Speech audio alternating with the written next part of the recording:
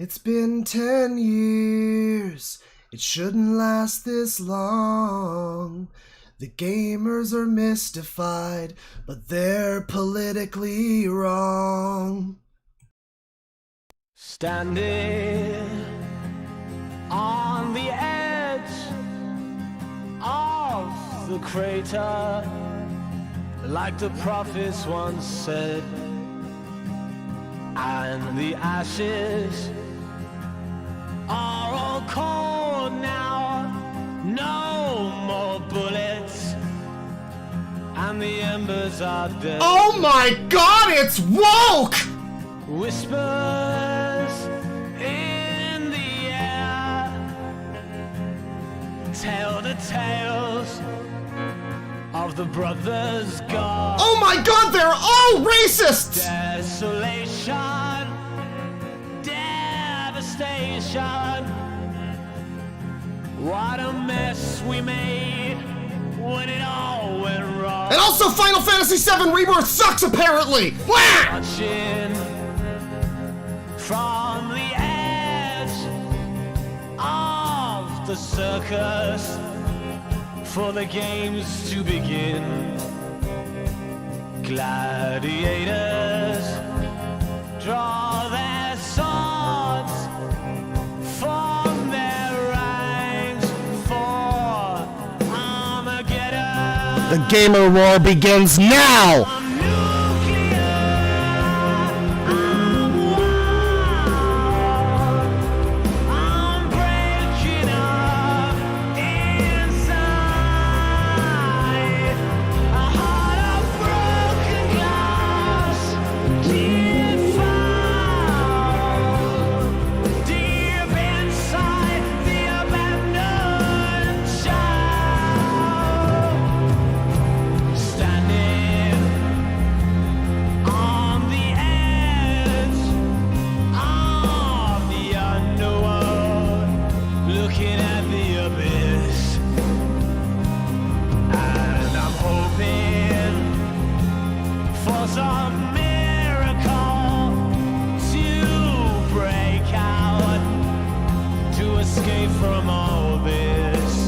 We're never ending the culture wars!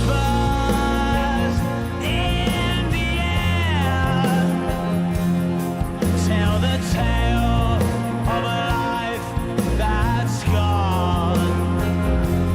Desolation, devastation. What a mess we made when it all went wrong. Gamers are dead! Again!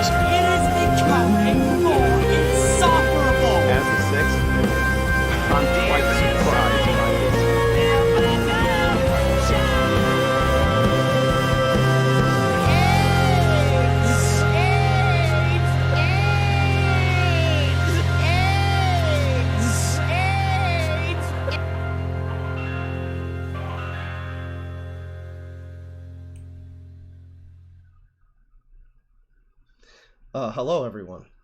Hang on, the bear's not here yet. Bear's not here. The clown is now down. There we go. Hello, everyone. I hope you had a good weekend, and then maybe you drank too hard on Sunday, and you made that Monday an extra long weekend. Who knows? Who knows? You know, I hope you had a fun time. It's Tuesday, and we were supposed to record our podcast on Sunday, but I've been a little sick. I'm doing a little better today, but I've been a little sick. So on Sunday I was like, I should probably stream. We might want to postpone the podcast, and we did it last night instead, and we wound up talking for a little bit. If you're on the Loud Equals Funny Patreon, you can take a look at the thing before it's posted publicly, but it's gonna be up like sometime this week, I guess. We wound up talking for a little bit about the epicness and super coolness that is Gamergate 2, which I guess is just what we're calling it now. I don't think a situation like this has ever really had a 2, has it? I don't think there's been a Watergate 2, has there? You know, there's a lot of stuff gets the gate suffix, but most people are smart enough to not let it happen a second time.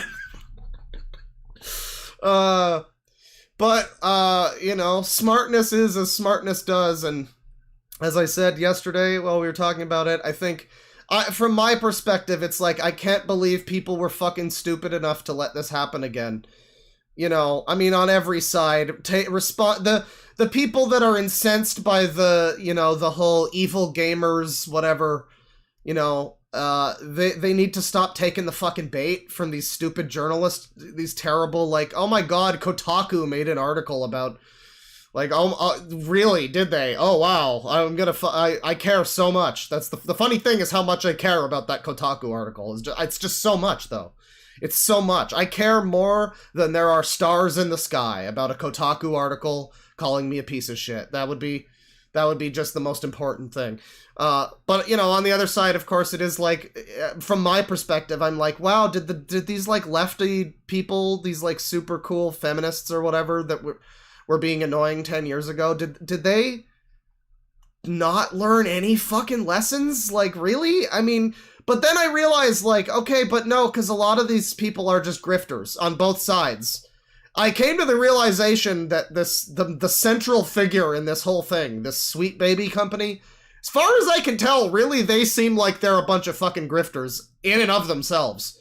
But that being said, you now have, like, Matt Walsh jumping in, who's hated video games for a long time because, I don't know, they're violent or something, the standard reasons.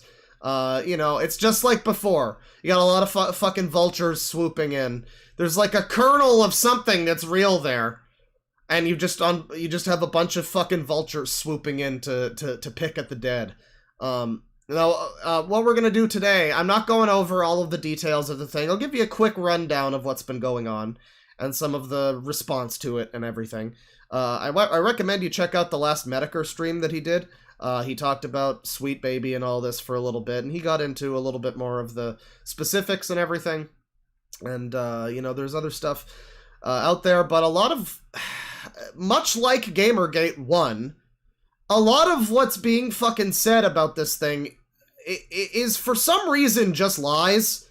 And I don't understand why they need to do that, right? It's like, okay, so, I mean, if they have a good point, if there's a good point behind, like, okay, Sweet Baby is great, whatever, I don't understand why they have to do this thing where they just basically smear all gamers as being hateful misogynists and drawing it into, like, the Christchurch shooting and a bunch of fucking wacko, insane shit.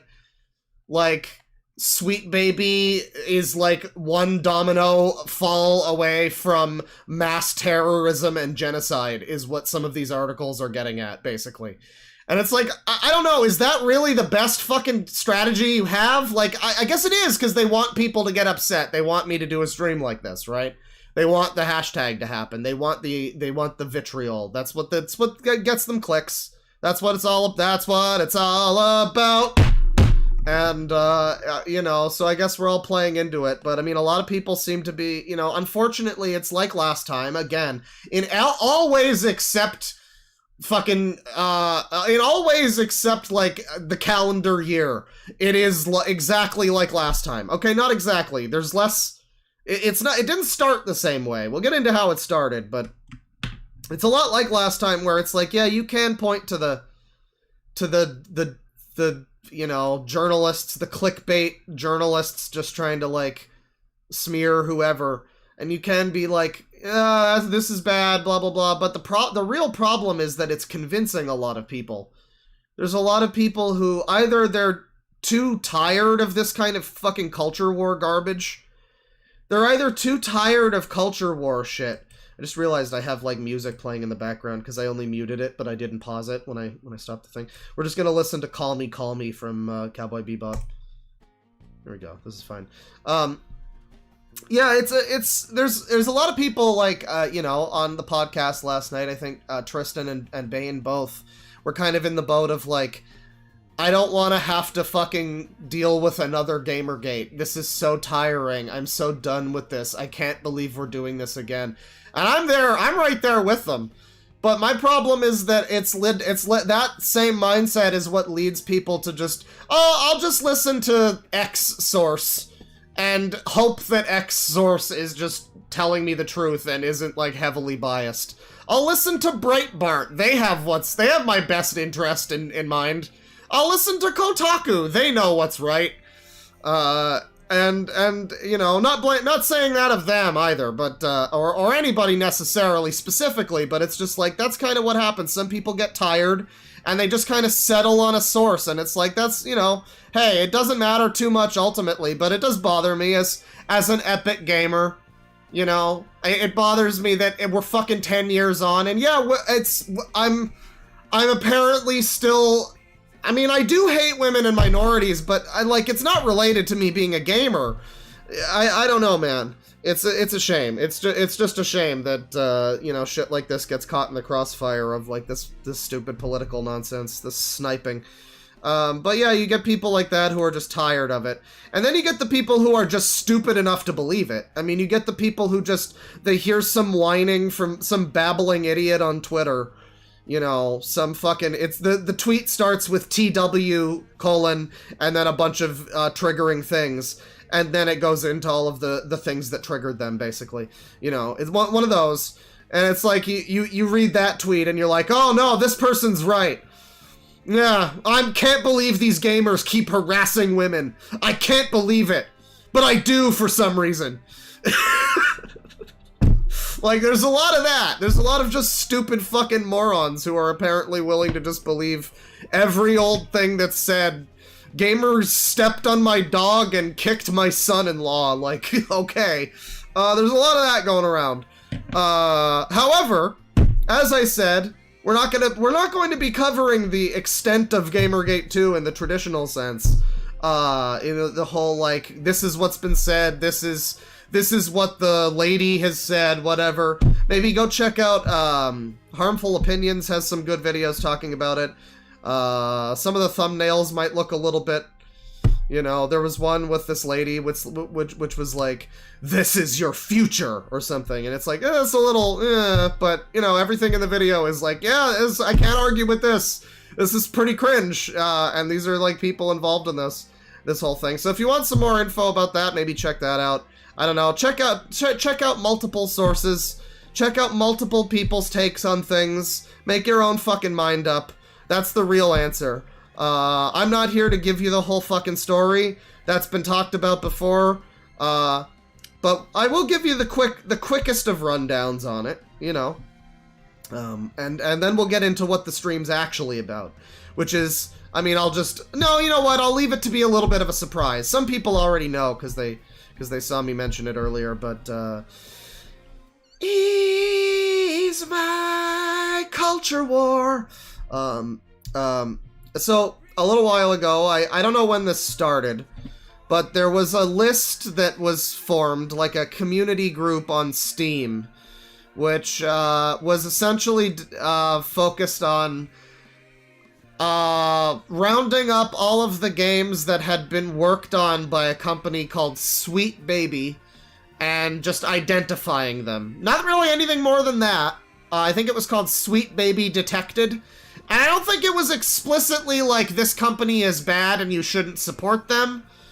Or even really being harassing. I mean, as with the original GG situation, like, there was probably a couple fucking people that were, like, harassers. You know, probably a couple. Yeah, I mean, no, categorically and definitely a couple. For sure. But that certainly doesn't mean everybody. So, yeah, there's probably maybe a couple people on that group that were, like, taking it a little far, potentially. But for the most part, the group as a whole, we got just some random Mike Oldfield song. I don't listen to that much Mike Oldfield. Nuclear. I started the stream with Nuclear because that was like an anthem during Gamergate. Not for Gamergate, but that was around the time that trailer for MGS5 was coming out. And everybody at that time was fucking standing. It was the greatest time. It was the greatest time to be alive. Except for all of the other reasons that it wasn't. But yeah, no, this group was not explicitly, like, out to you know, be shitty to them. I maybe, you know, again, maybe there were some people that, you know, I think overall the point of it was they didn't like it, but I don't think it was, like, super hardcore, fuck this company, ugh! It was just, this is a list of games that this company has worked on. And what this company does is frankly insane to me, that this is, like, I guess just a thing that happened, like, I guess I knew that stuff like this happens, but the fact that we're all supposed to defend this and think this is normal is kind of weird to me. It's this company, this Sweet Baby company, they, you know, at first what I thought they were was just, like, a diversity firm. They come in and they go, like, this could be done a little better. Oh, you have this character and she's of this descent, maybe that she could have this going on in her life, something like that. Like, try to, I don't know, help things if you try to do a diversity. What I figure a company like this was for is, like, if you try to do a diversity in your game, you know, I went in with good faith, I guess. I accidentally did the good faith naivety thing. And I assumed that it was people choosing to make their games, you know, extra diverse. They hire this company and then they go, oh, well, yeah, you know, you could maybe make this lady have, you know, her mom, you know, maybe she's Jamaican, maybe her mom could have an accent. She's born in America, so she maybe doesn't, but her mom, maybe she does. You know, you can have something like that. Just little details like that. Like, that would be kind of fine. That's what I kind of figured a company like this would do. And that's not what I'm like, oh, this is insane to me. Because, like, if that was what it was, maybe okay. But no, apparently what they do is actually, according to one of the people that works there, apparently what they do is actually just go in and just be like, I guess just like V idea men. Like the classic the V concept of, like, the guy who just gets paid to point at the video game and tell them how to make it. Like, the unrealistic concept of somebody getting that job. I guess this is why I'm saying that seems like a grift, because, like, from the way it's described, it's like, this woman was talking about how, like, she would change the it's everybody's favorite game, by the way. She would change the combat system of Paper Mario the Origami King, which, from what I understand, doesn't have a great combat system. But I'm sitting there and I'm watching this video. Harmful Opinions was talking about it. I watch this video and I'm like, this is like, I guess you go into companies, you go into studios that are making games and you just kind of, like, fucking change the way the game is being made. Like, sometimes I guess it's a diversity and they add in, I guess the big one now, it's a weird one too, that they're one of the big controversies, and I don't know how much I agree with this, is the whole Alan Wake 2 thing. Because apparently they decided that it's because of Sweet Baby, apparently, that Alan Wake 2's second protagonist is a black woman and not a blonde white lady like it was gonna be. But, like, I can't find it in me to give a shit about that specifically, because I know Alan Wake 2 is apparently a fucking phenomenal game. So, like, I don't know if they did that. It's like, it's still a little fucking strange to just have a company come into your thing and be like, make them more black, but, like, alright, you know, it's like, whatever. it's certainly not a big deal, and the game is apparently great. So, like, I can't care too much about that. But, like, no, apparently they're, supposedly they just go in sometimes and they'll just, like, consult, quote-unquote, on doing, like, complete changes to certain elements that aren't even related to that kind of thing. Apparently. And I'm just left, like, well, so you make a creative product, and then this company, I guess, comes and they just, like, decides they're like script doctors. They just come in and pick it apart and change it, and it's like every movie that's ever been made about, like, there was a really good short story, actually. It was one of his longer short stories, but it was from Neil Gaiman. It was about him going, I think it was about him actually, Neil Gaiman as a character, going to America. I think it was like loosely, fictional, somewhat based on true events. He went to Hollywood, I guess, to like option off a script for like a story of his that he had written. And the story was not really about this necessarily, but over the course of the story, it's depicted like, well, they changed the protagonist again. He's now a rippling action man with muscles, and he has a hot wife. This is very different from my original story. It's like, that's what this Sweet Baby Company sounds like. It's like, you make a video game, and it has, like, this or that going on, and then apparently this company just comes in, and people want to focus on this company for being, like, particularly fucked. This company is so bad. I don't think this company in particular is the be-all fucking end-all. I think the problem is that this is just, there's a lot of companies, apparently, that do this kind of thing. And a lot of people's, like, argument has been, well, it's not, Sweet Baby isn't evil, there's a bunch of companies that do, and I'm like, is that good? Do we want a bunch of fucking insane people that just, like, you don't have enough female representation in this Yakuza game. That's a real complaint people have, by the way. It's like, I get it. You want to have, sure, have more cool women characters in Yakuza, but can't we just have a series that's just, like, about men? Is that a problem? I like Gilmore Girls. That's a series that's just about women. It's got men in it, but they're not super great. Well, no, Luke is actually, kind of. But Psycho's pretty cool. Anyways, that's a tangent. Anyways, but Yakuza will be related later. Don't worry, we're getting around to that. But yeah, no, apparently this is a bunch of companies that do this sort of thing, and I don't know to the extent that they're, like, ripping apart your fucking games or whatever. I don't know. People want to pin this on wokeness, and I'm like, I guess that's definitely part of it, and that's the ammunition that they're using. They're once again beating people over the head with this basket of deplorables bullshit. Because it worked out so great for Hillary Clinton, obviously. Just, sweeping everybody up into the basket of deplorables. That worked out super well for her, so I'm sure it'll be great this time for them. But, like, yeah, no, that's definitely an element, but I'm just over here, like, creatively, this just sounds really fucked. Just having this company just come in and, I guess, and apparently there's many of them that do this kind of thing. That just kind of, like, dissect your fucking video games. And to an extent, it's like, all right, yeah, like, the example this lady used was, like, and she didn't say that they did this with Paper Mario, by the way, to be clear. She said, like, an example of a game that she would want to do something like this, too, would be Paper Mario and the Origami King, because of its combat system, she didn't like it.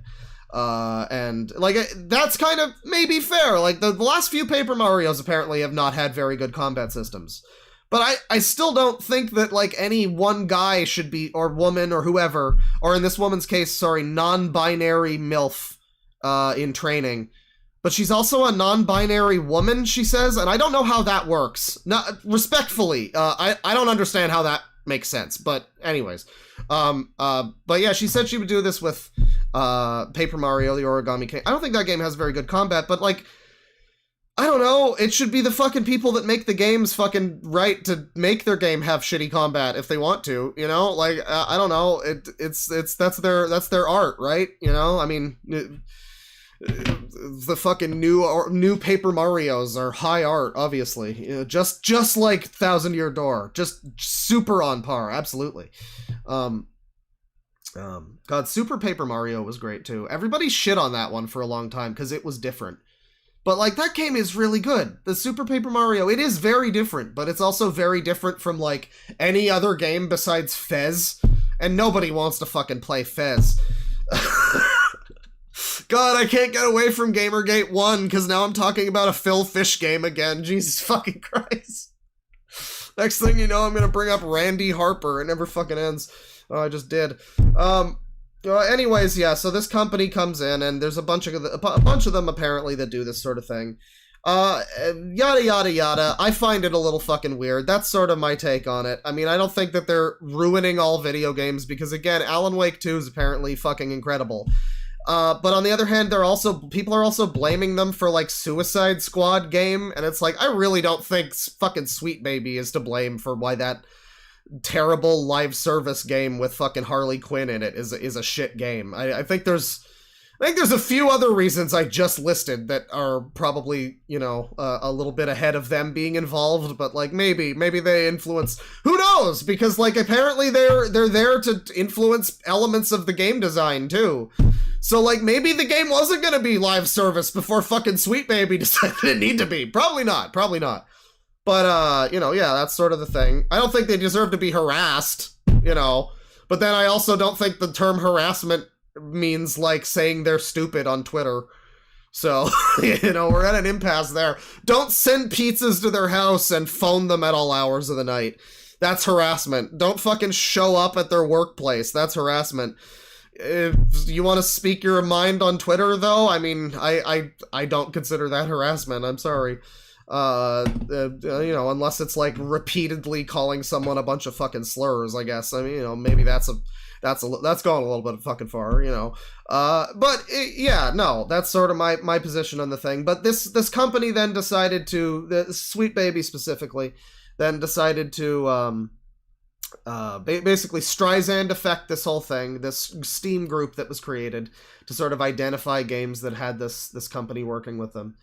This whole situation, they started trying to, like, smear this Steam group and take that down. The Steam group, they wanted to get the guy who made the Steam group removed from Steam, which would effectively make his, like, library of owned media no longer accessible to him. Like, if he gets fucking banned from Steam, I'm pretty sure he's not able to play any of his fucking games that he owns anymore. So they basically wanted to do that to him. Because which is very strange, because the crime that this guy committed was just doing, like, a lot of people have pointed out, like, why do you need to make a list of games that, or why do you need to make a list of all of the games that they've worked on? You can go to their website and it'll say what games they've worked on. And it's like, okay, so why are you so mad that they made a list of games that you worked on, though? I don't understand. I mean, it's like the fucking users I look at, where it's like, they get upset when I look at them. Like, bitch, you put these videos on the internet. If you didn't want people to see what shit you did, then don't fucking put it out there, and then let people talk about it. It's a fucking free country. It's a free internet. Fuck off. Well, it is a free internet, or at least it has been. But in the course of people coming out, as it spiraled out of control into what is now being called Gamergate 2, as it spiraled out of fucking control, in the course of that, some very stupid fucking things have been said, and also revealed, you know, like, certain people coming out and saying, more or less, oh, yeah, I remember now. It was this company, it's like some kind of weird, I don't know, it's another, like, diversity in gaming think tank or something. But they're like, maybe somebody knows the specifics of this. It's this company that was, or I don't know, company, quote unquote, but it's like this group, nebulous kind of shadow organization, and you'll find out why specifically I say this. Nebulous, weird shadow organization of, like, diversity in gaming people or something, advocates kind of deal, who also had a thing talking about how, you know, Sweet Baby, we need to protect them, the gamers are rising up again, the evil right-wingers, the harassment campaign, yada yada yada. Well, it turns out that this, like, shadow organization that had this article talking about this is, like, funded by fucking US Homeland Security. So that was one thing. This article, funded by U.S. Homeland Security and supporting Sweet Baby, was also talking about how we need to like identify how games can be used to radicalize people, which is not a great thing for a government to know how to do. I feel. I feel like I don't trust that the United States government is just going to lock up that secret in the fucking Disney vault and not do anything with it. I don't know. I kind of feel like if they have that information, I kind of feel like if a Homeland Security funded fucking think tank is trying to get that information in some way, I don't know. I feel like that could be used for bad things. But also in this article, they were heavily alluding to how people during Gamergate, the big problem with Gamergate, you see, was that gamers and these hateful, white men and whatnot were allowed to have privacy on the internet and have places to privately talk about these things. So the solution, obviously, is that people on the internet should no longer have privacy. Not said in as many words, but Jesus fucking Christ, some of the things that are like alluded to in some of the, supportive shit that's come out for this Sweet Baby company has been like, you have only made this worse. You have really, you really must want this to happen again because Jesus Christ, you're only making this worse. You're only making it more fucking weird and scary and fucked up. I don't know. So there's been that. There's been all of that. And this has spiraled into some insanity. Matt Walsh is getting involved. All of these people who have no interest in the actual reasons why this is fucking weird, like, again, artistry just being fucking cast aside in the favor of, like, make it this way instead, thank you. And no, the artistry isn't making a character white or whatever, but apparently just like they'll come in and decide to maybe change your combat system for you a little bit or something. Which in some cases, maybe some games should have that happen, but I don't think it's anybody's right to just have that power to be like... And this is why I'm saying I think that this company is a bit of a fucking... a bit of a left-wing grift. People are pointing out all of the right-wing grifters, the Matt Walshes, and I was brought in too during Gamergate 1. I was stupid and young and naive, and I thought I legitimately was like, well, Breitbart is gonna hear us out. They have our best interests in mind. I actually thought that. And so, there's definitely going to be people like that come out that are, you're going to get your Breitbarts, you're going to get your fucking Christina Summers, you're going to get your Matt Walshes, all of your fucking Jack Thompsons, all of your conservative Anita Sarkeesians. Sorry, let me rephrase that. All of your Anita Sarkeesians who are willing to admit to themselves that they're not just secretly conservative. Jesus Christ, Anita, just admit it. Just admit it. We all know. We can all tell. You've circled around the fucking horseshoe back to being like a trad wife. It's insane. So anyway, yeah, this is spiraled into some insanity. That's the general kind of rundown. It's turned into, allegedly the Gamergate 2. But now we're going to get into, the meat of the stream. Enough of me fucking chit-chatting, okay? Enough dilly-dally, shilly-shally. Alright?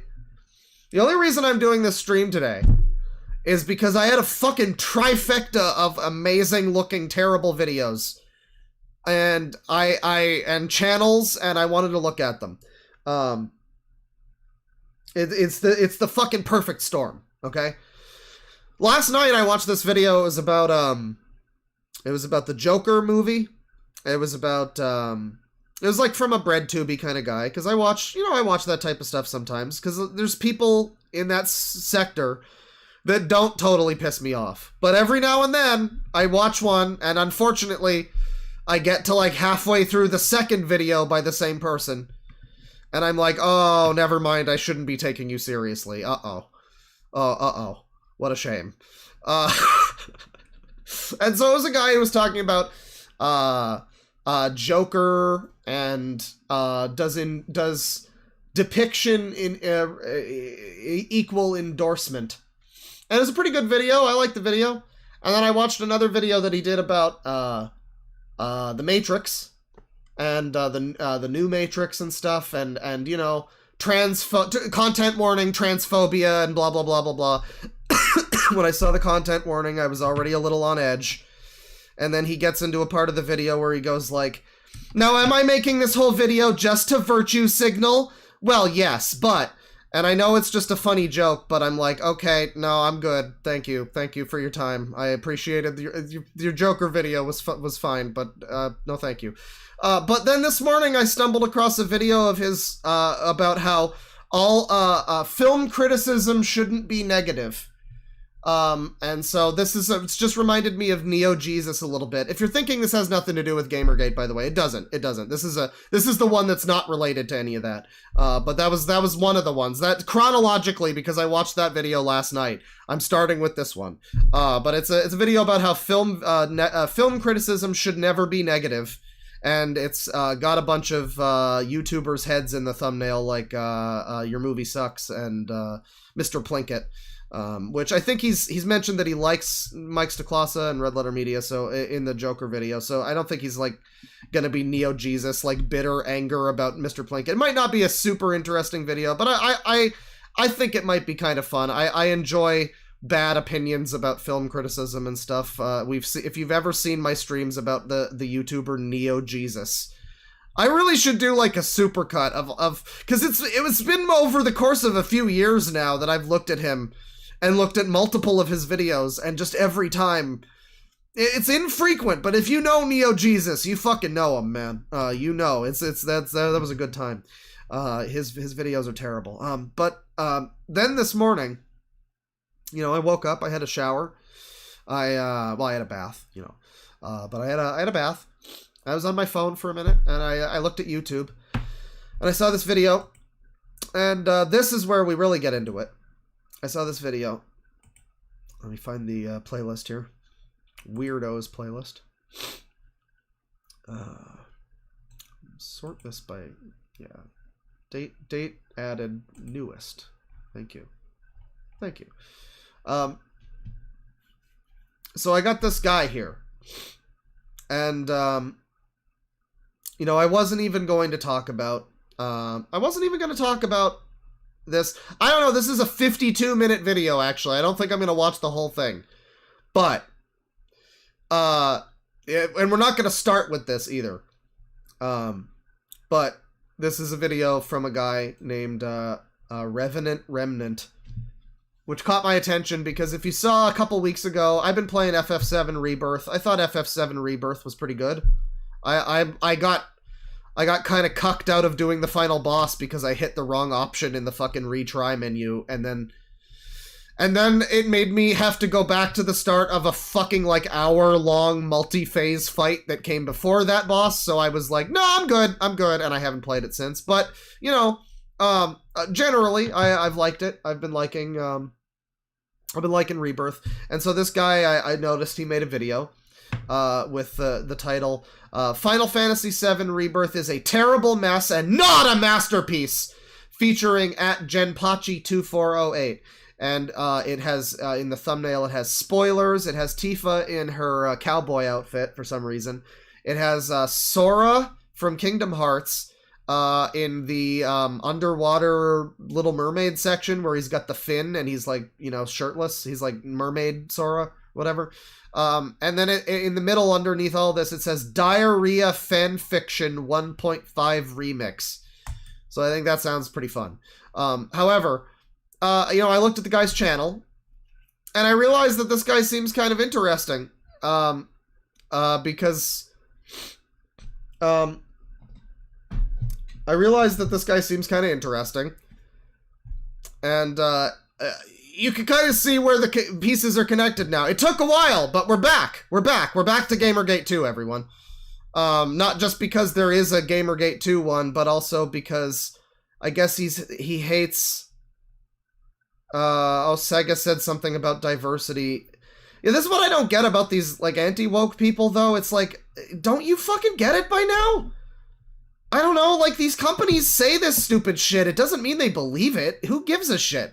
Who fucking cares that Sega has some fucking rainbow capitalism initiative to promote diversity? You're really gonna get mad about this? Who fucking gives a shit? That's probably never even going to amount to anything. That's just something that they're saying so a bunch of fucking morons on the other fucking side of being brainwashed are gonna clap like baby seals. Why are you fucking so stupid? But then you get Receive and Westernize You, which is a good title, by the way. Because the Kiryu theme song throughout the series is Receive You, and the theme song for Yakuza 8, let me just take a look here. Hang on, sorry, it's Like a Dragon 8. Like a Dragon, Infinite Wealth. The theme song now is, oh fuck, what is it called? Where is it on here? Jesus Christ. Oh, fuck it. It's called, Receive... Yeah, it's called Receive and Believe You. So his pun, it doesn't work as a pun, it doesn't rhyme, but Receive and Westernize You, at least it shows me that he might care, he might like the series. I don't think he's like a fake fan or something. That's a bit of a deep cut. But we're really gonna pin it all, I mean, yeah, Yongye sucks, you're not gonna have me argue about that. Well, except that he's a fine voice actor, he'd be fine as like Tomizawa. But, I mean, there's all that. But we are going to start with the Sweet Baby related videos here, because this is Gamergate 2 stream. But it is also plus other epicness, so that's some of the other epicness. And then there's one other fellow that we need to look at, too, who, I believe is on the other side of the equation. He is, one of the more anti-woke? Hang on. He's one of the more woke sides of the people. He has a video about people who say woke unironically. And it's like 30 minutes long. And he has some other videos about Sweet Baby and stuff, so I think that could be interesting. Maybe I'm wrong. He might actually be like anti-woke. I don't know. I didn't watch the video. This is what the stream is for. Welcome to the stream. So we're going to get into it here. And we're going to watch Sweet Baby Inc.'s Epic Meltdown. Gamers Unite Against Woke Company. Hang on, I need to take a look at this thumbnail here, because these are some good thumbnails, obviously. Again, we need to look at the Final Fantasy VII. No, show me the thumbnail here, come on. Spoilers, Final Fantasy VII Rebirth Diarrhea Fanfiction 1.5 Remix. Now, I will say, what's funny about this, though, I will say, I have been playing Kingdom Hearts, actually. I started playing Kingdom Hearts 1 yesterday. And you know what? I think I like it. I think I like it a lot, actually. Except for all the parts when it's just original characters talking. Those are still miserable. If it's like the Tarzan world and it's like Tarzan talking with Jane, okay, the Tarzan world fucking sucks from game design perspective, but like the Tarzan stuff, great. Donald and Goofy, hell yeah. Hades? Oh, my boy. I love him. I don't even like Disney that much, but I'm loving them in this game. But then every fucking moment when it's just Sora and Riku and the original characters talking about, where will we go in the world with our hearts? We will find things. It will be adventure. So let's go. Oh, our hearts. Oh my God, shut up. It's like it was written by a 14-year-old and then the rest of the game was written by somebody competent. It's wild. It's crazy. It's like an actual fun Disney adventure and then it's just plopped into the worst Final Fantasy ever. But then it's also got Final Fantasy characters that are good. It's got like Squall and he's fun and it's got Yuffie there and she's cool and I don't understand how the original parts of Kingdom Hearts are just so terrible when everything else around it is like pretty good. It's pretty good. The gameplay is really fun too, but Anyways, yeah, no, there's this video, which we will take a look at in a bit, but we need to see this one first, of course. We need to see Sweet Revenge, Sweet Baby Inc.'s Epic Meltdown, Gamers Unite Against Woke Company. And I already said my piece, maybe I'll agree, maybe I'll generally agree. I don't think I like this company, and I don't like the... I don't like the fucking, pandering lefty journalism, gamers are dead bullshit either. But I don't know, this thumbnail is pretty fucking embarrassing. This is so, like, unironic gamers rise up kind of shit, dude. This is really stupid.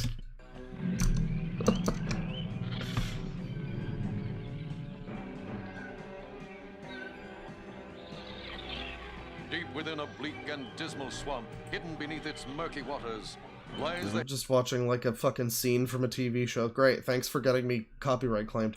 By the way, hashtag Sweet Baby Inc., hashtag Modern Gaming, hashtag Woke, hashtag Games Industry, hashtag Before You Buy, hashtag Rant, hashtag Feminism, hashtag Gaming News. Okay, are you 78 years old? I'm sorry, I've never seen somebody who isn't actually and literally the term boomer. Like Facebook boomer with minion memes. That's the type of person that does the fucking 400 hashtags. What is wrong with you? What is wrong with you? Holy shit. Oh, hey, Big Jack. Welcome. You ready to get woke, Big Jack? It's gonna be fun. The Legion of Doom. Is it really the Legion of Doom? This is the problem. This is why people can't take...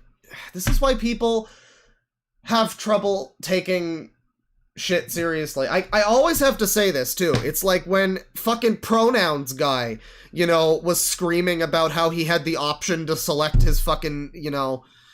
It wasn't even a big deal. It was literally just the game has options. Like if you're male or female, the characters will either refer to you as you know, he or her. So they just let you choose. It's like a very simple fucking option. It's not even like any kind of fucking statement. It really is. It's like the bare minimum of, like, frankly, I'm surprised more games that have, because games have had the fucking ability to have either, you know, like gendered dialogue, like depending on which gender you pick for years. I'm surprised that there haven't been more that have just had the ability to be like, and you know, which pronoun are people gonna refer to you as, you know, like that. It was a very minor thing. This guy overblew it like it was some fucking crazy shit, acting like a purple hair pronouns, you know, liker on Twitter from 10 years ago. Screaming into the void about how much pronouns matter to them, and everybody just thinks it's weird, you know? And it's like, you know, any points that guy ever makes about, like, wokeness, because that's a thing. Wokeness is real. It's out there. It happens. Fucking SJWs are real, and anybody who tells you that they aren't is probably is one, frankly. It doesn't mean that they're ruining everything in the world. It doesn't mean that... Because frankly, most people don't fucking listen to them anymore. I mean, like... SJWs are a thing, but they don't have a lot of fucking power anymore, so it's like, I don't know. But like, yeah, you know, any points that might be made from somebody like Pronouns Guy are completely fucking invalidated because of his insane fucking screed about pronouns. It's the same kind of shit where it's like, I'll call something racist when I see it. I'll call something... the Pronouns Guy, I called him transphobic because it is. He has a problem with even saying transphobic. He called it like transformer phobia or something. And it's like, okay, so you don't like trans people. I don't, like, okay, just say that, right? Like, fucking just say it. Just fucking say it. Like, own up to it. But people have a problem with that, too, because there's so many crazy people on Twitter who will just use the word transphobic or racist or whatever like it's a fucking mayonnaise on a sandwich. They'll just any situation they can apply that to, they will just slather that on there. My favorite example, I always go back to it. It's a few years old now. It's when Animal Crossing New Horizons came out, and it was that. Well, it was a few months after, actually. It was because there was an update where they added like the space buns hairstyle to the game, and there was like a minor controversy that you were apparently racist if you were a white person and you used space buns, because that's a black hairstyle. So you're not allowed to use that hairstyle if you're white or non-black. Or maybe if you're Chinese or whatever, because that's like solidarity. I don't know. But like if you're white, if you're one of the non-believers, if you're one of the unclean, I guess you're not allowed. And it's like, you know, I don't know. Yeah, you know, anytime somebody on Twitter now says something is racist, it's like, it's a fucking eye roll. Anytime somebody calls something racist on Twitter, I roll my eyes and I go, all right, space buns. Whatever you say, space buns, sure. Which is probably not the intended result, right? And so in the same fashion, you get this video that's like, yeah, is Sweet Baby terrible? Probably. You're calling them the cartoon Legion of Doom, though. You fuck off. Like, come on. A legion of doom. Like, this is fucking Al-Qaeda. Come on now.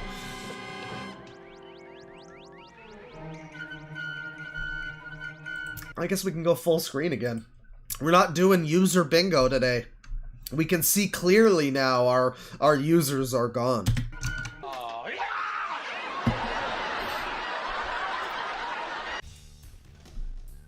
In light of... Why was there a Seinfeld clip? Oh. Okay, this clip doesn't even make sense unless you've, like... Unless you pay close attention or have watched Seinfeld. Yeah, this lady's holding a baby. And... Well, I mean, I guess it doesn't need... I guess it doesn't need the context, but the point is the baby is really ugly in the episode, so Kramer sees the baby and he has, like, a funny reaction, you know? But you kind of don't even... I guess you can tell she's got a baby. Alright, you know. We showed... I can't believe I just showed 3 seconds of Seinfeld. The stream's about to get gunted, people. Be careful. It's don't worry, we're gonna come back if it does. In light of recent events involving Sweet Baby Inc., I figured now would be a good time for me to share my thoughts on everything that's been going on. Gamers need to stop being woke. So, but here's the thing, right? Like, so Alan Wake 2, that's a game I said, like, this game's good, right? Everybody has been saying Alan Wake 2 is phenomenal. It won a bunch of awards. It looks like that it deserved a bunch of the awards. I've heard a lot of great things from people that have played it. Story's apparently really cool. Gameplay also apparently really cool. It's got really good performances, some really cool musical performances in it too. So like Alan Wake 2, I'm not willing to be like, oh, they ruined this game. However, I wouldn't say Spider-Man 2 was ruined by some of the things that were in there, but it was sure real obvious. It was sure really obvious how corporately decided it was. And then you see the Insomniac, they had this, like, leaked fucking diversity training thing. Some weird, it was like from 10, it was like recent, but it felt like it was from 10 years ago. As all of this fucking stream does, obviously. It felt like it was from 10 years ago, and it was just this thing that was, like, trying to teach... It was this extremely corporate... like, literally, it was for the workers of Insomniac Games, who made Spider-Man 2, to, like, be extra woke and diverse. And it had some weird undertones that kind of implied that, like, Asian men are sissies. There's some weird things in that video. As with anything that gets into this kind of, like, super cool diversity... oftentimes it gets into, for instance, one of the women that works at Sweet Baby, the non-binary MILF in training, by the way, you notice that the colors on this banner are the Gamergate colors. This could not be more poetic if it tried. This is amazing. Fucking... Shit. I don't remember what I was just saying. I don't remember what I... Well, Insomniac had this fucking thing, and it was this weird Oh, yeah, no, the corporate diversity. As with a lot of stuff that tries to be all kind of pandery and woke like that, it can often have the weird backfired unintended consequence of being a little racist in the direction they didn't intend for it to be. One of the women that works at Sweet Baby, she had this whole, like, GDC talk or something where she mentions that she worked on the game Validate, which is this, like, super progressive dating sim type of thing. And I saw a little bit of footage in Harmful's video about it, and it was like this weird video, this weird game that was like basically there was multiple lines about, like, it was these two black people were in, like, a club. It was a guy and a woman, and the guy said to the woman, like, oh, you're not one of those white people aren't all bad types, are you? And it was like some other stuff like that, where I'm just like, you know, I know everybody wants to be all, oh, but it's different because white people, power dynamic, whatever, you know, history, and I get that, right? But it's like, I don't know, you know, a lot of people, a lot of the white racists are also able to, like, jump themselves through a lot of logical fucking loopholes. You know, like, nobody is just racist because because Mexicans are brown. They're racist because of a bunch of things that they think are real reasons. So it's like, you know, you can convince yourself all you want, I guess, when you're, you know, working for a company like this and you're making a game that's super diverse and woke, and then it's also, you know, blatantly racist to white people. It's like, yeah, you can convince yourself just like they do. Just like the Ku Klux Klan do, that they're not bad people. You know, you can do that all you want. You know, just... No, my overwhelming prejudice and negative bias toward people based on the color of their skin is for a good reason. You don't understand. You just don't understand. Here, I have some really cool literature you can read. It'll clear it all up for you. Like, okay, man, you know, whatever. You want to jump through all those fucking hoops to explain? I'm totally not racist. I just super hate white people. Like, all right. But that's one of the people that's like working at this thing. That's a little off the topic though. I'm talking about Spider-Man 2 and about Insomniac. And yeah, Spider-Man 2, if you didn't play it, you know, story-wise, it was fine. I didn't finish it. It kind of got boring. Like, I don't know. I like the first one. I actually platinumed the first one, but I don't know. In a year when, like, Baldur's Gate 3 came out, it's like, it's frankly just pathetic for a game like Spider-Man 2 to also... I don't know. It's fine, right? Like, it's a fine... It's perfectly competent, and it's like, I like some of the stuff they did with Venom. You know, I like the new take on Venom. I thought that was cool. You know, it was all fine, and there were a lot of complaints about the wokeness, like with Mary Jane stuff that I don't know, I didn't get it. She was fine in that game. But, then there was stuff like the very awkward, forced stuff with the deaf character. And it's like, yeah, people are deaf. Look, I have one hand, right? I know, people can be disabled, it's crazy. But when you have, like, when you have spoken conversations with someone, Spider-Man is swinging through the city and he's on the fucking, like, phone with someone. But instead of Mary Jane or Miles or who's Miles's guy? It's Geiki or whatever. Instead of any of them, it's Miles's, like, girlfriend who is speaking in text-to-speech because, guys, get it? She's deaf. Guys, deaf people! Representation! And it's like, holy shit, it's a little distracting. I know it's cool. Deaf people have finally been in a video game. I get it. It's great. But, like, was there no better way you could have done this? There's a mission with a lady who's blind. There's, like, a side mission where it's a blind lady who, she, like, her dog, something about a dog, and it winds up with Spider-Man, Peter Spider-Man, reuniting her. I think her dog died, so he reunites her with this, like, friendly robot evil Kraven the Hunter dog or something. And it's like, okay, it's like a little heartwarming little story, whatever, and she's blind, and it's fine. It's just a blind lady. It's fine. You could have done that with a deaf character, had just a little side mission like that, or whatever, something like that, you know? But instead they did this really obvious thing where you'll have entire cutscenes where there's just, like, 20-second voids of fucking sound because the characters are doing, like, ASL stuff. Like, I get it. You're really pushing... I'm so happy that deaf people have finally been in media. It's never happened before, ever. Literally ever. So thank you. So that was that is an example. It's two great examples here in this bio, actually, of Spider-Man 2, a game that I feel was somewhat negatively affected by corporate diversity wokeness bullshit, and Alan Wake 2, which, I mean, as far as I've heard, the biggest thing is they just decided to replace an actress with another actress, which, I mean, again, is...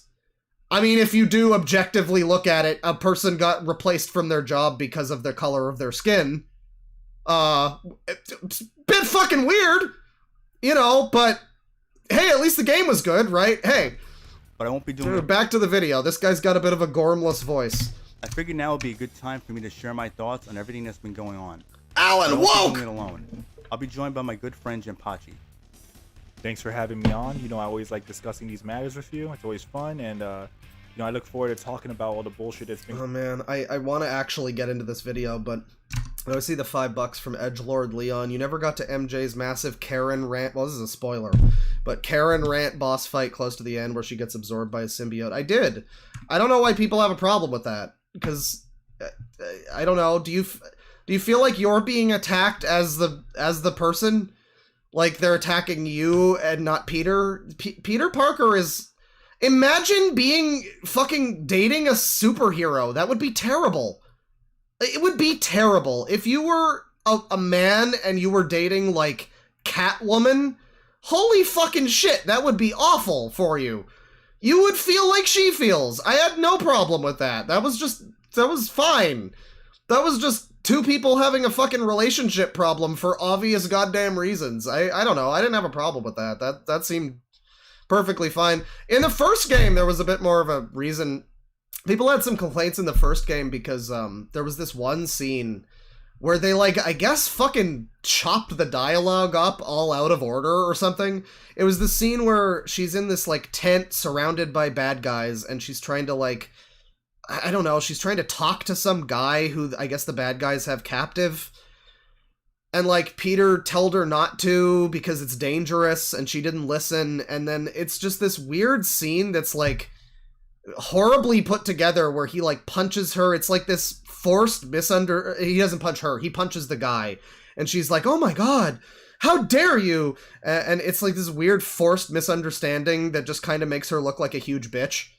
So I got it a little more in the first game, but the second game, even the Karen rant boss fight, it was fine. It was fine. You know, she had some fucking points to make about that. You know, I think if the roles were reversed, you wouldn't see the guy beating on the woman, but you know, you probably would have heard some words. I don't know. Going on with Sweet Baby Inc., so, you know, let's get into it. So let's get into it. Ago, a user by the name of Cabrutus. You never see it This user.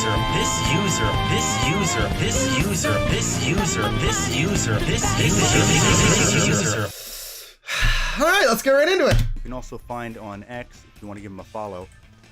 He had made a Steam page where it basically had created a list of all the games that Sweet Baby Inc. had been working on, and this has caused a lot of the employees to have a lot of meltdowns on social media and going as far as trying to dox this man. Okay, yeah, okay. Well, I did say before this wasn't directly negative toward the company. I guess it is, because it is all not recommended because they're, like, part of it. Gee, maybe they are the reason why Starfield had the pronouns. That would actually be really funny. That would be so funny. Oh god, I hope it comes out that they're the reason why the guy shouted pronouns! I really hope that they are the reason for that. That will be incredible. I hope so. Please, Sweet Baby Inc., please take responsibility. Take accountability if you're the ones who added the cool pronouns feature in Starfield. Please, you brought so much to the internet if so. Okay, but this is a good list here of also Forspoken, huh? Geez, no, but like, I don't know, I'm looking at these games here, right? Like these three here. Spider-Man, Miles Morales, I also didn't like, more so than 2. It was a shorter game, so it's like not the same kind of thing, but the fucking story is just terrible, and I really didn't like the new puzzles and stuff, so I didn't really care for Miles Morales game. The what's her name? The Trickster or whatever, fucking the Fixter, some terrible villain that he has a terrible relationship with, and then there's a terrible evil white guy who's the actual villain at the end. It's fucking awful. But you know, if you want more generic Spider-Man beat 'em up game, it's all right if you can like get it on PS Plus. This one's the best of the 4 that are shown here, I would say, though. And the other 3 here, I don't know, Starfield isn't a pile of shit because it has pronouns. You know, that could piss you off. That could be like, maybe it is forced in by this company, whatever. You know, maybe so, but that game fucking sucks for a whole bunch of reasons. That game sucks for a lot of reasons. I think it speaks to it's not like this company's ruining the games. I think it's more that companies that make bad games are more likely to hire this company. Like Forspoken here. Again, Like, fucking Justice League, Forspoken, the Saints Row reboot, none of these were bad. Well, okay, maybe the Saints Row reboot a little bit. The best argument made here would maybe be the Saints Row one, because that one is a little...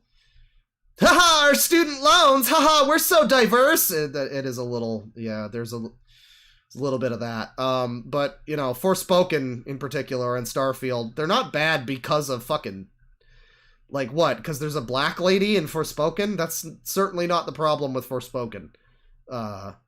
In fact, I would say the hot actress that plays the main character is, like, the only fucking good thing about that game.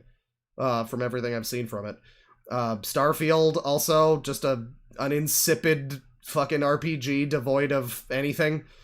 Yeah, not made worse by Sweet Baby, necessarily. And a lot of people, thankfully, are now seeing what this company is up to, the games they've been working on, despite some of this information being public for a couple months now, really starting off with... Did I just make this game woke with my frickin' mind? Spider-Man 2. A lot of people had made mention of that, and also Alan Wake 2. So... It's funny how much they want to bring up Alan Wake 2, like... You really don't have much of a leg to stand on with that one either, because it really is hard to blame this company too much. I mean, like, yeah, they're a weird company. I kind of don't like that they exist, and as a rule, I think companies like this maybe shouldn't exist. You know, I mean, I don't know. You listen to the CEO talk about it in her, like, little TEDx talk. I don't think I mentioned this earlier, by the way. This is another reason why people have huge problems with this company. And I totally agree with this. Totally support why people have an issue with this. She says in her, like, this is CEO of Sweet Baby. She says in her, like, TEDx talk or whatever, something about how you can financially convince people that it's within their best interest to include these types of things in their games. So it's basically said literally verboten that they are forcing people to put this kind of stuff in games. You know, I don't know. I don't know if you can really argue with her own fucking words. I mean, she says it as kind of a joke, but, like, how much of a joke is that? What do you mean? What do you mean? I'll give you $5 if you make it woke? No, I don't think that. I don't think it's that. I don't think it's that. Maybe it is. Maybe that's all it takes. But, no, I mean, like, the other thing, there's a part where she says, it's actually funny because we saw a video recently that this was relevant to. There's a part where she mentions, like, she worked at a company, and supposedly, this is all just according to her, right? And I don't necessarily trust what she has to say. According to her, she worked at a company where they were making a bunch of, you know, characters for a game, and she was just consulting or something, and, you know, she suggested, I guess, that one of the characters be, like, black. A lot of the video seems to basically just be her, like, more or less just wanting to see herself in a video game. A lot of people do this thing where they're like, I want to see myself represented. Are you sure you don't just want yourself self-inserted into the world because you're so special? Some people, I don't know, there's some people, that's the kind of the impression you got.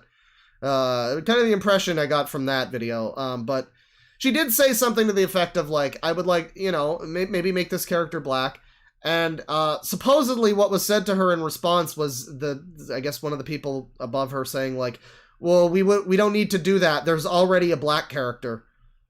And I think the other thing was, like, we can't make him black. He's already French. That would be too much. Something like that. And I kind of believe that happens, you know, because, like, what did we see recently? We saw that video from, like, fucking 10 years ago or something. You know, granted, a little out of date, but hey. There's a review of Left 4 Dead 2, where a guy literally says, in as many words, why are there 2 black characters in this game? The last game only had 1. There shouldn't be more than 1. And so, like, yeah, I'm sure that there's, like, a place for some kind of, like, I don't know, fucking checks and balances, like, making sure that there's not, you know, there's just stuff like that where that guy in particular, the Left 4 Dead reviewer, you know, he admits that it sounds racist because it is, which should be on the soundboard again, but I have to find it in the video, I guess. I'm certainly not gonna fucking bother doing that. There's so many things that I've been like, that should be on the soundboard, and then I never put them on there. But like the guy who allegedly said this to her at this company, right? Probably didn't say it out of like malice. It's just this kind of default stance of like, this is how we do diversity. We have one of each. Like the fucking Noah's Ark. We have one black, one Chinaman. We got one Spaniard, you know, and that's the way we do it. And one gay, yeah, you know. And one French, of course. One baguette. Yeah, so like having a company that maybe just sort of, I don't know, consults with something like that at the very basic level, I guess I could see a merit to that. But at their core, what this company does, I mean, I don't know, that's not what they do, right? So, yeah, ultimately, I don't think I like this company. I don't like Sweet Baby. I don't think that they're cool. I don't think that they're cool, epic gamers. But that being said, I also find it very difficult to blame them for most things, like all of this. So your examples here so far, it's like Starfield, Forspoken, Saints Row, Spider-Man, Miles Morales, and Alan Wake 2. Okay, 4 of those are kind of bad. Oh, and Spider-Man 2. So, like, 5 of those... 4 of those are kind of bad. 1 of those is a little underwhelming. And then 1 of those is a really great game, apparently. I haven't played it, but apparently Alan Wake 2 is, like, fucking aces, one of the best games of the year, right? And I've seen enough from it that I believe that, you know? And so it's hard for me to... Like, okay, did they ruin Starfield? No, that game sucked anyway. Did they ruin Alan Wake 2? No, that game wound up being pretty good. I don't know. I mean, as a trend, yeah, this is weird that 3 games released in the last couple years have had this company associated with them. And, I mean, you're probably fucking lying to yourself if you act like games aren't, you know, also an element of this sort of rainbow capitalism shit. Not just rainbow, but this whole, we're so great, we care about you. We care about Bosnian people specifically. You know, like, I'm sure you do, Sony. Absolutely. But overall, I am glad that a lot of people are coming together and finding out what's going on. It has a lot of members over on the Steam page if you're interested in adding on to that number. Also, a lot of people have been making videos exposing... Story consultation. Oh, dear. Oh, maybe they are responsible for the Karen rant. I mean, I don't think it was... I do recall that rant being... Well, but she also had a symbiote. I don't know. That's fine. I can't complain too much about the fucking Karen rant. It's like she's got a lot of problems with Peter Parker being her boyfriend, and they're fucking always having to go fucking save the world. Of course she does. And then she got a symbiote. It makes sense to me. I don't know. I don't have a problem with that. But then, yeah. Character arc, voice, and sensitive. What does that mean? This is like it's translated from fucking Spanish. We worked on character arc, voice, and sensitivity reading. That's not voice and sensitivity reading, which I still wouldn't know what that necessarily means, but I feel like that would make more sense. But instead it's character arc, comma, not arcs. Are you guys know how to write sentences? Okay. Character arc, just the one. Voice, say it with me now, just the one. And sensitivity reading. Yeah, this is so generic. It's like, this is what I mean when I say I think this company is like a bunch of fucking grifters. Like themselves. Because it's like, what the fuck did you actually do? This is bullshit. What did you do? Did you literally just point at the fucking, like, woman character and say, make her black? And that, like, what? Because what do you mean, we worked on character arc? Oh, yes, comrade, we worked on character arc. What is this? What is this fucking sentence? We worked on voice. Does that mean people who worked here were voice actors? What the fuck does that mean? Sweet Baby Inc. Some have even done this months ago as well. I have made mention of them a few times, but I never made a video solely dedicated on the topic of the company itself. But I'm glad I'm able to do it now, and I actually have, Jinpachi to discuss this and give our thoughts on what we've been feeling over the past few months with this Jen Pachi is here, another cool gamer who hates the FF7 remakes. complete shit show of a company. What are your thoughts on what's been going on as far as the Brutus with the Steam page and Me and my boy Dark Bandito Gamer here. the list of games that have been shown? So I think first and foremost, it really shows that Sweet Baby Inc. are cowards. And the reason I say that is because They're not. I mean, cowards? Okay, I'll let you continue. The reason he says that. this information being public shouldn't bother them, no matter who's putting it out. I mean, if they're proud of the work that they're doing involving, like, you know, being a consultant for all these games, then it should be no issue if people know the games that they're involved in. Okay, yeah, no, that's what I thought you were gonna say. That's like I guess a fair idea at first, but it's like, no, you're being a little naive. Obviously they wanted to, like, get sympathy or something. I think that they did what they wanted here. I don't know. I'm getting all conspiratorial, and I'm thinking they wanted more or less this outcome to happen, you know, where now everybody's aware of them. I mean, I don't know if that's a good thing necessarily. Maybe they'll get more work this way.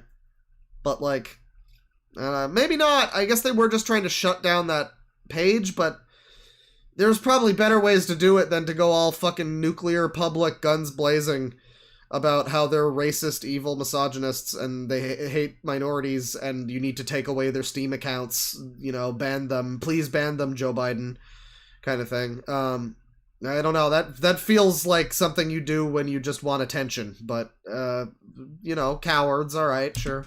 So, in my opinion, I just look at it as a thing where they know what they're doing is wrong. They you know, got their hands in the cookie jar, and they thought they were perfectly safe being a background company. You know, I mean, yeah, it was public information, but at the same time, it wasn't something people were actively looking into. They were perfectly happy to be a small company in the background, working from the shadows, and now they're exposed. They don't like it. That's my initial take on it. Yeah, and that is an element of it that's a little weird, I guess. I'll say that much, which is like, I said before, you know, the whole concept of these, like, consultant companies that come in and just decide to change your fucking character arcs. Like, that pisses me off, honestly. You see this fucking thing. We worked on character arc. We worked on story consultation. How about you work on going and fucking yourselves? How about I make a piece of art and you can just fucking watch it and play it and fucking, you know, read it and whatever. And you can go fuck yourself. How about you don't fucking shit all over something? I don't care about the fucking, you know, I don't give a shit that this company's fucking woke. Whatever, who cares? Who fucking cares, really? Because who's really paying much attention to that shit? It's like terminally online fucking weirdos. Anybody who's like a normal fucking person is like, oh, this is fucking weird. You know, I don't know. I know the wokeness is also kind of fucking dumb, but it's like, I wouldn't say I totally don't give a shit, but I much more give a shit about this fucking thing. This, like, we're just gonna come in and change your story a little bit, smiley face.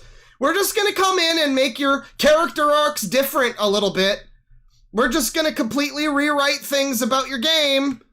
Sorry, I know you wanted to make that game that you were hoping to make, and it was like your dream project, and you finally got to make it, and you were probably really proud of certain things that we just changed. Sorry, don't complain or you're racist, I guess. You know, fuck off. This is what I don't like about this kind of company, and, yeah, you know, I mean, just based on the reactions, but at the same time, it wasn't something people were actively looking into. They were perfectly happy to be a small company in the background. And that is an element that I think is kind of interesting, that he brings up. I mean, this is a video still that is kind of like this weird gamers rise up kind of tone, but I will point out that, yeah, they kind of were in the shadows, as he says here. And then what's weird, because I say, like, I find this kind of concept of, like, a company that just guts your fucking artistic property apart, and, you know, because they say that it's objectively better the way they want it, I guess, right? Like, that kind of is fucking insane to me. But what was weird was, yeah, they were in the shadows somewhat. I guess insider industry people probably knew, though, because once this started becoming a thing, you had hundreds of fucking people on Twitter who were just like, no, they aren't making your games woke. No, these kinds of companies are all over the place. There's so many of these companies. There's hundreds of them. They're all over the place. They're in every game. Consultancy companies are great, actually. And I'm just over here like, wow, why are we all defending this weird fucking concept of the artistically bankrupt company that just, like, what the fuck? This is just like armchair story people. Why don't they fucking make something? Oh, they did. Oh, I forgot. One of the people on this fucking company made something, and it was that cringy fucking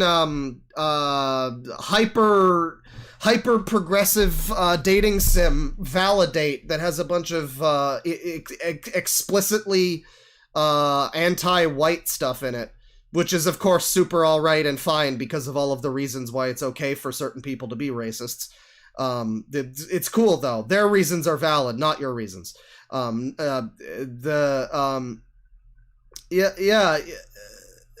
don't know, like, that was just like a shitty little indie game or whatever, right? Like, that's not a big deal, but it's like, yeah, why don't these people fucking make their own shit? Why can't they make their own shit? Make your own fucking video games. Don't go to Spider-Man 2 and be like, now make it my way instead, my way. Don't pull a Case Cooking on them, you fucking talentless hack frauds. Jesus Christ. And we're all supposed to be okay with this? Yeah, that is an element that I will give to this video. It's a good point to point out. The way they were kind of operating in the shadows a little bit. They were. And apparently when they all came to light, we were all just supposed to be okay with this. We were all supposed to be super on board with this company that explicitly exists to just change people's artistic creations. Eat some shit. How about eat several pounds of shit, actually? Working from the shadows, and now they're exposed. They don't like it. That's my initial take on it. You know, just based on the reaction from them and from the people involved there, trying to dox this man, trying to, you know, get this guy's accounts deleted because he's doing something that is actually, like, not even a real issue. You know, they might not like it, but nothing he's doing is wrong or breaks any, you know, guidelines, as far as I know. No, I agree with you. And another person who clearly I agree with you, Mega Man. works for Sweet Baby Inc. has been having a lot of meltdowns. Oh yeah, this was another one. I remember this one. Oh, this person's from Toronto too. Cool. Yeah. This was someone who was making. This was someone who was making a bunch of fucking tweets apparently back during the Gamergate-ish era. About, you know, what you expect. White men are evil, kill all white men, that kind of thing. Straight white men, specifically, I think.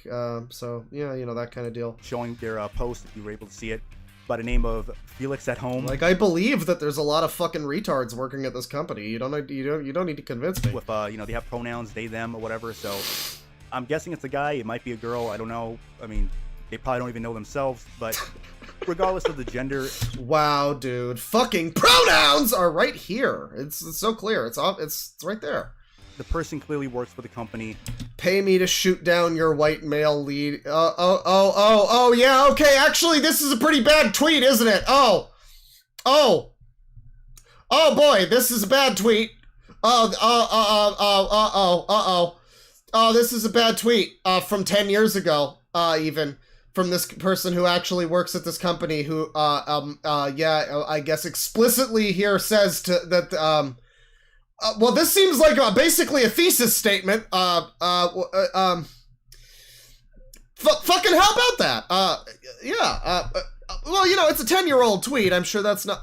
Oh, here's one from a month ago. I usually get grossed out when straight white rich people kiss, but even I think those two are pretty cute. Here's one from 2019. So about 5 years ago, I just had a thought about trying this again with a photo of a young white person about to be ripped open, but I'm betting folks would immediately flag it as traumatic, and I'm guessing the image would get taken down before responses accumulated. And then one from 2014, had a nightmare that I was a white male gamer. Is this her? Is this woman? Oh, I hope is this the CEO? Because I think this is the CEO lady who had the fucking TEDx talk where she talked about forcing people financially, you know, convincing them, wink, wink, nudge, nudge, to hire them. Is this her? Because oh dear. Oh boy. You never see it come. Well, okay, well, okay, they might be a little more, okay, they might be forcing the wokeness a little more than some people are saying, actually. I don't want to downplay this. This is pretty, this is definitely, this is definitely all cherry-picked, but those tweets are real, I think, What so. capacity, who knows, but Uh-oh. a lot of these employees just trying to come at this man, or really just trying to diffuse the whole situation entirely, and it's not making them look any better because they're just showing that. But this is the thing, though. I mean, like, there's a kernel of truth in God. These two people fucking babbling over this thing, just no fucking presence or charisma. There's a kernel of truth to this woman's statement. I remember something she said in her like TEDx talk. Was basically this line here: if you make something from the perspective of an Asian trans woman and it's really strong, then it will work for people.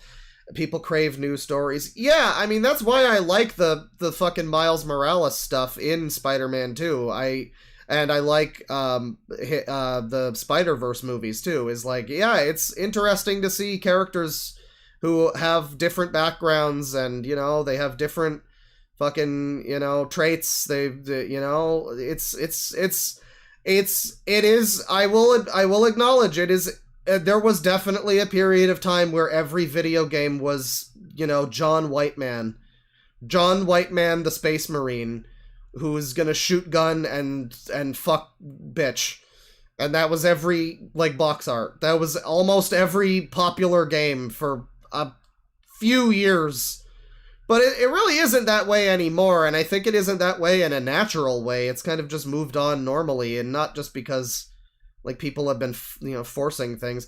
I mean, I don't even care if it's somebody, like, I gotta be honest, if you're forcing something and then I play it or watch it and then it doesn't feel forced, I guess you're just a good writer, probably.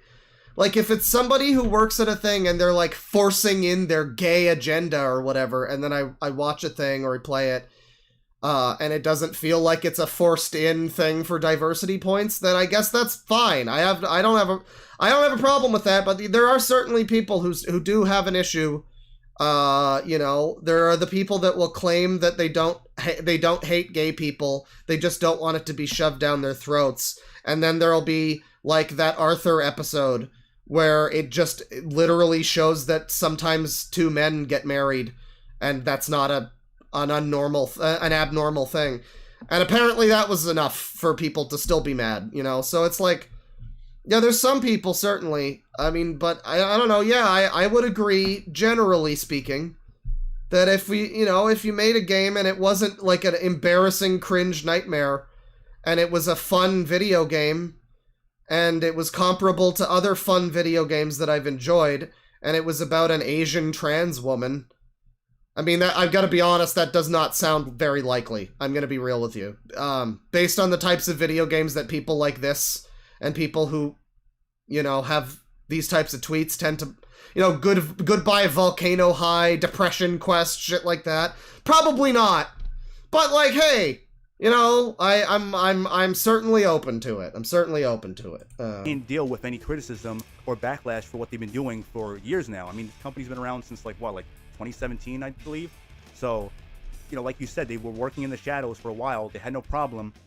And then, you know, of course, their name's been on credits for a lot of games. They've even... Oh my god, they worked on Goodbye Volcano High, even. Incredible. Incredible. Did they really need to... Imagine... So, if for those who don't know, this was like a turbo lefty furry Tumblr game. Every character has like purple hair pronoun vibe, but they're also like animal furry yiffy fucks. And it's like some high school fucking music game or something.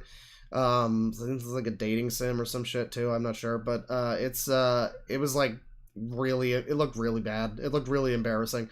I'm amazed to see that this company would have been working with them, with Goodbye Volcano High developers, because it's like, what the fuck did that game look like before they diversified it? Was that game just like, was that game a Civil War game before they turned it into diversity? Alright. Also, you know what's really funny? I just noticed our clients here, Polytron. This lady, or he, I guess, he, sorry. I don't know why I assumed lady because I thought it was this woman, but I guess it's not. It's just another person who works there. This person also at Polytron. Guys, you remember who at Polytron is? At Polytron is the company that Philippe Poisson, Fez developer, worked for before the angry male white gamers told him that he was stupid enough times that he stopped playing. He decided to cancel Fez 2, rather. He decided to cancel Fez 2, and Fez 2 is never happening because he got bullied on Twitter. So this person will always be at Polytron, even though fucking Phil Fish himself is no longer at Polytron. That's really funny. That's very funny to me. I saw that. I was like, is that Polytron? Is that terrible website with the article? No, it's Polygon. Now I remember who Polytron is, right? Working on some games by themselves. I know that was a game at the Game Awards that was shown, and right off the bat you see Sweet Baby Ink's name on there. Yeah, it's our loss. It's a real no. Wait, please don't go. Please make Fez 2. So, you know, they've been content with what they've been doing because it wasn't getting the backlash that it's been getting now. But once now the heat is on them, they don't like it because. What's the difference between a game writer and a narrative designer? On a game team, a writer is someone who writes all of the words that are in the game. A narrative designer is someone... A narrative designer's is someone... Probably someone who can't fucking write sentences. Who works on voice and character arc. And can't fucking write sentences. That's probably something like that. A narrative designer is someone whose job it is to figure out how the story is told in the game. Okay, so you don't have a job then. This is so stupid. Oh, I wanted to watch this video and be more critical of the people making it because the one guy, they both kind of sound like people from the Mega Man rant video or whatever, the Astro Boy video. It has a bit of a gamers are dead thing, or it has a bit of a gamers rise up kind of feeling. But the more I'm looking at this, I'm assuming they didn't just make this up. This is probably from their real website or something. And I'm like, okay, so in other words, a writer is the person who does the work. And a narrative designer is some guy like you who doesn't actually have a job description, but just makes some shit up. Okay. Great. Thank you. This is the chief operating officer of Sweet Baby, by the way. Very cool. Very cool. You see what I mean? Left-wing grift. 100%. 100%. Well, what the fuck is this? This is nothing. This is nonsense. This isn't a real job. This is literally not a real job. You were asked to define the difference between these things, and you defined one as a job that exists, and one that isn't a real job. Good job, David. I mean, lack thereof. Everyone else just doesn't like it. Everyone else is opposing it because we all know what it is. We all know what they've been doing. This is no different than so many other companies that honestly didn't even need Sweet Baby Inc.'s involvement because they've been fucking up shit already. They've been putting their own far left woke ideologies in their games years ago. Naughty Dog is a perfect example of that. But so there's like a gender restaurant. Okay, yeah, here's another hot take, right? The great thing about being a radical centrist is making everybody upset every time I say anything. It's great. Yeah, it's the fucking future, right? This is like Dead Space remake, I think. Is that Isaac Clarke, or maybe this is like the rip-off Dead Space that no one liked? I'm not sure, but I think this is Dead Space. And so, yeah, there's a fucking direction that the world is going, you know? Like, people are moving in the direction of more self-expression, not less. And whether or not you have a problem with that, that is the way that the future is going to look. And so it is not a problem for me to realistically depict that in the future they're probably... I mean, I feel like this is still stupid. They're probably, if this is the future, I don't know when Dead Space takes place, actually, but I assume it's in space and it has fucking spaceships and shit. It's probably the future. They probably wouldn't need to say all-gender restroom. This does feel like, to an extent, it feels like it's Just so you know as a gamer that the game is super cool and has the right ideas, you know? But on the face of it, yeah, in the fucking future, I don't think it's a problem to imagine that on a spaceship, like a mining spaceship or whatever, they might have a fucking all-gender restroom. Like, yeah, that's probably fine. It's the same. It's kind of the same thing with the Starfield pronouns. Like, I don't know, are they gonna have trans people in the fucking future in space? Probably, you know? So, I don't see how it's an issue, really. Both ideologies in their games years ago. Naughty Dog is a perfect example of that. But, you know, they are a little bit. They are a little bit. Being a consulting company can be. for other game studios out there, it just, all it does is just pile on more shit to their products. That's basically this is such a bad video, though. Like, I'm agreeing with some of the things they're saying, but this is still a bad video. This is still just two, like, losers that have nothing to fucking say. I guess they have stuff to say, but they're like really bad at saying it. They're not very entertaining. They're just kind of just like mumbling. Like it's got the video, it's got the audio quality of a user rant. It's like the loud fucking music behind them, and you know, and just their like mumbling, disinterested voices. It's the classic, like, you chose to make this video, right? Why are you so uninterested in your own video? You seem like you're fucking falling asleep. You chose to do this. Why are you... Talk about something else if you don't give a shit. And you know, none of that surprises me, because when you look at like the games they're involved in and what their job is to do as consultants, you know, I'm not shocked that they're soft that way, where like they can't handle criticism. Their company is built around... I don't know what happened with AHedgeman. He like didn't apologize about some... I don't know what happened. I don't care, really. Did he do a wokeness or did he do an anti-wokeness? Sum it up for me that way. That's the way the world works now. So here's Suicide Squad, by the way. We worked on script writing, banter, cutscenes, barks, audio logs. Oh, so actually they might be part of the reason why Suicide Squad was so bad. Because, like, there's, I've seen some stuff from that Suicide Squad game. The actual story is, like, kind of not too bad. It's got some stuff going on, and there's some stuff that's okay, but, it's definitely guilty of being one of those fucking games where people won't shut the fuck up. And every fucking line is just this epic, funny, super cool Borderlands, epic, random fucking Harley Quinn meme or some shit. And it's like, yeah, if they had a hand in that, maybe they did knock it down a couple number grades, actually.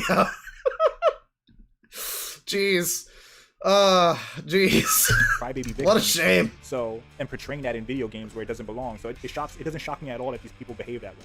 And then when you look at like the blatant racism, for example, from somebody like Felix at home saying that he's grossed out by seeing white rich people kiss, it's like, what a weird and racist thing to say publicly on X, but that's the world we live in, where it's perfectly socially acceptable to, you know, push racism toward a specific group of people. Yeah, and if only people like you weren't so fucking pathetic half of the time, just like they're so pathetic half of the time, then people might be able to look at this and recognize how dumb it is without seeing a bunch of screaming retards calling them the Legion of Doom. Yeah, they're a pretty bad company, and it looks like they've had their hands in some pretty bad cookie jars, but, I don't know, the whole, like, the extent to which they are actually being villainized when it's like, I don't know how much they are, I don't like the company, how much are they really hurting? A lot of these games are going to be bad either way, or good either way. Again, Alan Wake 2 is apparently very good. So whatever they did there, as weird as it is, and as much as I don't necessarily like the existence of this company or what they stand for, and think that they're kind of all just a bunch of fucking scammers, you know, it doesn't ultimately fucking matter if the game is good, right? So, I mean, I don't know. I see something like this, I'm like, yeah, I mean, it would be nice if more people thought it was fucking weird when somebody said something like this that was this blatantly racist toward white people. But, you know, I mean, we do live in that kind of society, and part of the reason for that, like I said earlier, it's the same reason people get mad at me when I call something racist. Because there's enough stupid fucking people, probably like this person, that wrote this tweet on Twitter, who call fucking everything racist. that, like, saying the word now when it actually is valid, it's lost all fucking meaning. Just like the word valid, actually. Yeah, so pointing out that, you know, fucking people are racist to white people, and that's kind of not cool. And it shouldn't be normalized any more than any other type of racism is normalized. It's kind of gets drowned out by people screaming about a pronoun option or whatever. There are a lot of kind of conspiracies going on with this company. I really don't think it goes all that deep. But the problem is that it does, though, because it's like, it's not them, but it's other companies like them. It's them and other companies. That's what has been discovered. So it really isn't even just Sweet Baby. I mean, people are acting like they're the big problem. The big problem is the whole concept of what they do, more than the actual company themselves. I mean, it's a much higher level issue. It's like you're addressing fucking a symptom of a symptom, not the cause, you know? And then when you see Spider-Man 2 and Alan Wake 2, it all makes sense. And all these people love to throw out the word bigot and whatnot, but you're gonna tell me saying you're being grossed out by watching white rich people kiss isn't bigoted? That's not a bigoted statement? You're gonna tell me you couldn't get a better fucking picture of this game that came out last year than this? So apparently this was the woman who got replaced with this actress. And I mean, yeah, I am not going to mince words on the fucking face of it. The replacing a person for the color of their skin is very strange and should not probably happen. But hey, at least the game's good, right? You know, I mean, end of the day, the game is apparently quite good, and so I mean, I don't know. Did they ruin it? No. Did they maybe weirdly fuck with it in a way that I don't think a company like this should have the right to? Yeah, seems like it. Certainly seems like it. At the end of the day, you know, it doesn't shock me. And I actually seen his X account because I was curious, and he does have they, he, and his pronouns. Like, those people at Sweet Baby Inc., you have to understand it. They're basically, I would say, obviously they're diversity. I would have loved if you tried to squish this out, like make this, fuck up the aspect ratio. Baby on board, the Sweet Baby Inc. story. Speakers. So Kim here is the one who had that TEDx talk. And David the cuck, I guess. Fun fact! This is just a bit of hearsay, whatever, just a little bit of potential sidebar drama. There were some jokes made. I believe it was Harmful Opinions I mentioned. He's been looking at some of this stuff. In the video where she was on doing the TEDx talk. I think it was TEDx, because TED Talks are the real thing. Excuse me. And TEDx Talks are the ones that they just give to fucking anyone. And there were some things that she said during the TEDx talk that seemed to indicate that she might have a particular fetish for white men. Fetish, I don't know. She might have a type, specifically, which is white men. Which is, it makes it interesting when you notice that then she is the leader of this company, and the second in command of this company is this guy, which is interesting just when you consider I guess behind every powerful diversity is an even more powerful white man. When you look at the head of the company, it's just like Anita Sarkeesian and her secret shadow puppeteer Jonathan McIntosh. Kim Belair, and you look at the projects they've worked on, like, you have a bunch of inexperienced, unqualified people consulting and writing games, you know, these massive AAA games that cost all this money to produce, and then people are yeah, here's the thing. This video fucking sucks. I wanted to talk more about this video and, like, this guy's channel, because look at the channel. This looks so fun. This looks like such a fun channel. All these stupid thumbnails. We got videos about Yakuza. We got videos about FF7 Rebirth. All this incendiary shit that's gonna piss me off. It's gonna be great. But the guy sucks. He's so boring.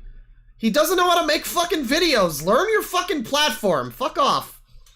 But let me see here.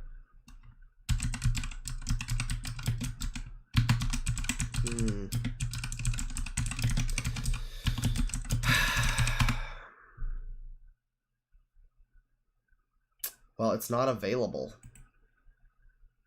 It's not available. Oh, maybe it is. Oh, God. Oh, God. Look at this fucking shit. Look at this fucking shit. Okay. So, the video that they were just talking about there, the one with her and the white man, I looked up the thing, indie game business sessions or whatever, and yeah, I don't know, because I'm looking now. It's like you're not really beating the allegations, are you? You got this lady with blue and green hair. You got this lady with the haircut that everybody from the Outer Worlds had. You know, the like rad femme lesbian haircut. You got this lady, who, you know, dyed hair. Not so bad. You know, people have dyed hair. It's fine, but it's still, you know, the quote-unquote problem hair. You got this guy who looks like he likes to be pegged. You got this individual, this guy who looks like he, is currently being pegged.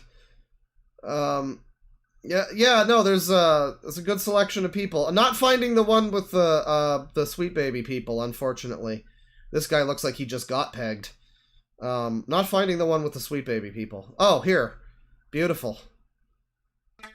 Now, I don't know how interesting this will actually be, but hey, it can't be worse than the thing we just watched, right? It can't be worse than the... Yeah, basically, like, it's pretty much like literally making the games like woke, and I don't like that, and I don't like games that are woke, and the sweet baby, I don't like the sweet baby. This fucking whole channel is fucking garbage. So here, here's this. This is hopefully better. Yes, we are back, and we've got Kim and Dave. Oh my god, this guy is like, it looks like Gabe Newell. It's Gabe Powell. There he is. So this is a CEO lady. I haven't seen this. I have never seen this. This is CEO lady of Sweet Baby, and this is her whipping cuck. I guess. I don't know their actual relationship. I'm joking around. You know, for all I know, he's secretly the one in charge. You know, as it should be, obviously. As, you know, but this is the dynamic, and it is funny, like, don't you think that your number 2 in charge should be, like, another, I don't know, at least a woman, maybe like a, you know, like a Chinese woman, like she could be in a wheelchair or something? You're really gonna just get this guy who looks like me? Come on. David from Sweet. Also has these glasses, though. Every one of these types of people who needs fucking eyesight, who needs eye care correction, they have to get these fucking... These are the new problem glasses, the John Lennon glasses. They're not even John Lennon. They're like Harry Potter glasses, if anything. Baby Inc. And I was just looking at some of their games. There's Sable, that's amazing. And oh yeah, Have Her Be Deaf, that's perfect. Part 2, what was it? Wake 2. Alan Wake 2. Those are the games they worked on. That's awesome. So we're going to talk about the Sweet Baby Inc. story. And so this is from 5 months ago, by the way. This is from well before any of this came to the fucking mainstream. Any of these people were known. This was, I guess, this is indie game business. This is like serious, super cool indie game producers who, despite being communists, still want to make money on their game. And they're all here for, like, you know, it's industry insider stuff. I joke, by the way, because one of my favorite indie games ever is by actual literal communists, and it's also one of my favorite games ever to be political. So, you know, go figure. Go back out and take it away. Thank you. Robert Fripp glasses. Yeah, I can't get over the fact that this is the Gamergate colors, though. She's got it's purple and green. It's like it's not even just purple and green. Okay, the purple is not the Vegeta purple. Or no, it's, what was it? Cell, I think, was the one that had the purple. No, Cell was the green, right? I think it was Cell and Cell fucking Vegeta is why that the thanks dot colors. People that don't know why these colors are relevant are in for a treat. But you know, I'm not gonna explain it to you. It is not my place to educate you, shitlord. Yeah, the purple is wrong. It's more of like a violet or something. Or maybe even closer to a blue, but this green is, if anything, even better than the real Gamergate and thanks dot green, because this is like super close to the V green text green. This is like 4chan green text green, which I obviously know the exact hue of off just as soon as I look at it. So it's almost better in some ways.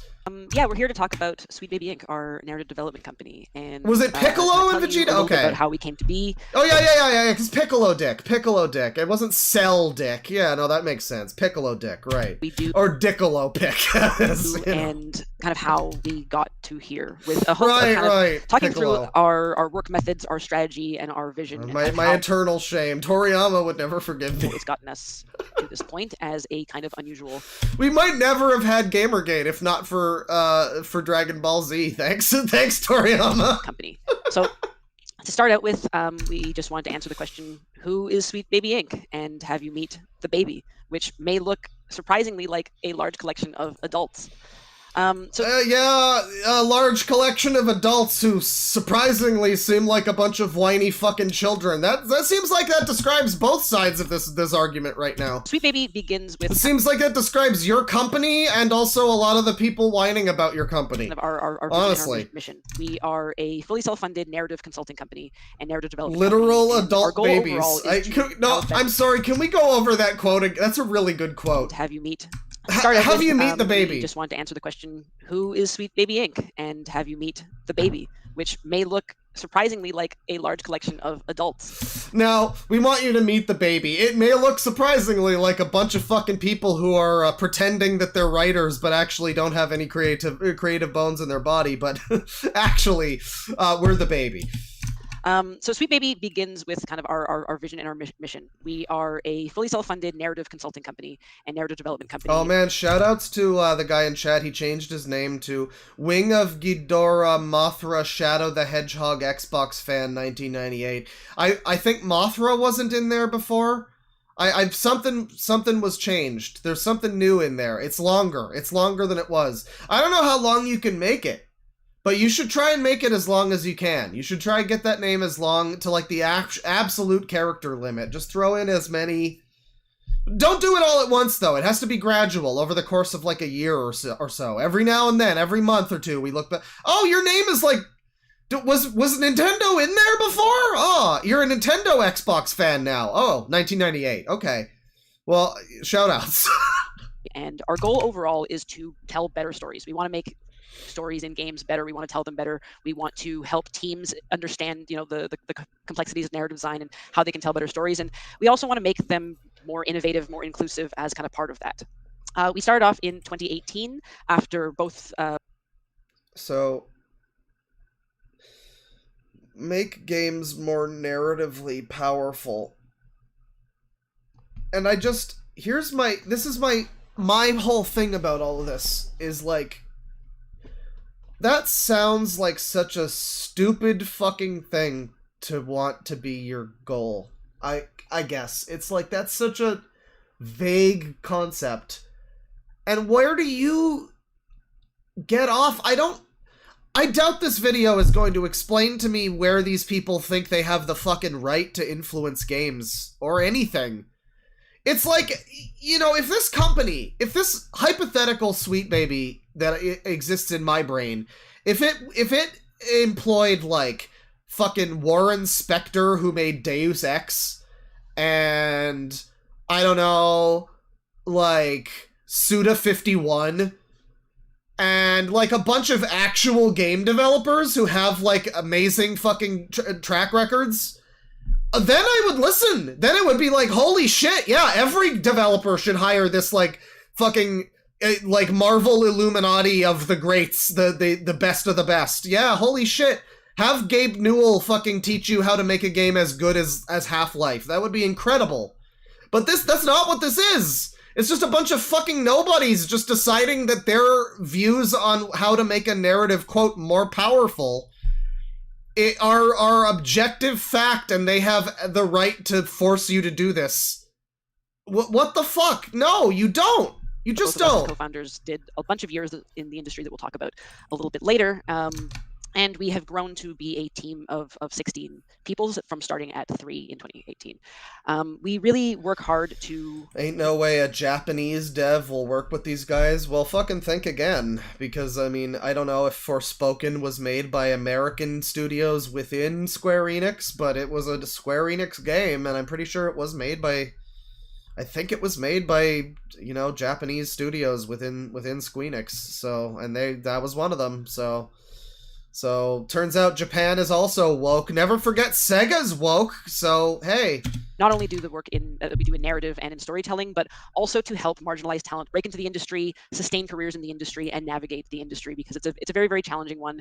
And as creative workers, we're always very conscious of how much of our humanity is involved in these kinds of... Okay, so you know what would be great? Hire Roberta Williams. Hire the lady who, you know what? My bad. I was suggesting like Warren Spector and fucking Gabe Newell, and I mean Suda51, but you know Japanese people are, I guess they also aren't diverse or marginalized or whatever. Probably not in gaming at least. No, what we need is Roberta Williams. We need that lady who designed Bayonetta. Who everybody thinks Bayonetta was a sex object designed by men, but actually she was designed by a woman.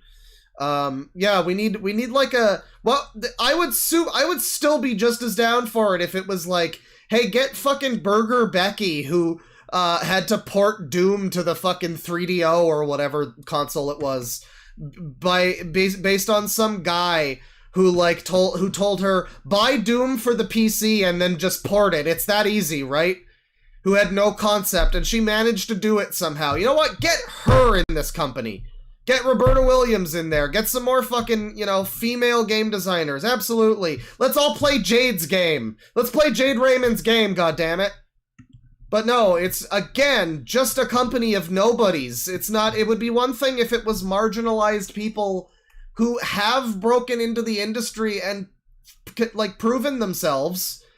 I don't care about your identity politics. I care about your fucking track record. What fucking right do you think you have coming into any fucking game company who have proven themselves and being like, no, it should be like this. It is a grift. It is the V grift. I call it that because it's what everybody on V wanted 10 years ago, 12, whatever, however many years ago I was on V. People wanted the job that was just... being an idea guy. People wanted to get the job where they don't have to actually learn how to program video games or do anything or have any talent, but just play a bunch of video games and be like, you know what? This game should have a tank segment. I like tanks. And you know what? It should have a black lady. I like black ladies. And like, that's what this company is. That's what this company is. It's just a bunch of fucking idea guys, apparently, who have no experience in the industry, who have just convinced a bunch of fucking people that they should be listened to. And they're trying to give their vision and their mission, and none of it is helping. This kind of work and how much that needs protection if we're going to be able to do the best kind of work. So there's a lot of different stuff that we're tackling with an aim to kind of change the way we think about narrative development and change narrative development moving forward.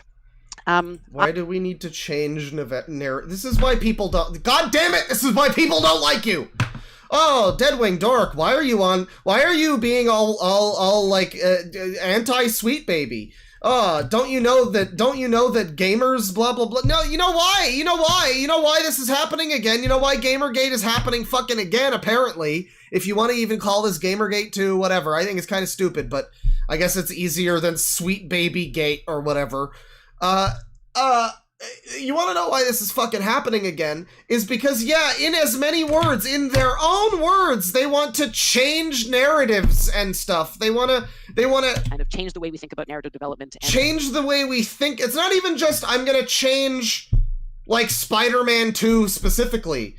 But, like, yeah, why are people freaking out? Because in their own words, apparently, they want to change the way everybody thinks about narratives in video games, which is, like, a little bit alarming when you consider some of the fucking narratives that you guys have going.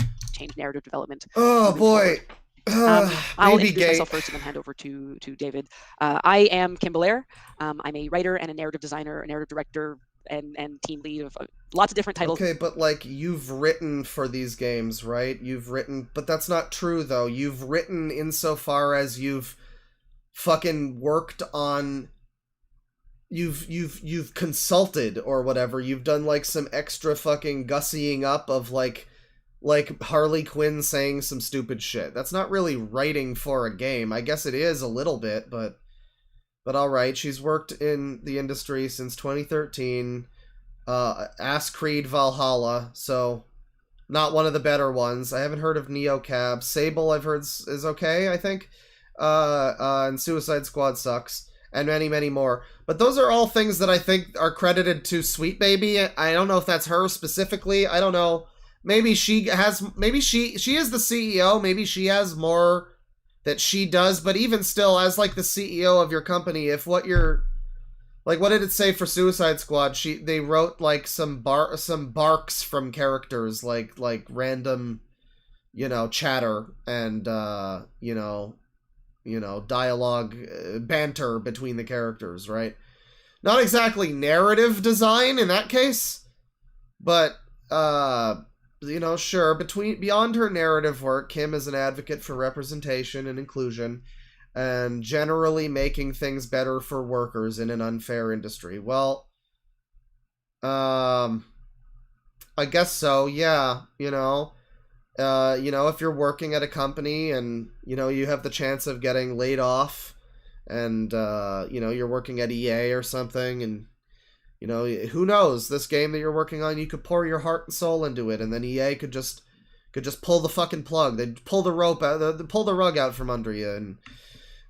So frankly, you know what? I agree with this. I agree. Sweet Baby this lady actually does want to make things better for workers in an unfair industry because, like, they could get fired at any time. So her, in her own words, trying to bribe people into doing a diversity or else, that's a win-win situation for them. I mean, they could lose their jobs at any moment. So why wouldn't they want some extra money, right? Like, financially, they need it. So yeah, she's making things better for people. Like, I don't see, that's a 100% accurate statement. And then we've got David Bedridden. It's a narrative. That was a silly pun. That was just an awful pun. I'm sorry. That was not even a pun. It was just his name has bed in it, and I just lost. I just didn't get creative. I just stopped being creative. Narrative designer, producer, and COO. I can never read that as not cool. At Sweet Baby Inc. With over a decade of experience in both AAA and indie games, David's previous credits include work on the Sleeping Dogs, Deus Ex, Assassin's Creed, and Far Cry franchises. Well, okay, see, I really like Sleeping Dogs and Deus Ex, and some Assassin's Creed games, even some Far Cry games. Let me take a look here. Maybe it'll get into it in the video, but now I'm curious. You mentioned Sleeping Dogs. And man who never eat pork bun, never a whole man. Let me see. David Bedard. Sweet Baby. I just want to find out what he did on Sleeping Dogs. I'm curious. I'm not signing in to fucking LinkedIn. Fuck off. Okay, what about Apollo. Okay, what about this? Full profile. Never mind, can't look on that one either. Alright, I guess you have to pay money to find out what these people actually fucking worked on. David Bedard, game credits, maybe. Moby Games, alright. David Bedard, credited on 19 games. Oh, I see. Oh, that's such a jape. I knew it. Because with her, it says she's written for projects. And it's like, all right, you know, maybe it's some of it is less substantial writing, maybe, but okay, it's writing. Sure, she's a writer. All right. Maybe I don't like her writing, whatever, blah, blah, blah, but it seems like she's at least a writer. Maybe not the best writer, but that's what she does. But then with David here, it says his credits include work on Sleeping Dogs, Deus Ex, yada, yada. Well, his credits do. They include work on. They include a bunch of games that are actual video games. Well, I shouldn't say that. Okay, most of these are actual video games, and the ones that I haven't heard of aren't necessarily not actual. I don't want to be a jerk about it. I don't want to be fucking reductive about it here.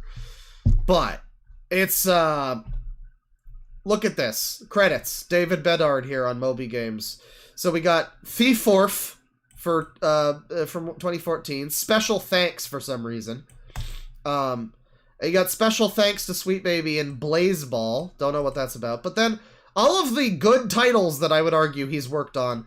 Look at this. Marketing coordinator, product managers, marketing coordinator, Human Revolution, the DLC for it, Sleeping Dogs, AC4, Sleeping Dogs Definitive, AC Unity, Far Cry 5. Okay.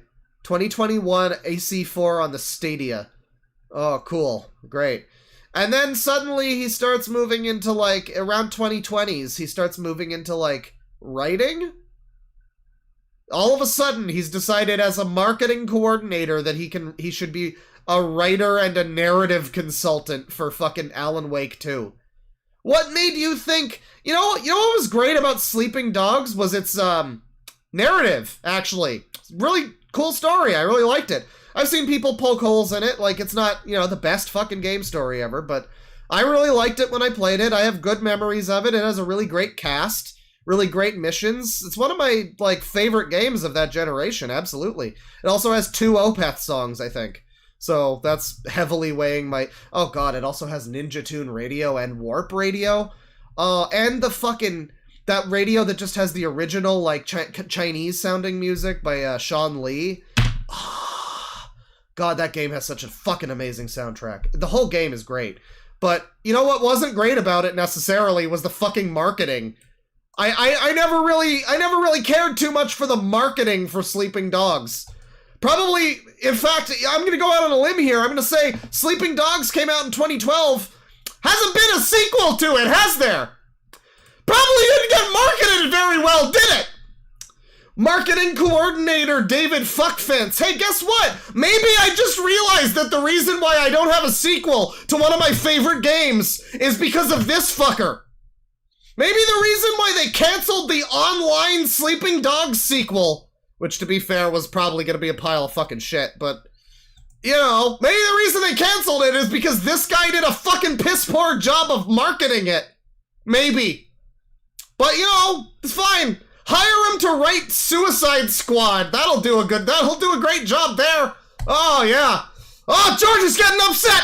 That I wear, but they're all underneath CEO of Sweet Baby Inc. right now. My prior experience, I worked at Ubisoft. I worked at another company after that. They darted. And was always internal, but in 2018 kind of made the decision to both leave games and not leave games, leave working internally in games and kind of start my own thing and see if I could kind of do the creative work and work with games without being in that same position. I don't want to have to do work. That's the way it sounds. It's like, I'm sorry. Leave. Prior experience, I worked at Ubisoft. I worked at another company after that, and was always internal, but in 2018 kind of made the decision to both leave games and not leave games, leave working internally in games and kind of start my own thing and see if I could kind of do the creative work and work with games without being in that same position. That's weird. That's a really weird desire to have, though. To have the desire to, like, I want to work on games, but I don't want to work at a company that makes games. Guess what? You don't have the right. You just don't. You just don't. Who the fuck are you? Okay, now I have to look her up, too. I have a feeling she has some more credits to her, some more real credits than this David guy.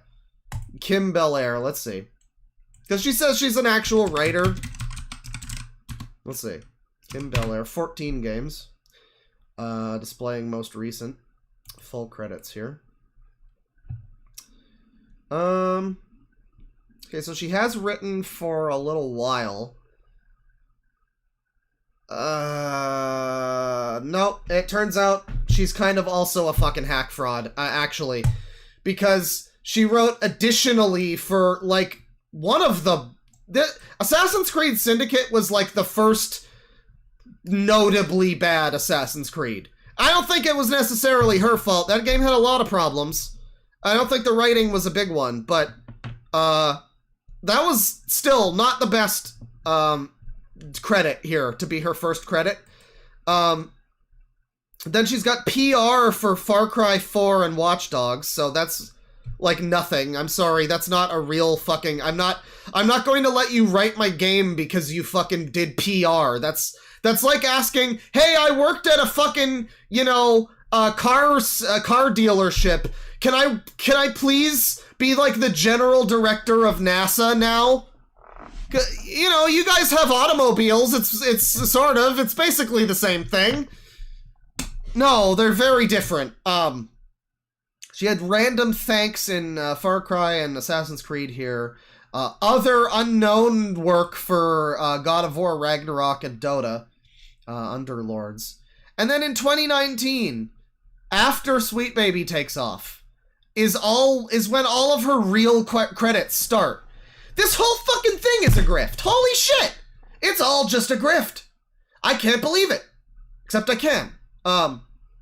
It's all just a left-wing grift. The whole thing. And every attempt at being all, oh, they're just harassing us. They're harassing women. We're being hurt. We're being harassed. We're being hurt on Twitter by words. No, it's not real. I'm sorry, it's not real. I'm looking at this. It's not real. Your credits are not real credits. You're telling me you are a writer that worked for fucking... Yeah, your credits include... Wait, where is Assassin's Creed Valhalla on here? Actually, maybe... Wait, hang on. She's credited for everything that she lists here except for Assassin's Creed Valhalla. Did she misspeak and mean Syndicate? Or mistype, I guess. How would you not remember which game you worked on? Okay, well that's a little weird, but alright. No, every credit she has, she wants to claim that she worked at Ubisoft and she wanted to see if she could remain being creative. She was never creative! Okay, alright, 2015. She did a little bit of writing, apparently, additional writing for an Assassin's Creed game. Alright, fine. Alright, fair plays. Fair play. She was probably a little creative for that. Fine. But every other credit she has here is just like special thanks, fucking like public relations. And then everything else starts after she anointed herself as the fucking the god of game design, the god of narrative design. Every other fucking credit that she has is stuff that happened after she decided that you need to hire her because she knows how to make games. She has just grifted the entire game industry into believing that she is a valuable person that needs to be hired for fucking for fucking consulting on their shit. She's grifted the entire game industry. And now she's grifting everybody into thinking that she's like a victim. Oh boy. Allegedly. David? And David is even less of a fucker. Fuck you, David. I want Sleeping Dogs too. It's all your fault. It is all your fault. That game was amazing. And then this fucking white man came along and ruined a game about Chinese people. Just like they do, right, David? Good job, David. Fucker. Hi, I'm David. I'm the CEO of Sweet Baby Inc. Much like him, I worked at Ubisoft and IDOS before that. A lot of time in games marketing. And after we met on a project together, and Kim had this great project of like leaving internal. I will not stop yelling. Gigs and sort of founding. I will stop yelling when they stop making me yell. This company that is aiming to work differently as an external partner for all these wonderful game projects, decided to take the leap and become a COO. So since then, COO is sort of the abbreviation of like the 15 hats I wear every day at work. So it goes from narrative design to creative direction to production and everything in between. But yeah, worked on Sleeping Dogs, Deus Ex, Assassin's Creed, Far Cry, and he is that's such a fucking. Oh. This is like in Final Fantasy VII Rebirth when you go into the final dungeon and they tell you, "Hey, are you sure you won't be able to return?" And it's like, yeah, technically you're right, David. Technically you worked on them, but you're not exactly describing the extent to which you worked on them. Are you? Technically, I won't be able to return. You're not describing that I won't be able to ever do anything in the open world, and this is the final segment of the game. FF7 Rebirth. God, I'm so mad about many things. Yeah, this is so fucking slimy. You know that this was deliberate, too, because their actual credits are just some bullshit. It's just like fucking special thanks and PR and marketing and a bunch of garbage. It's a bunch of fucking garbage, and specifically, I can't get over this. I mean, I'm screaming, like I'm screaming about it, as like a funny joke. But I'm actually very upset because it sounds like I'm not even fucking kidding. It sounds like if he's the marketing fucking coordinator, if he was like, unless there were multiple, he was maybe just a guy on a team, perhaps. But if he was like the guy in charge of marketing Sleeping Dogs, then that's probably why there isn't a sequel. That's actually, fuck! Well, he did the same shit for, the other one too, hang on. Yeah, marketing coordinator for Deus Ex. Maybe the reason that the entire Deus Ex fucking franchise is dead now is like fucking murdered and fucking shot in the back of the head by Embracer Group is because this cunt couldn't market a fucking game. Holy shit! This fucker! Oh, I really don't like this guy. Oh, boy. Then, since Sweet Baby, worked on Sable and made a bunch of games for Playdate, for Panic, and a bunch of other titles. We'll go through all of that later. Yeah. That's me. We also, of course, work with a phenomenal team of a variety of different people. We think it's a really, really unique team, and obviously all teams are unique in that way. And I think what we really pride ourselves on is having a really, truly multidisciplinary crew. Shut up, it's not that serious. Fuck you, I like that game. Eat shit and die. Of creatives from across I am taking it personally. He is the reason why I didn't get Sleeping Dogs 2. It's his fault. He hates Chinese people. That's why. We have writers, authors, narrative designers, producers, at least one chef who also does narrative design with us, some artists. See, like, I can't help but look at a group of people like this, and I don't know. It really looks like you specifically hired people based on their appearance. I can't help but think that. You're talking about how it's all narratively diverse and everything, and so in other words, if you come in and you're like, oh, well, we already have a black lady. We already have 2 white guys and 3 white women, and there's like, I don't know, we need some more diversity in a different direction. I'm sorry, we can't hire you. It's just not gonna work out, I'm afraid. Writers, narrative designers, and this is literally not a fucking concept. Narrative designer. Not a thing. Not a real job. Not a real job. Writer is a real job. Writers typically are the ones who design narratives. They're the fucking people that write the thing. This is such an insane fucking Frankenstein, like, future concept. Gangster Frankenstein.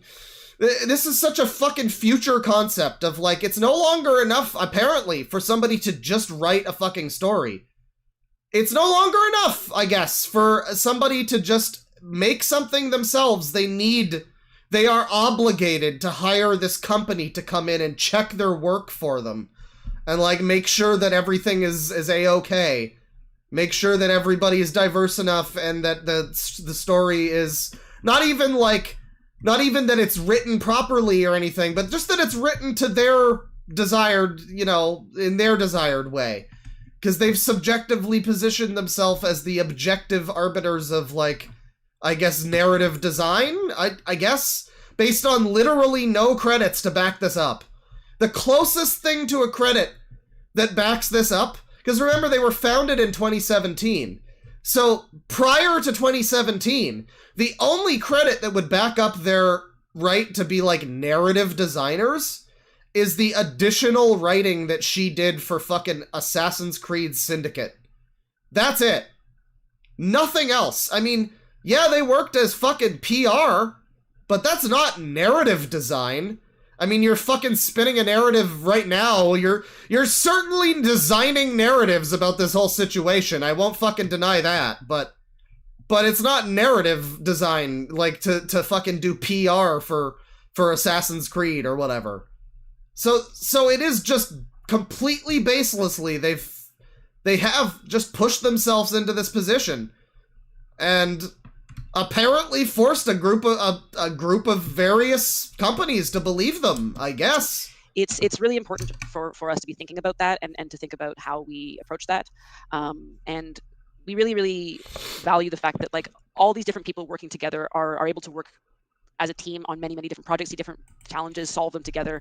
And as such, everyone, I think, on this team, beyond just, the sweet baby of it all, are becoming kind of industry The sweet baby of it all. leaders. And What is that? I'm sorry. We have to acknowledge the name now. What the fuck is sweet baby? Why does she keep referring to it as like, we are the sweet baby of it all? You're like collectively a sweet baby, quote unquote. This sounds... I'm not going all QAnon here, but this sounds like coded speak. It sounds like the kind of weird fucking shit that you say when it's like dog whistles or something. What the fuck does that mean? That's like some kind of weird fucking term that I feel dirty saying that. The way she keeps bringing that up, like it's not just a name, it's some kind of like identity, I guess. It's really fucking strange. And really powerful thinkers and workers in their own right. And together we worked on, just kind of give a sense of it. Like, oh yeah, I think she did. I kind of remember she seeing some speech or something where she explained it, but the fact that I don't remember the explanation probably speaks volumes. I don't know. I'm sure there is one, though. Ton of different projects. Some of our clients are pictured on the next slide. Sweet Baby Rays, maybe? Yeah. Here, we just worked with a lot of different people in a lot of different capacities. We do everything from kind of script writing to narrative. Yeah, so, I mean, let's see. I don't know a lot of these names. I mean, like, True Love, Change Agency. There's a lot of these that I don't know, but then... yeah, I mean, shit. It's like... This is the problem with a lot of the people that, like, I guess are coming down super hard against this whole situation and are acting like Sweet Baby are doing nothing. It's like, okay, but look at this, though. Just look at this. This is in their own fucking video. They're proud of this. Look at all the companies we've worked with. And it's like most of the notable Western game companies. It's weird that they're not mentioning Square Enix here. Maybe they mentioned the specific... Oh, yeah, Square Enix is right here. Yeah. Okay. So I don't know if this is all developers or what's going on. Or, like, I don't know if this is all publishers or... No, Insomniac is a developer. So it's like publishers and developers, I guess. But it's like almost all of these are Western. And so when people are making these claims and they're like, this company is infecting every Western game studio... Well, I mean, it's not like there's not fucking proof of that. I mean, what else? What are we looking at here? What the fuck are we looking at here, if not that? Yeah, they're associated with everybody. Does that mean that every game that comes out from whoever is going to be bad? No, obviously not. Again, Alan Wake 2 is apparently great. But, Yeah, another funny thing too, and I don't know, maybe there was another company that did this, because I say it's not just Sweet Baby, right? That's the other thing too, is like you see how many companies that this one works with, but then like this is not the only one. There are other companies that are like this that do this same kind of narrative consultancy bullshit, and how many companies have they worked with as well, and how deep does it fucking go? But like. I was just thinking, like, maybe another company did it. I was thinking about Baldur's Gate 3. A lot of people were calling that game kind of, woke or whatever. And there's moments. I think some of the stuff with, what's her name? Isabelle, the and Aylin or Aiden or whatever her name is. It's a little bit much, a little bit, but you know, other than that, you know, it's fine. I guess they do have like bearded lady dwarves. That's a little weird. But yeah, I mean, then there were people that were just like, there's black elves. I don't know, man. It's Dungeons and Dragons. Who gives a shit? Ultimately, who gives it? It's literally the fantasy world of fantasy worlds. So I didn't have too much of a problem with most of that. But I mean, as far as I know, I mean, they're not. Then you know, that was, what was that? Fuck, I forget the name of the company that made it, but they're not on here. I would know it if I saw it. They're not on here. So I mean, like, unless there's another company that did that, you know, with them, it implies that there's just like, you know, there's just companies that will just of their own accord just choose because they want to, which is fine, by the way. If you decide to make make a piece of art, make a game, make a narrative, whatever, and you decide of your own fucking volition as the writer to put in gay characters and black dwarves and whatever the fuck you want to do, go fucking ham. Make your own fucking thing and have fun. Go crazy. I hope it's great. But it's like, you know, if they did that on their own, then great. Why do we need fucking companies to do this shit if you've got, like, Larian is the company. Why do we need like, if Larian is willing to do this on their own, do we really need so many fucking companies to hire, like, a Sweet Baby to basically just tell them to, like, make it more diverse? I mean, I don't know. I don't know. I guess I'm going around in circles. I'm just like, that seems like a game where I guess maybe they didn't have this sort of thing. They just, I guess, just wanted to make the game that way. And yeah, I mean, like, I don't know. I think that was fine. Like, I guess I'm just saying, like, I don't know why more companies can't just have, because I guess it is just pandering ultimately, isn't it? I mean, that's why I think with, like, Larian, there were actually people there who specifically wanted to make the game have some diverse stuff, and it's like, you know, fine. I think it's a little weird to have bearded lady dwarves. I think that's, I don't know, slightly immersion breaking, whatever, but it's like, it's also, it's still a fucking fantasy world. It doesn't matter that much. You know, it's not like, and it's not like one of those like, oh, it's just space wizards, dude. It doesn't matter. Don't think about it too much. But it's like, no, it's like the identities of fucking whatever. That's very inconsequential in the plot of fucking Baldur's Gate 3 or whatever, you know? I'm just like, yeah, if you want to put something like that in your game normally, then fucking go, by all means do that, you know? And people might not play it if they're not into that, but I don't know. I'm just wondering, I'm looking at this huge list of, like, Rocksteady, Xbox, Valve, Insomniac, 2K. None of these fucking people, I guess none of them wanted to include any kind of diverse shit in any of the games that they made. Any time they've ever been diverse, I guess they haven't wanted to.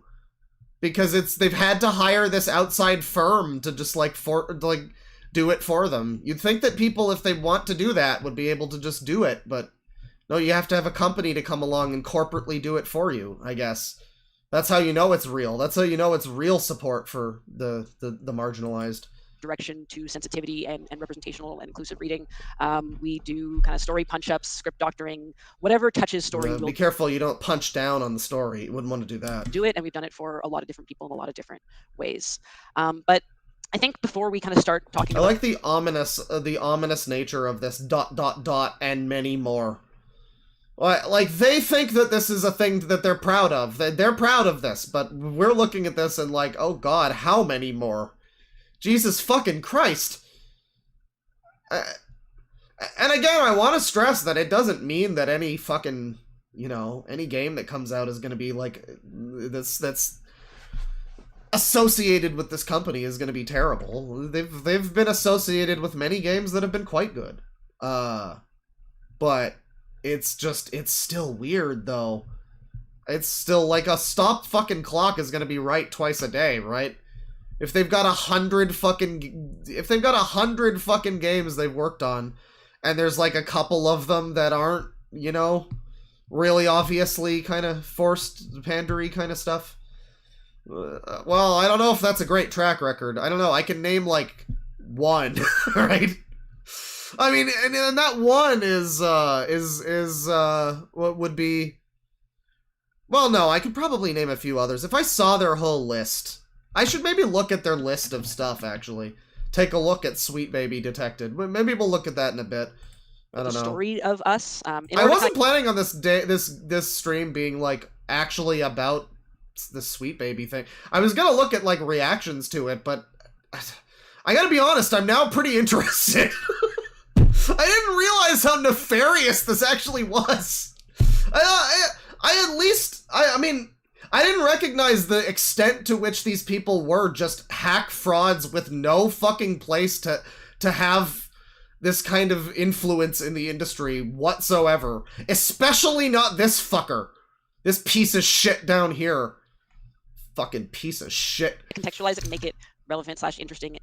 Let's just talk through what it is that we do and how we do it right now, and then we'll go through kind of our history and the learnings that we've had as a kind of unique right now team moving through an industry that is always full of chaos.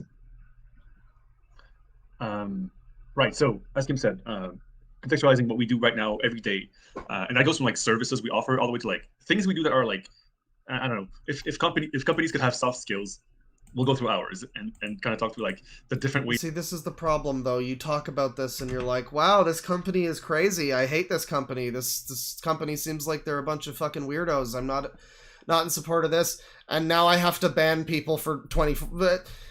Why did I do 24 hours? No, just go. Just actually go. Yeah. Now I have to ban people for being like anti-Semitic in chat, you know? For fuck's sakes, people. We try to operate in this industry that has, you know, many different ways of operating. Oh, good. They also made whatever this fuck game is. I don't know what this is, but I just saw this bear creature and I'm like, oh, this looks like a porn character. Look at this fucking gunt on this bear character. This like tuft of chest hair. Look at how whimsical and innocent and cartoon child-friendly it is. You just know someone has a million pictures of fart porn of this fucking thing. And then there's this tiny little one next to it. Oh, sweet baby, what are you doing? So the first thing we do is, obviously, we have services. We call it a narrative development company. So of all the terms we could have come up with, I think this is the one that encompasses everything we do. We do everything that we can. So everything they do, right? Let's see here. Services. We are a narrative development company. Okay. Yes, you've been developing narratives this entire scenario. I already did that joke, but it's very true. Every service we offer plugs naturally into game development as opposed to being siloed strictly into the narrative team. Uh-huh. Right. No, this is exactly what I'm saying. It would be one thing if all the company was. I would have less of an issue. Honestly, I would have much less of an issue. You could call me left-wing, whatever, I don't care.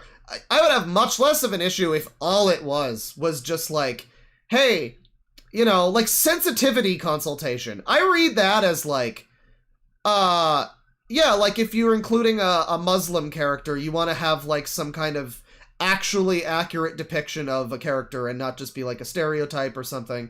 So you hire some people that can like help you with that. Maybe that would be fine. I wouldn't even have an issue with that. It's like everything else on here. It's like game design consultation. You people at best were like additional writers for fucking a not very good Assassin's Creed game. None of you have ever designed a fucking game in your lives! None of you! Okay, well, maybe not none of you. Maybe not none of you. But neither of you two, neither of the two that fucking formed the company have ever done that shit.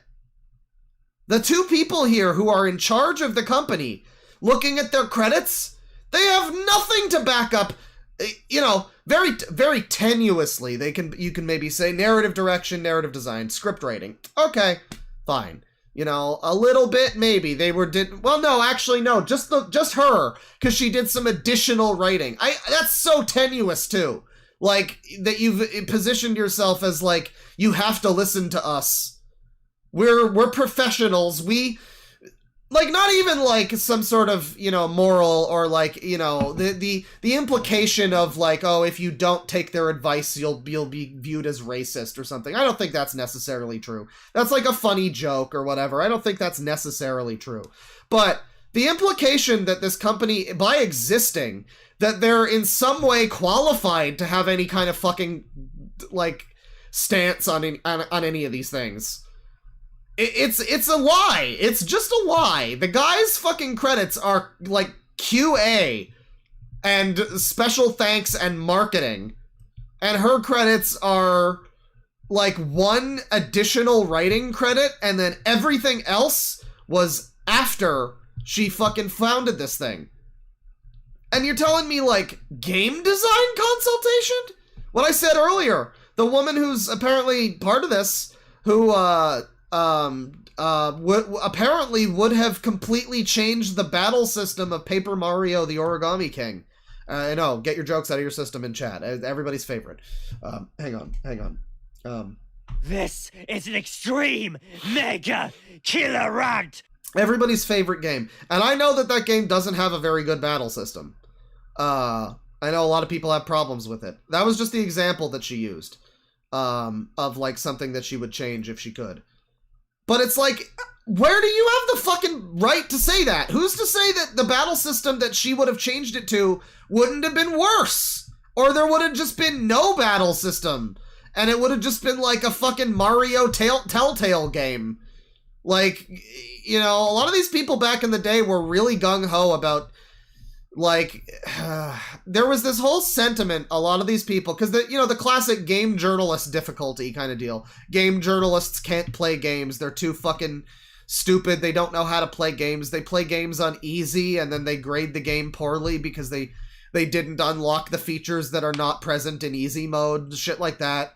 And like, yeah, so game journalists and these types of, like, high-thinking game people who are like, we're gonna narratively consult on your game and make it, I talk about games as art, but these people talk about games as art. Capital A, italicized word, art.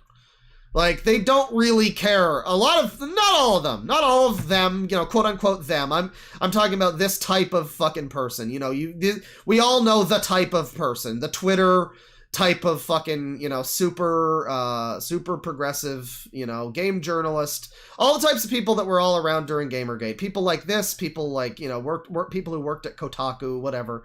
That whole kind of, melting pot of humanity.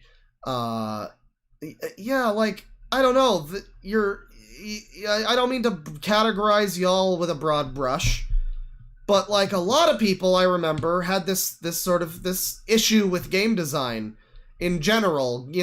Dark Souls needs a hard mode. I did say Ace Combat 6 needed a hard mode, to be fair. I did say that. I still stand by that too, fuck it. Easy mode, rather. It needs a hard mode too. Make it harder for people, but also make it easier, because I'm just terrible at it. But I like the game, but I'm just very bad at it, though. I liked it, but I'm bad at it. It's a horrible place to be in. No, but yeah, there's a lot of people, a lot of like game journalist type of people who had like I remember there was the classic thing from BioWare. Like, this all goes back so far. Like, Gamergate, the original Gamergate from 10 years ago, originates even before that with shit that was happening, like with BioWare doing a bunch of weird kind of corporate diversity pandering shit in like the early 2010s. And BioWare had this fucking lady that worked for them named Jennifer Hepler, aka Hamburger Helper, everybody called her that. And she had this famous quote that was something to the effect of like, I wish that games had a skip gameplay button, because I don't want to play this gameplay right now. I just want to play the story. And games do have things like that now.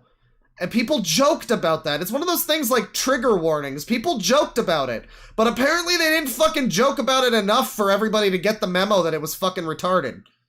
And now some games actually do have shit like that. And now here we are like fucking 15 years later or whatever. What was that, 2010 or something? 14 years later we are. Holy shit, time is so... time is lies. Time is just lies. Fourth dimensional time cube. you know, here we are, and we have people consulting on game design, and I'm like, I just don't know if I trust this type of group consulting on game design. I'm kind of worried that if you guys consult on game design, it's gonna lead to like a game like Kingdom Hearts 3, where you have like 400 special super moves available to you at every time and at every moment, and 60 get out of jail free card special abilities that refill your health or whatever. And every game just becomes a fucking like easy mode cakewalk because like I guess some people are just inept. I don't know. I mean, like, shit. Game design consultation. Nothing to fucking back that up. I'm getting so hung up on that, but that's the biggest one for me. It's like, at least the narrative thing, she wrote something, you know? Game design, though. The closest you can get with that is that he was a QA dude for some game. So QA now equals game design. You're now a game designer. You can now consult on designing games. You can now completely change the design of a video game before it comes out and consult on that because you did QA, I guess, and marketing. Cool, David. Cool. Touch on everything that like has to do with narrative within development of games. We don't necessarily always plug into only the narrative team. We sometimes are the narrative team, or sometimes we'll come and like work with designers to shore up some of their systems to be able to help narrative. And so we see every part of a game, and we're... Oh yeah, no, Spider-Man... Well, Spider-Man 2 has a setting that removes fall damage and enables auto swing, but it also has a setting that I think makes it harder to swing, though. So I gotta give him some credit. I think it did make it a little... It had a setting that made it a little more complicated to swing around. And I think it added I think there was a fall damage. Well, no, the original had no fall damage. I think the second one had the ability to add fall damage, actually. I think the original had no fall damage. I'm not sure exactly, but yeah, no. The second one had some extra stuff that wasn't so bad. You know, really, though, we should have written off Insomniac the moment we realized that the traffic cone rape girl was working for them. In case you guys forgot, there was a lady who got like semi-internet infamous because she claimed that she got like sexually assaulted by somebody using like a traffic cone too close to her to imply like a dick or something in GTA 5.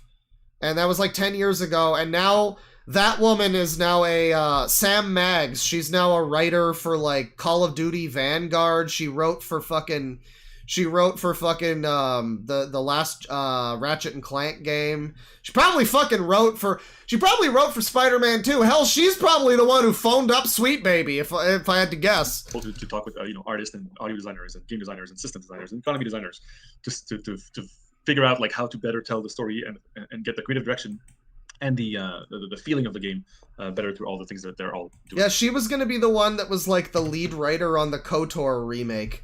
You know, the one that got shit-canned eventually because it was made by the people that just utterly botch-fucked a 20-year-old game that had no right being ruined in the way that they ruined it. Yeah, they were going to remake beloved classic video game, top 10 video games of all time video game, Knights of the Old Republic.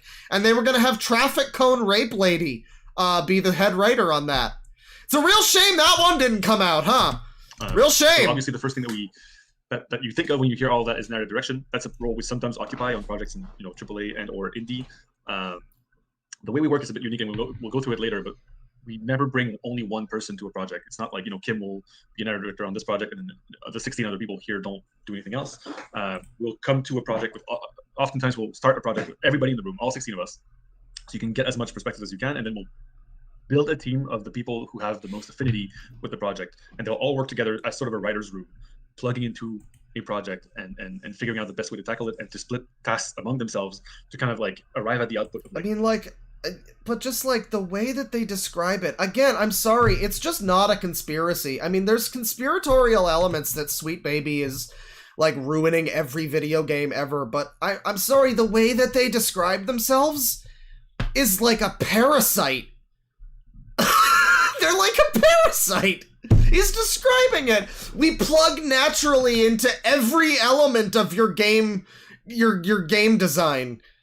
Every fucking element of your company will be You're like the Spider-Man symbiote. No wonder you were on fucking Spider-Man 2. One person or a couple of people, but made from many different perspectives and skill sets, which is, you know, really our strength. And so when we're the only narrative team on the project, and this is the kind of work we do, we kind of, like, it is sort of a narrative direction position that we occupy within the project. The next two things, narrative design and script writing, tend to be something that is mostly the regular project work that we do. People will come to us a couple of years or months or weeks or days before launch and go, hey, we have, you know, triggers to place. We have lines to write. Can you help us with that? And that's, you know, the usual, like, we are contract I think that's the other kind of triggers. I'm not sure. I think it's the non-funny kind of triggers. I think it's like scripting, you know, like video game scripting triggers or something, which I'm not sure why they would be. I feel like they would be more relevant for the other kind of triggers, actually. What the fuck do they know about that? It's like, shit, look at these people. At least you hire them for, like, diversity bullshit, and you can probably listen to them on that. I don't trust a single fucking word you say about game design. Yeah, I believe that you're like a Tumblr feminista or whatever. I don't believe that you know shit about game design. For the industry, we obviously take care of all that stuff in much a similar way. The next couple ones tend to happen more at the beginning of a project, and we've been fortunate enough in the last couple of years to start onboarding on projects really early at the pre-prod phase. Yellow paint triggers. Oh god, yeah.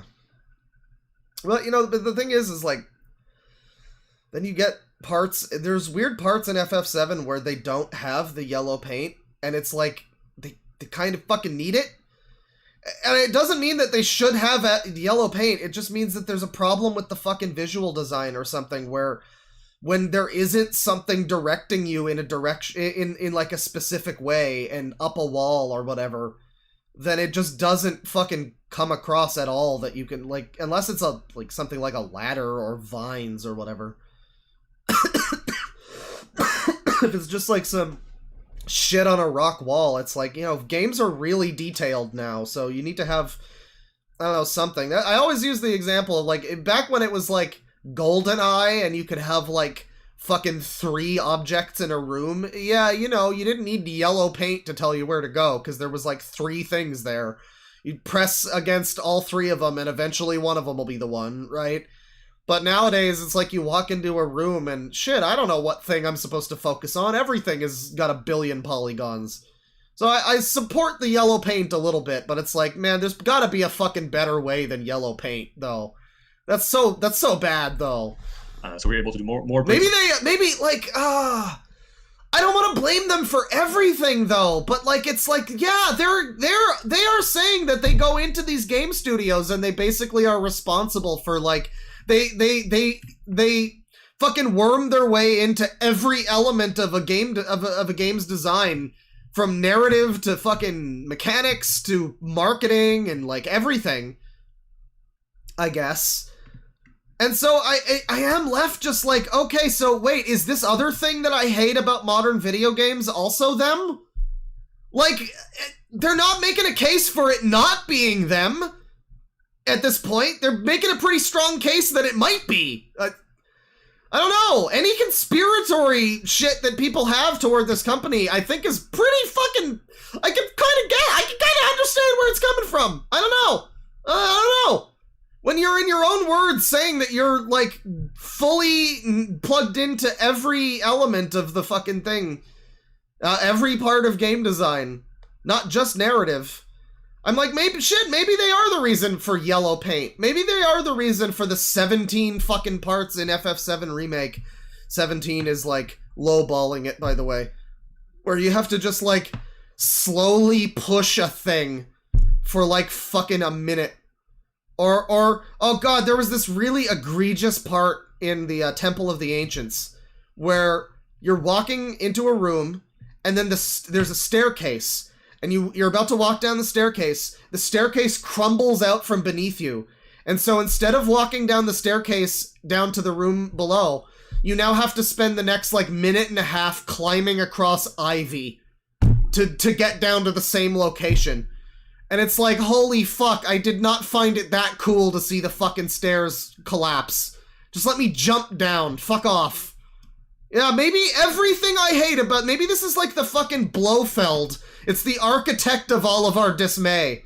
Everything in you know what? Everything in modern video games is apparently their fault. They're taking credit for it, I guess. Forming a narrative development, trying to think of the story along with the people who are developing the systems, thinking about the concepts, thinking about how this is going to be expressed in game. We've developed a world-building pipeline that is pretty different from what we see in the industry right now. That tends to be focused way more on iteration and on finding the fewest possible answers that unblock the most possible things, as opposed to obsessing over a lot of lore details and waiting for them to be completely ready before you're able to move on to the next phase. So that's the kind of stuff that we do at the early stage. And of course, narrative production pipelines. I think this is. Oh yeah, no. Somebody said that there was I don't know who it was, but there was a game journalist that said that teabagging people in Call of Duty was sexual assault. My favorite one like that though is the person on Kotaku. Also, don't remember. I think it might have been Patricia Hernandez, the classic. She was like the Kotaku writer for a while, you know. She was like the meme Kotaku writer. She, I think it was her, had an article when Battlefield 3 came out about how somebody said in the voice chat that they were going to push their shit in. And I guess the writer of the article interpreted that as a homophobic slur. Like that. This is the thing, when you get people have been writing about this and this scenario, and you're like, oh, what's going on? And people have been so just, you know, just literally just brainwashed, I guess. I mean, well, not brainwashed, lied to by a lot of people about like what happened in Gamergate. Like it was just a bunch of angry, hateful people. Yeah, it was a lot of people who were a little angry and hateful about the fact that every fucking article about every new game for the last like 5 years had been like some weird fucking, you know, political bullshit about the, you know, oh my god, you can't buy Dragon's Crown, it has titties. How dare you buy Dragon's Crown, there's breasticles. That's sexist. Women don't have breasts. You fucking white men.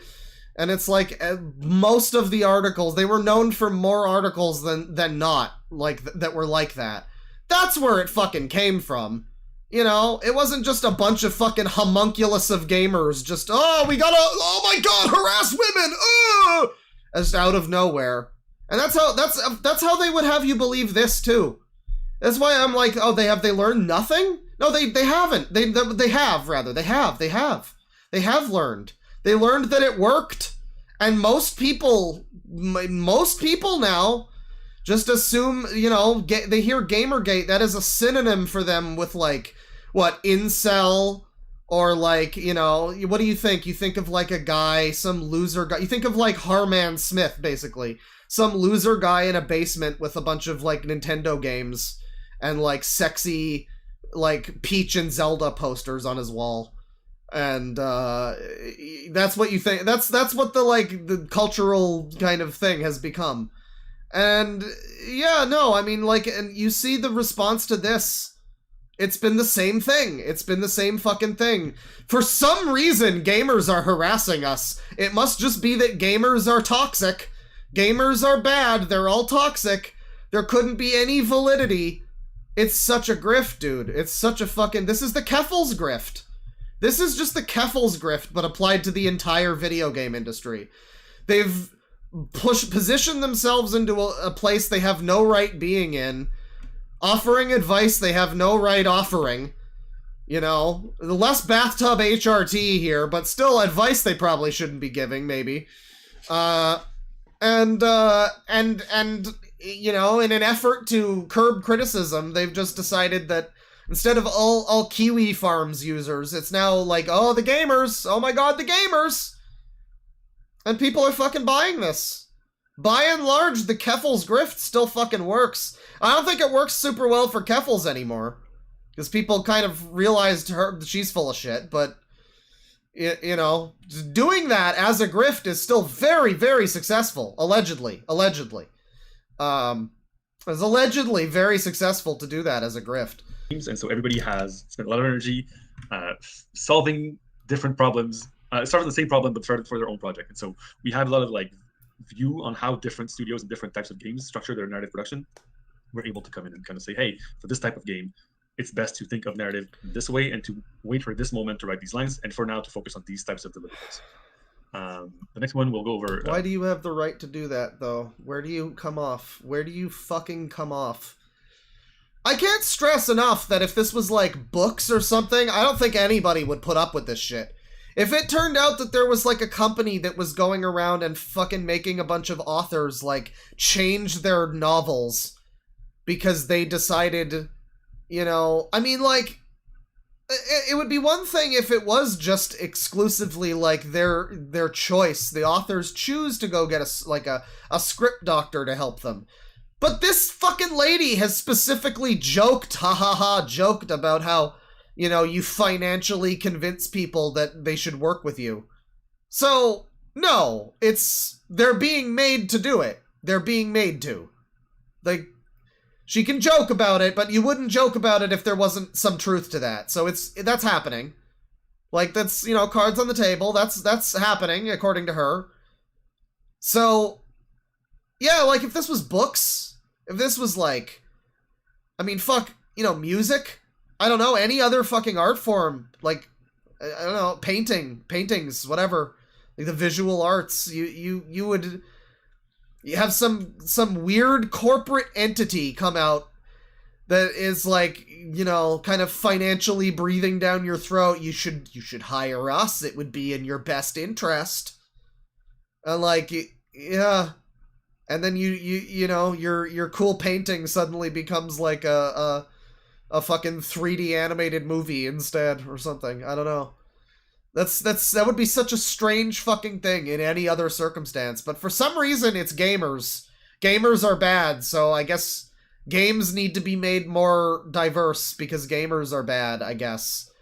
I don't know. Like, you know, this shit happens with movies too, though. I mean, like, that's where the term comes from, script doctors. That's kind of what they are. There's basically like a script doctor kind of thing. But usually, again, that's not like some group imposing themselves upon companies, you know, or writers or artists or anything. That's like somebody who is writing their thing wants to have it touched up a little bit. And certainly it wouldn't involve game design consultation. And it would involve fucking people that would know what they're talking about and have credentials, too. A lot. Which they don't. This presentation, but we obviously have a very diverse team who's super talented. We do a lot of work to do some sensitivity consultations, some representation consultations, some cultural consultation, with the complete aim being... Does music already do... Well, yeah, you got the Swedish songwriters, but I mean, like... Yeah, I don't know. I guess. I mean, I guess it is comparable with music, you know, big AAA music, you know, quote unquote. The EAs of music, the Ubisofts of music out there. You know. Yeah, they're probably getting a lot of fucking assistance. I don't think it's diversity assistance, but they are probably... Yeah, no, that does happen with music. And that's always been a thing with music, too. Like, that's always been or not a thing that's, like, happened, but it's always been a thing people have had a problem with music. You know, is like somebody coming in, like that's the tale as old as time, isn't it? Where it's like you're an artist and then some fucking publisher, or not publisher, what's the term? Some like record label, whatever. It's some A&R comes in and they're like, all right, you need to completely change your image. You need to change the type of music you're making. This isn't what's cool anymore. This isn't what's gonna sell. Yeah, you know, that's been historically viewed as a terrible, terrible thing in music. It's so weird that we're expected to support this happening in gaming because of this, like, diversity grift being used to leverage that. We're just expected to support that being like, taking place in gaming because oh my god, oh my god, there are black people. Like, that's the reason. Trying to give as much perspective as possible to each game team as to the subject matter they're representing, and trying to give a voice to these consultants, so that it's not looking at a list of red flags of like, oh, make sure you don't offend this and do this badly. It's more, okay, this is what you could be doing if you leaned into this identity, if you leaned into this to this inspiration. Yeah, and that seems fine. Like, when he describes that, if that's all it was, if it was just like, yeah, if you've got, like, a fucking character in your game and he's Brazilian, you know, then make him laugh like hue, hue, hue. and make him ask in the comments of a Mozart video for Mozart to come to Brazil. Make that character be authentically Brazilian, right? Like embrace those real those real traits of Brazilian culture. If that's all it was, right?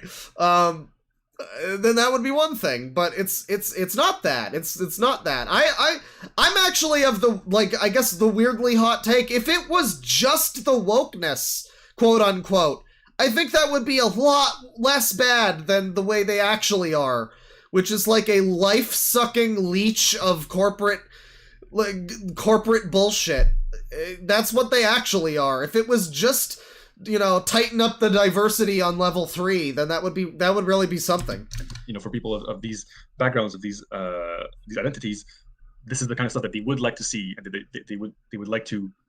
This is how they would like to see themselves represented on screen in a game, and they've never seen it before. And so that kind of forms our thesis for the company, that representation is a form of innovation, and that it is one of the greatest sort of blue sky approaches to innovation that people aren't really thinking about right now.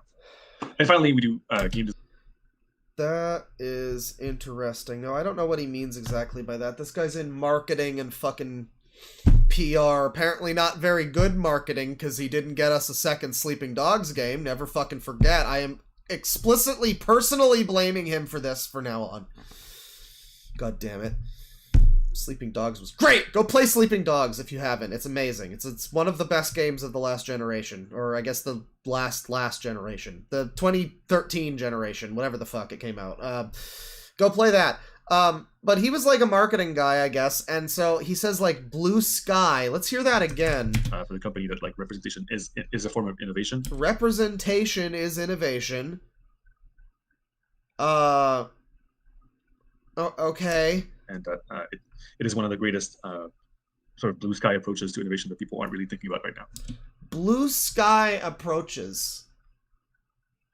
Now, I don't know. I might be totally off on this, but it reminds me of marketing speak. I mean, it sounds like when Nintendo described their Wii as the blue ocean strategy of we are, we're not fighting with I forget what the fucking analogy was, but the other consoles, they have a whole other thing, and our focus is the untapped blue ocean of casuals, basically. Fucking waggling casuals. God, it really is it's 10 years ago. The Wii U is gonna be so bad, dude. I guess it already came out by this point. It was already half dead by this point, actually.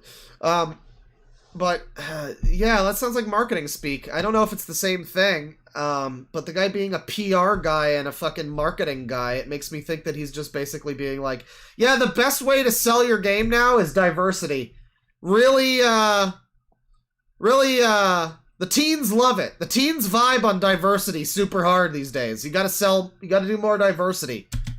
And finally, we do game design consultation. We have a lot of talented game designers on our team as well. We're able to kind of go in and figure out how a game is functioning and how it could be improved to kind of match the goals of the project. So that was services. Now let's go to soft skills. What happens with working on 70 projects at all these different types of levels, from writing lines to narrative direction to doing consultation. We're pretty smart for a baby, capital B baby. I don't like that. Why are you insisting on this fucking name? It's so weird. I really don't like this name. Is that we have seen a lot of studios do a lot of different things that all amount to doing the same amount of things, because they're, everybody's trying to ship a video game, but they're all going about it differently. We have a really broad perspective on the industry's narrative trends and innovations, and we have seen the best practices for some of the world's best studios. And that's something that we talk about internally too a lot, is how do we kind of take the best from everybody and how they function through things, and more importantly, how do we avoid running into some mistakes that we see a lot of people running through. There's a lot of closed circuits in the industry. People don't necessarily share, oh, we ran into this problem, because there's games are being marketed. You don't want to say that it was tough to make the game necessarily, but what that means is that you join a project and you're not necessarily able to. God, this guy fucking sucks. Speak to a way you shouldn't be doing things that you know isn't going to work. And so what we try to do is bring some of that expertise, bring some of that perspective from different projects. And can you let the pants of the relationship talk, David, please? On one side, try to make the pipeline as smooth as possible. And on the other Kim has at least said some funny, incriminating shit a little more than you. side, try to identify potential problems. Fuck. And like it says on the slide, it gives us a lot of tips and tricks that we're able to bring to the table. The other soft skill that we do a lot of is we try to build a community from all the people we've worked with. And that's something that I think is also inherent to... Oh, they just keep making it worse for themselves. I don't understand how anybody can look at this and act like this is a baseless conspiracy that they're, like, infecting all of fucking gaming. It's like, yep, we've built an extensive network. We're like a fucking pyramid scheme. It's just, it's never ending. Everyone you know is connected. These are clients, collaborators, colleagues, and other friends of the baby. I hate it. I hate that so much. That's the worst. Is a bevy of babies? A bevy of babies? Ladies and gentlemen, the Rugrats theme. I'll be right back.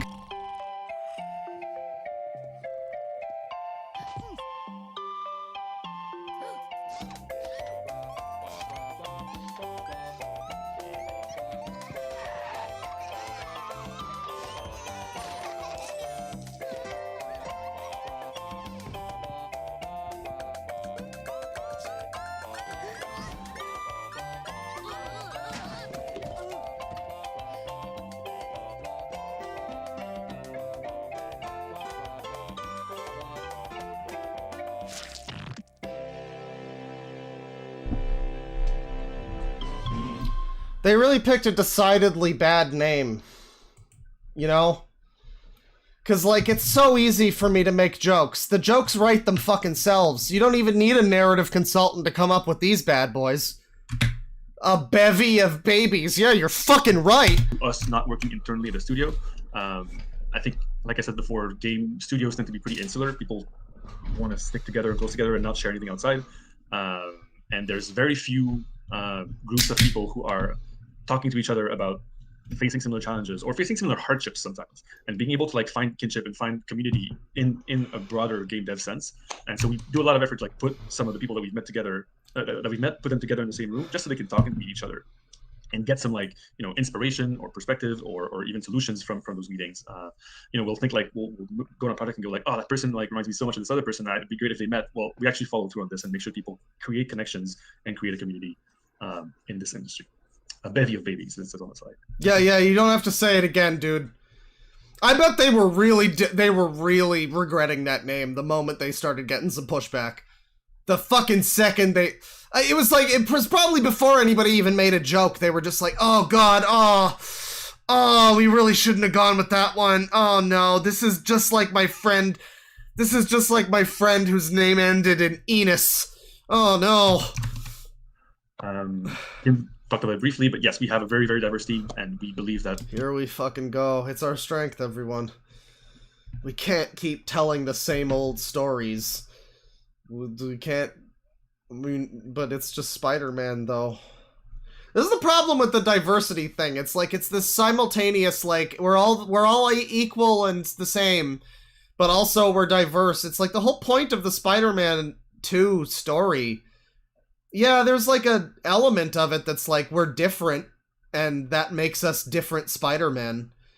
But like, ultimately the whole thing is that they're both Spider-Man. They're both just Spider-Man. It's not black Spider-Man and white Spider-Man. They're both Spider-Man. And they both have very similar elements of their lives that are...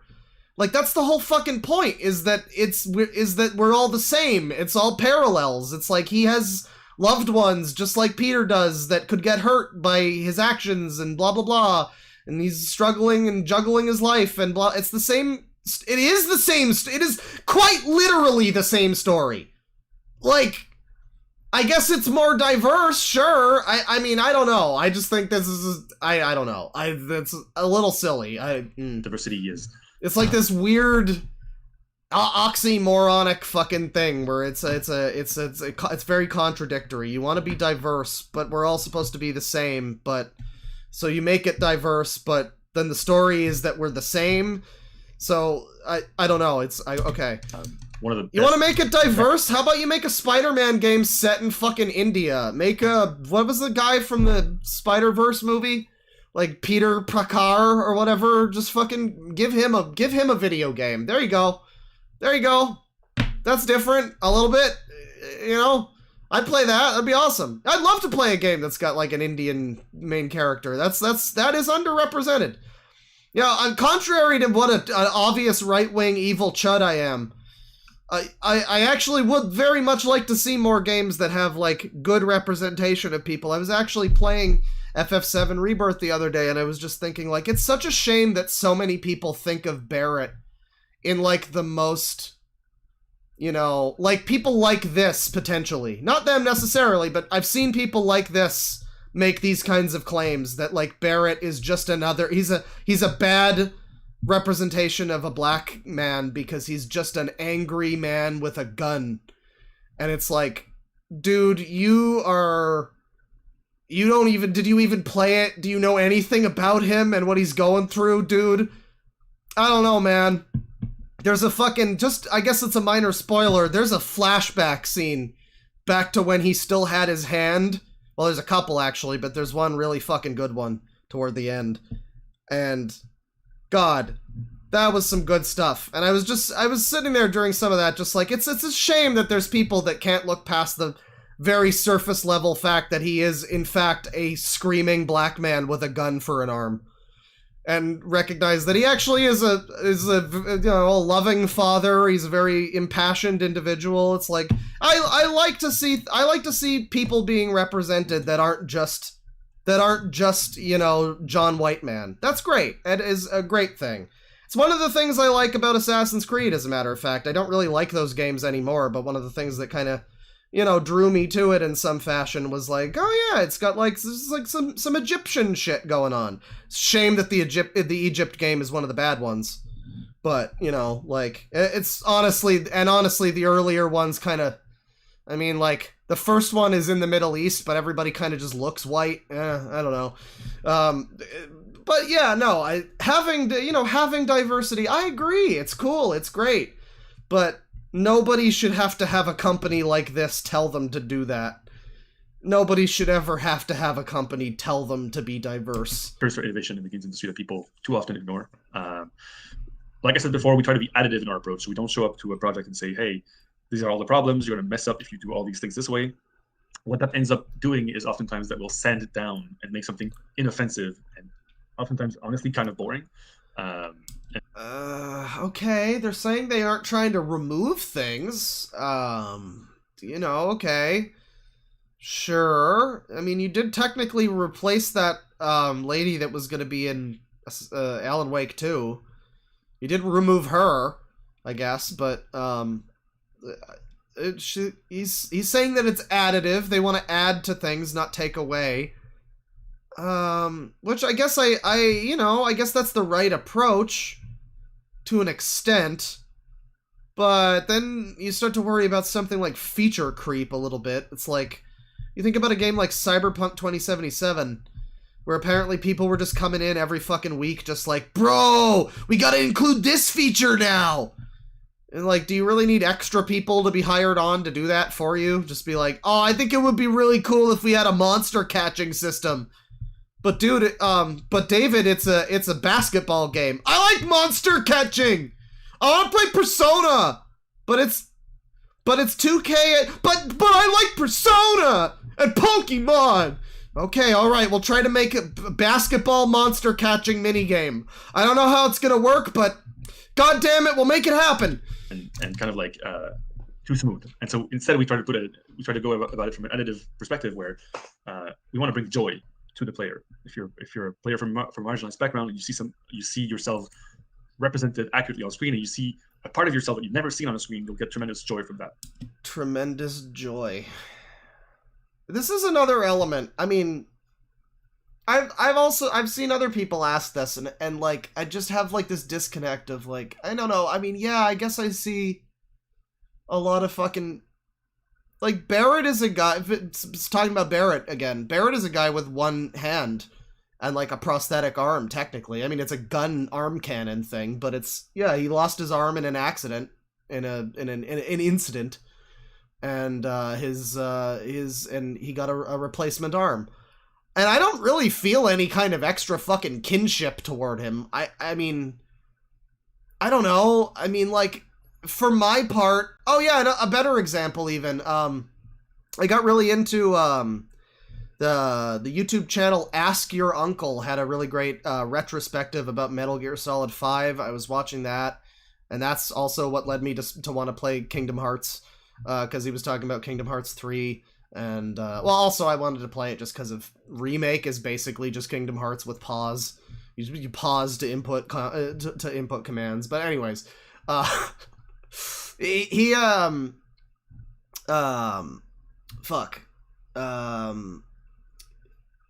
shit, I lost the train of thought. I lost it again. Where was I going? Come on, Steinbrenner, think about it! Oh yeah, Metal Gear Solid 5. He had a 5-hour retrospective on MGS5, and in the beginning of MGS5, you get, there's the whole game. You play as Venom Snake, who has, specifically in the beginning, though, he has a hook arm, very, not dissimilar from mine. Like, it's an 80s looking one. It looks a little more primitive, but it's the same type of mechanism.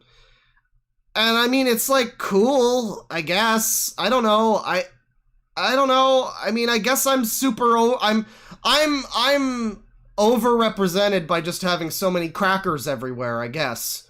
But so I don't get the same like joyous fucking resonant fucking orgasmic feeling that people apparently have when they look at a video game and they see, like, they're black and they see another black person. I don't know, man. I don't think I understand it. I mean, there's a thing that she says in her talk, her TEDx thing, where she talked about how it was a segment of, like, Mass Effect 2, I think, where she was talking to a character in the game who was a black guy. And her character, I think, was also a black guy. And apparently this was so important to her that she had to, like, tell her friends about it.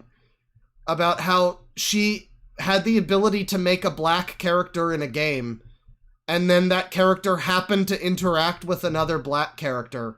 And those characters, I guess, weren't talking about drugs and gangbanging. So she was very happy about that. I mean, like, that is such a... I don't know, that's such a... I guess whatever makes you happy, sure. Like, far be it for me to tell you shouldn't have a good time, but I just don't understand it. I fucking don't understand it. I don't know. And that's something that, like, that's the same kind of goal that you might want from, like, a design, a game design system, which also brings joy to the player. It's the same sort of, like, output, but from a very different discipline. Yeah, we believe that game stories as they are now have lots of room to evolve and change, and we're at the forefront of, like, making stories more diverse and helping push these boundaries forward. It's all meaningful growth for us. Oh my god, let her talk. I can't believe I want this guy to shut up. I was looking forward to hearing this guy talk because I had only heard her speak before in the TEDx thing. And now he just won't shut up. He sucks. By the way, okay, that was We Can't Keep Telling the Same Old Stories. This one is The Next Batch of Babies. Oh, this looks like it'll also be maybe a bad one. This looks like the next part of this might be we're planting the seeds so the future is also like us. Uh-oh. It's all meaningful growth for us. Throughout all of this, we also do a lot of outreach. And so Kim mentioned it earlier, we are trying to set the stage for the next generation of game developers who are going to join this industry after us. We both have a combined 20 plus years in the games industry. We're trying to make sure that, like, people who enter this industry are more equipped to do it correctly and also have more doors open to them, and hopefully don't enter an industry that can be toxic and can be tough for them. So what we do for that is we do a lot of... I know... I don't know. it's so hard for me to look at this, because keep in mind, right? This is a company. I wanna actually jump back here. We're at 1649. Remember the place here. I wanna jump back here. Take a look at this list of companies again. You notice this one here? You notice Ubisoft here? You notice this company Ubisoft, who is one of at least 3 AAA game studios that I can name that are or game companies, studio, publisher, kind of whatever. There's like Riot, Blizzard, and them that are fucking jammed to the gills with rapists and like predators and weirdos and fucking people drinking your breast milk out of the fridge and the Bill Cosby suite and all that kind of shit. It's weird that you worked with Ubisoft. You'd think you would have been able to change some of those behaviors about them, but I guess not, huh? I guess they aren't going to be in the next generation of babies. You know, you talk about an industry that is toxic, and I wanted to say, you know, I just don't know if I believe that, because, like, you know, hey, it's like these are the type of people that are in the industry, right? Who's going to let you be toxic and problematic without calling you on it in any fucking company anymore? Well, apparently a lot of people. Apparently a fucking lot of people. And apparently companies that these people have worked with before even do that. Apparently Ubisoft, who is fucking jammed full of rapists, you know, I guess they're not toxic. They're fine. Sweet Baby can work with them. But, you know, but it's the gamers who are the problem. Okay. Tough for them. So what we do for that is we do a lot of... Yeah, we're the personal, toxic ones, yeah. Meeting with new developers, meeting with people who are trying to break into the industry, people who are finishing game programs at universities, sort of like just providing a venue to talk with somebody who has experience, who works in the games industry. We see a lot of, like, you know, paid mentorship. I love this, though. We provide portfolio reviews. Okay, your reviews mean nothing because you have no experience. Workshops, you have no experience on any games that matter, like in any capacity that matters. So, again, meaningless thing that you provide. That's like this is like if I was like, hey, I'm providing a workshop on how to cut people's hair. I don't know how, but you know, let's find out together. Hey. Game dev Q&As. Once again, don't know a fucking thing about it. I bet I know more about game dev. I fucking learned how to... I got, like, pretty decently into coding a little fucking Montezuma's Revenge style Metroidvania thing like 10 years ago. Well, not that far, like 8 years ago. But then my laptop died and I lost that and I never tried again. I lost all passion in trying to do that. So... You know what? Fuck, I bet I have more fucking history coding video games and designing them than these fucking people do. One-to-one mentorship and networking. Meaningless because you people have no... This whole thing is so entitled. Narrative tutorials, where do you get off? All of this! Nothing you provide is something you should be providing or have any fucking reason to provide. By your own credits available publicly on like Moby Games. I don't know if that's incomplete. Maybe it's missing a bunch of credits. I think Moby Games is usually a pretty good resource for stuff like that, for credits and details like that. Moby Games has been around for a while. It's pretty trusted. So when it says what you've worked on and it's basically nothing, yeah, the 2 people that run this thing are fucking liars. This is a fucking grift. Allegedly. This is a fucking grift. Programs out there, and you know, I'm sure there's like a lot of really good learning. Sweet baby Jesus! Access to just talking to someone and asking questions. That's gonna be the name of the video. That should have been the name of the stream. You know what? Fuck it, because we're probably not doing much else on the stream. Fuck it. Sweet baby Jesus. That's good. I don't know why I didn't think of that. Not open enough. We like to provide that. So through this, we met a real assortment of amazing talent, people who are trying to break into the industry. Sometimes we also even talk to people who are in the industry and don't really have a window to talk to someone or to sometimes it just needs, you know, venting or being heard, right? So we do, through these talks, we do portfolio reviews, workshops, We do some Q&As. We've done some mentorship, networking. We've done some narrative tutorials. It's always free, and it's as accessible as we can make it. And we're super proud of having been able to talk people through some of these. Always free, huh? So, where does one get access to some of this stuff? You know, your Q&As and stuff. I'm just curious because, like I mentioned, I've tried working on games before. You know, I talk a lot of shit, but maybe it would be able to get me back into the swing of things. You know, if I read their game dev Q&As, maybe did one of their narrative tutorials. You know, maybe that would be really,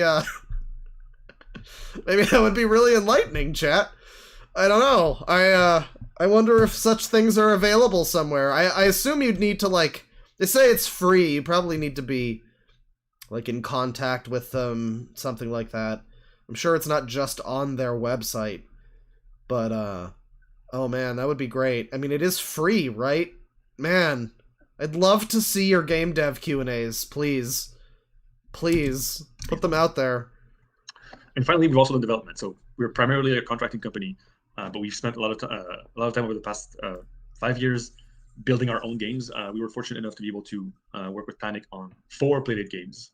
If you're not aware, the Playdate is, I'm going to show you on screen now, is this little device with a crank that was launched a couple years ago. Oh god, you're the ones who made that stupid fucking crank thing? Oh god. Jesus Christ. You know, I saw Brutal Moose talk about that thing, and he actually made it look kind of cool, but then I don't think that any of the games that they worked on... They developed games? They actually made games. They developed them. What do you mean? You don't have credits developing games? Like, you two didn't.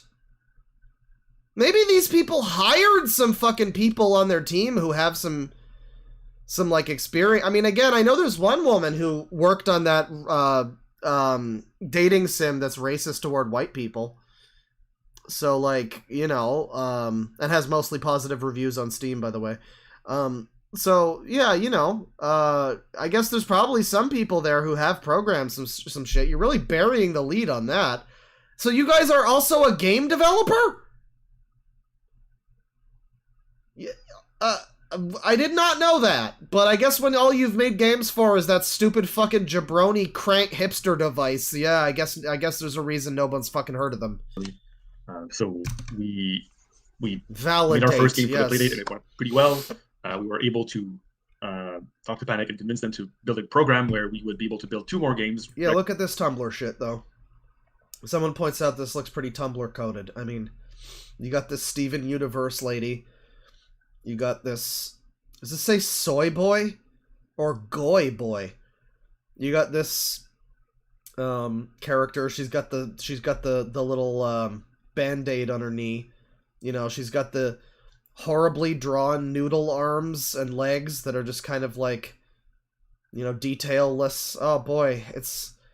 You guys remember when you weren't allowed to call this the Cal Arts style? Everybody got mad at you? I guess it's not accurate. I know it's not accurate, but it's like, there's a lot of fucking things that people say that aren't accurate, right? There's a lot of fucking shit people... break a leg! And that doesn't mean literally break a leg. But, like, people would get really pissed if you were like, ah, man, I really don't like that Cal Arts style with the bean mouth. Bro, it's not the Cal Arts style! That's wrong! It's wrong! That's not what it is! There's a lot of good cartoons from Cal Arts! Ugh! You got that a lot. You got that a lot. I don't know what made them so angry about that. I'm not sure. I mean, I think they just like Steven Universe, probably. Dog and Real Steel, with mostly first-time devs. Corporate Tumblr art, something like that. That went really, really well. We were able to sort of ship 2 games in the span of 6 months.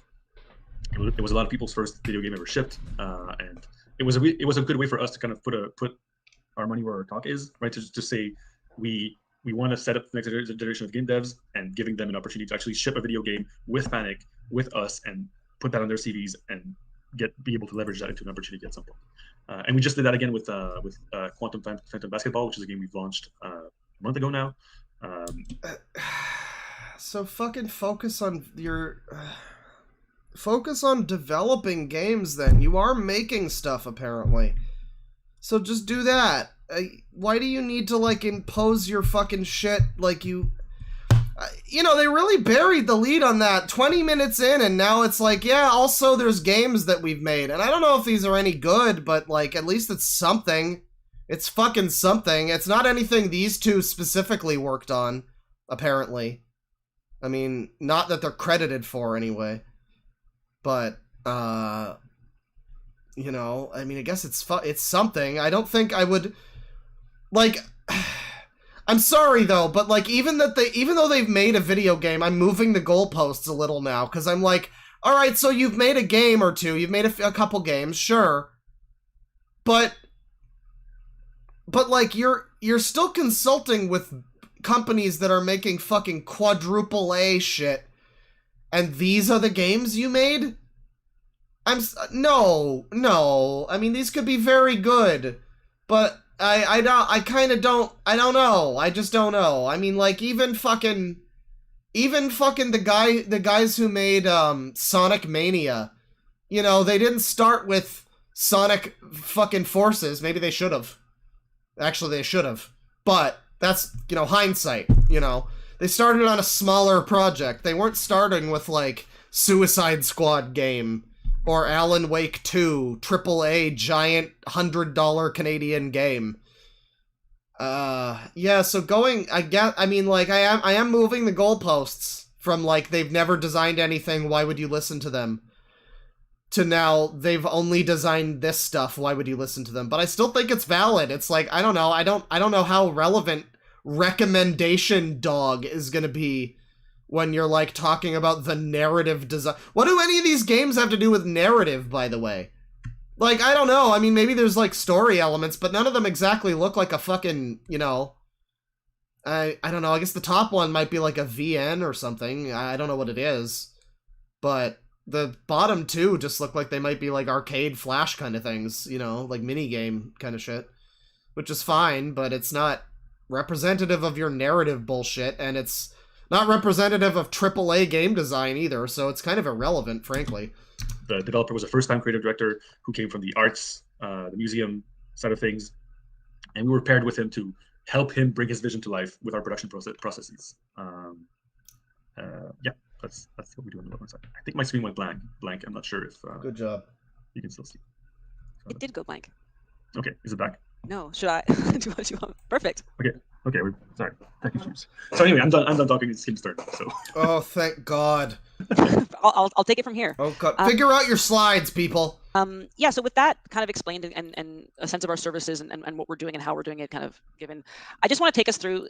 Finally, we can hear a woman of color speaking instead of this fucking Melba toast over here. The story of Sweet Baby, both our origin and kind of where we're at today and where we've been. Because I think that in addition to kind of all the stuff that we do, the more interesting part... Yeah, I don't know why people are shitting on fishing games. They made a fishing game. Who that's good for them. It's a fishing games are fun. Listen, I own a Sega Dreamcast. I'm not legally allowed to make fun of fishing games. That's one of the classic games on that console. Is a game... They made a whole controller for it on the Dreamcast. For fucking fishing games. Because they were just so proud.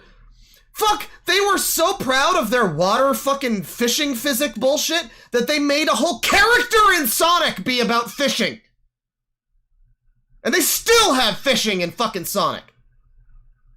You know what? Actually, fuck fishing games. You know, the fact that Big the Cat is fucking mandatory in Sonic Adventure is still bullshit. Fuck off.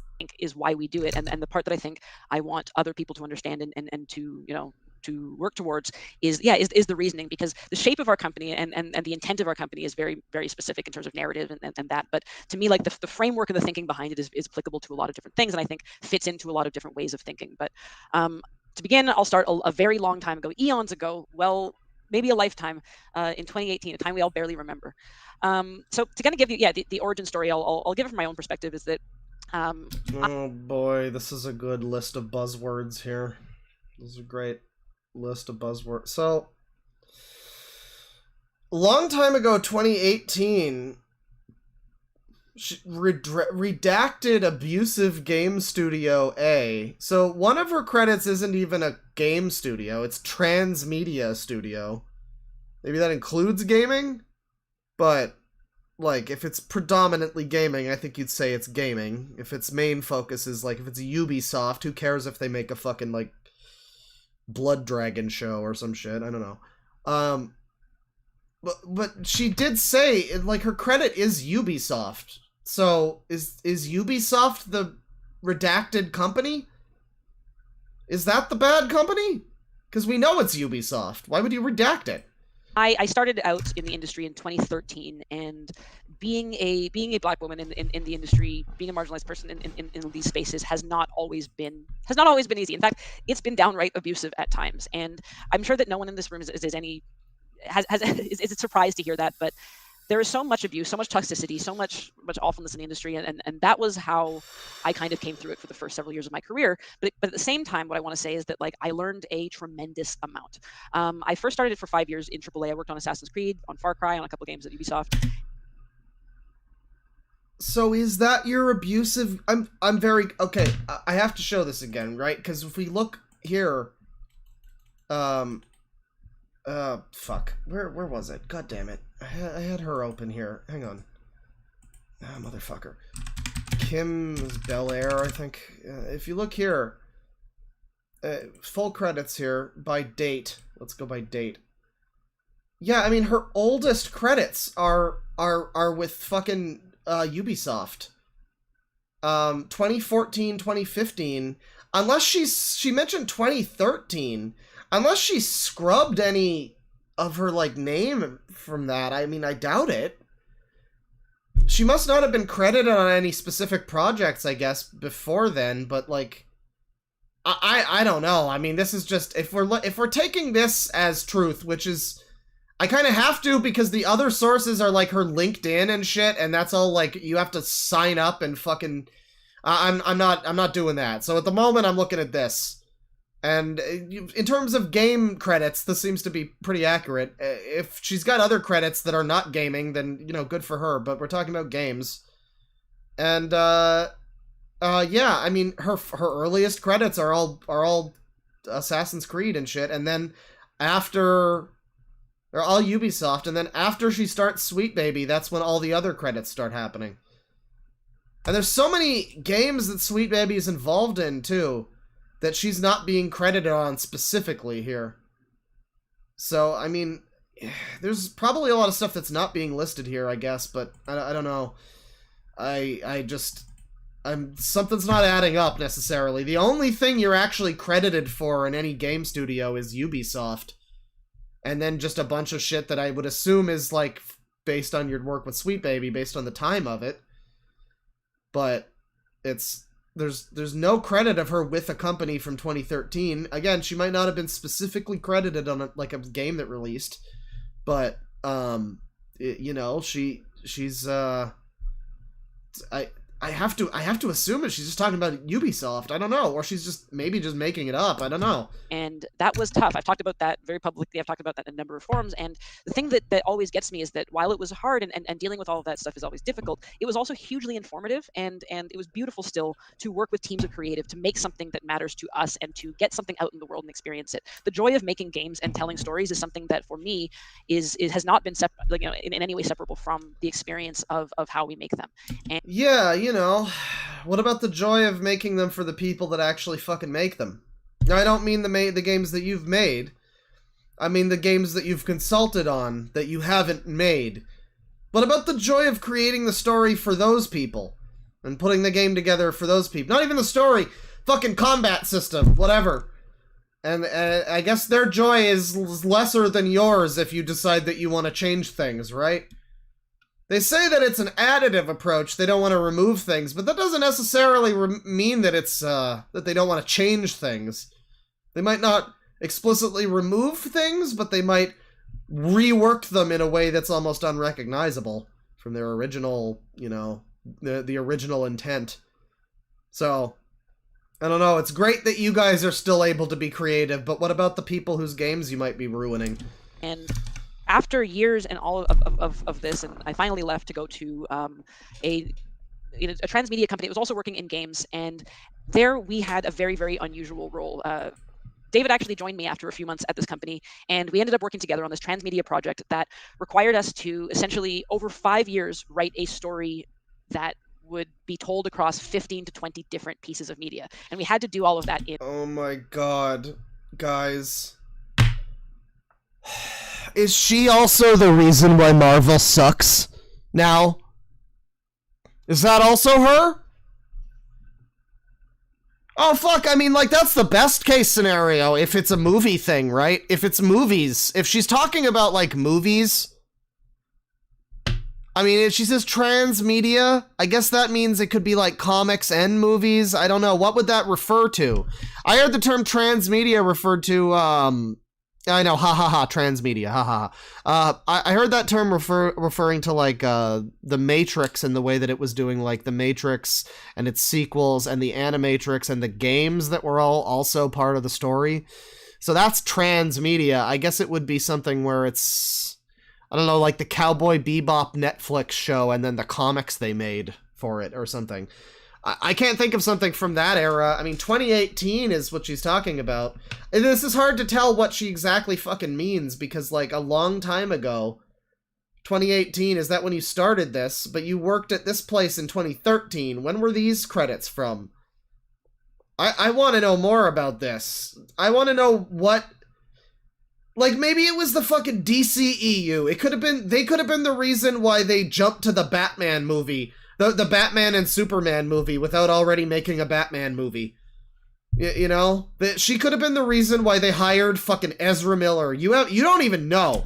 About 8 months together. And while we were working on that, that was a role that, while, again, really not an easy or pleasant place to work, made me realize something, and it was that working... An ARG?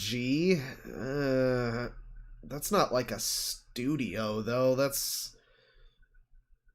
Unless it was marketing, like, he's a marketer guy, so maybe. Like, yeah, I guess if it was an ARG for some kind of release that is unrelated to that, like if it was, you know, some kind of website type of thing, or I don't know. I don't know what that would be. That's too vague. That's so vague. It could be anything. With very different teams, sometimes in film, in television, in podcasts, in books, in all of these different arenas, we started to see a pattern forming, and that pattern was simply that, like, people who were easy to work with, people who were kind and compassionate, who saw the humanity in the work that we do, it wasn't just a matter of like, oh, they're better to work with. The productions were smoother, the products were better, and things actually came to exist from those things.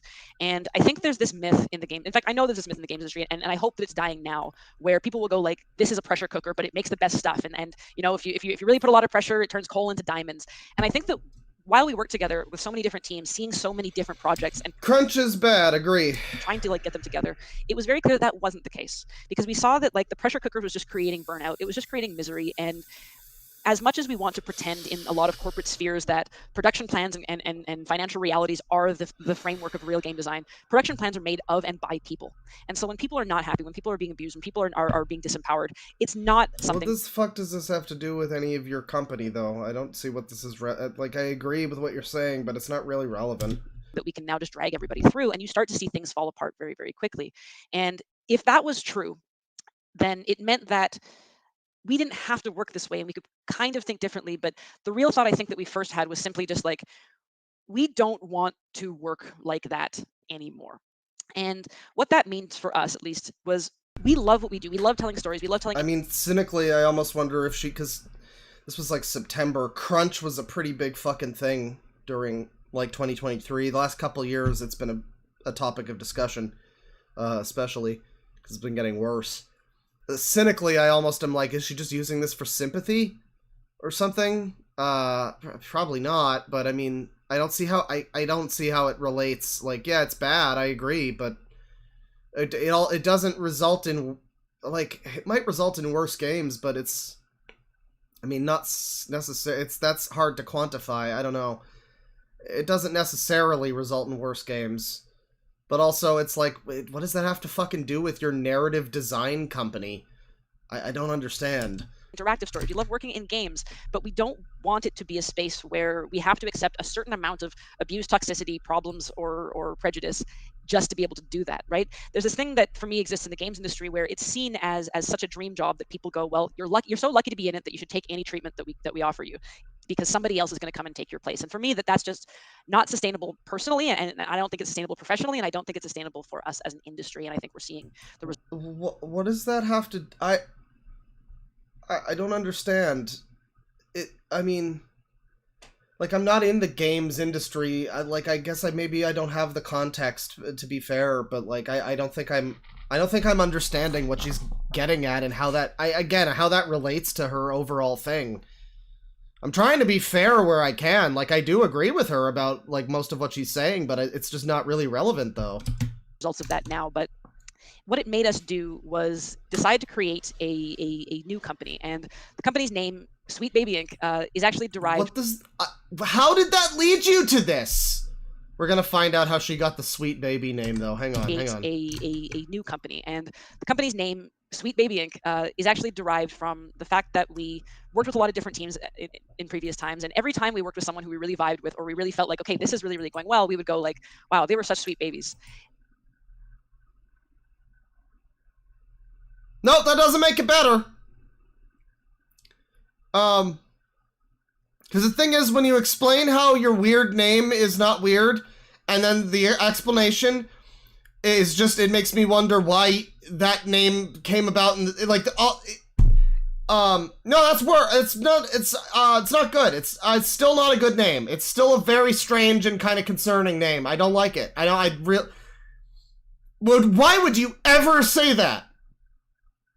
You work with someone, and that sounds like sexual harassment or something. Oh, God. Imagine you're, like, working with someone, and you're like, hey, you're a pretty sweet baby. Jesus fucking Christ!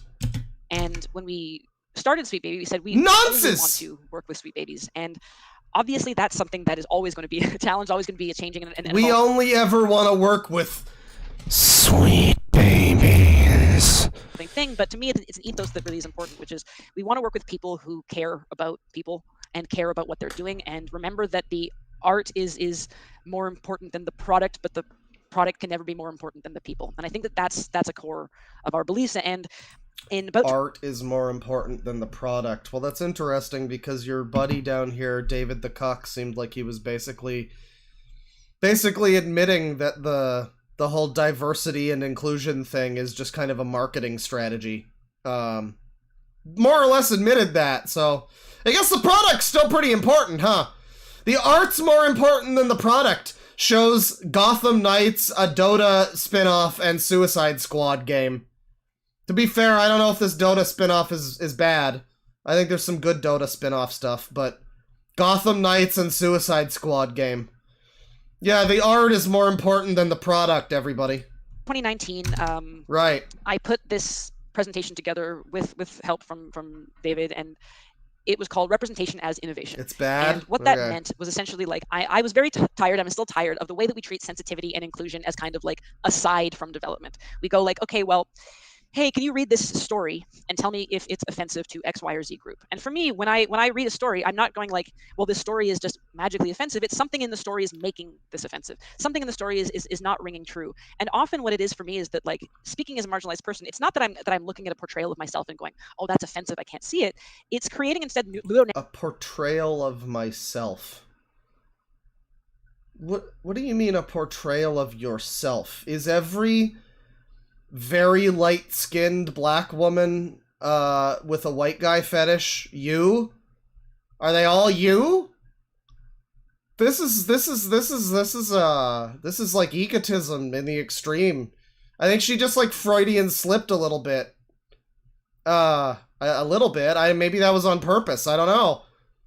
But okay. Narrative dissonance where I'm looking at this and I'm going, that's not me. That's not real. And so I wanted to start thinking about diversity not as something that's a nice to have, but as a form of narrative innovation. Seeing new perspectives, understanding new stories, telling new stories is a form of narrative innovation that we need to be paying attention to. And because it's gotten wrapped up in this idea of, sensitivity, people are very, very scared of it. People are scared of this idea, and they think like it has to be two separate things. We can't interrupt the storytelling, but frankly, storytelling is all we have. So that was the talk that I gave at GDC, and the response was very, very positive, because I think that I was speaking a lot. Admittedly, it was in the advocacy track, so I was preaching to a bit of a choir of people who want, I think, this kind of thinking. But it really became a foundational property of what Sweet Baby would be. And so we started out in our first year as just kind of 3 people looking, going like, okay, we got to get some contracts. We just need to get contracts. The idea was, for me at least at the beginning, like I was just going to go freelance, and I said, okay, well, what if we took contracts on together and shared them and figured it out together, and then we pulled that money and we made a salary out of it, and we kind of did that for a long time. So in the first year, we first thought like, okay, well, if each of us got a contract, or we had a couple of contracts, we'd probably figure it out. But we ended up getting, in fact, 6 different projects at the same time.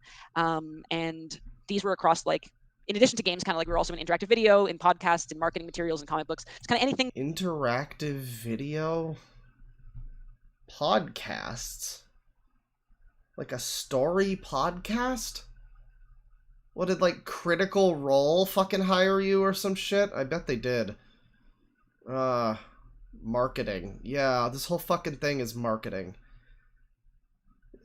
This whole fucking Gamergate 2 is just them marketing themselves. This is what this is. This is just a big fucking alleged grift, sharing the wealth with first-timers. That we could find new techniques of storytelling in.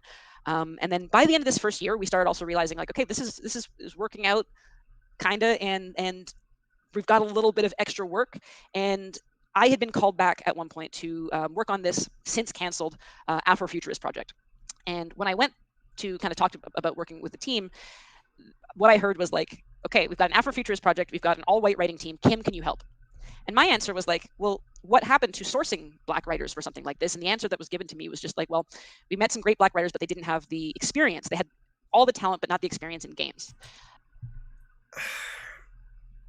This could be a real scenario, I guess, but that's very strange to me that there's a team of all white people just decided what they wanted to make their own Wakanda story. I mean, I guess that might happen.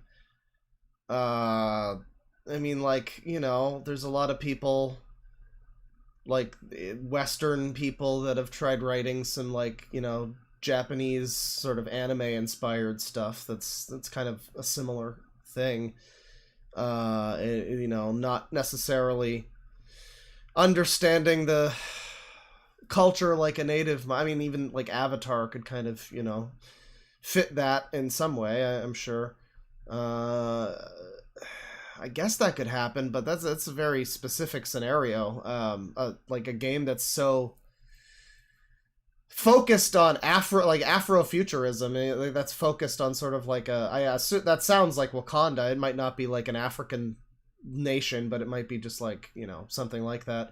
Yeah, you know, that's a very specific scenario. That sounds I'm not calling her a liar. That sounds a little hard to believe. I mean, I could see it happening, but just like, why? I don't know. That's an interesting concept for a team of just white people to decide they want to make. I guess it could happen, though. I mean, sure, all right. And so what I said was, well, would it be possible if, since we have the experience in games, could we take on some writers as a...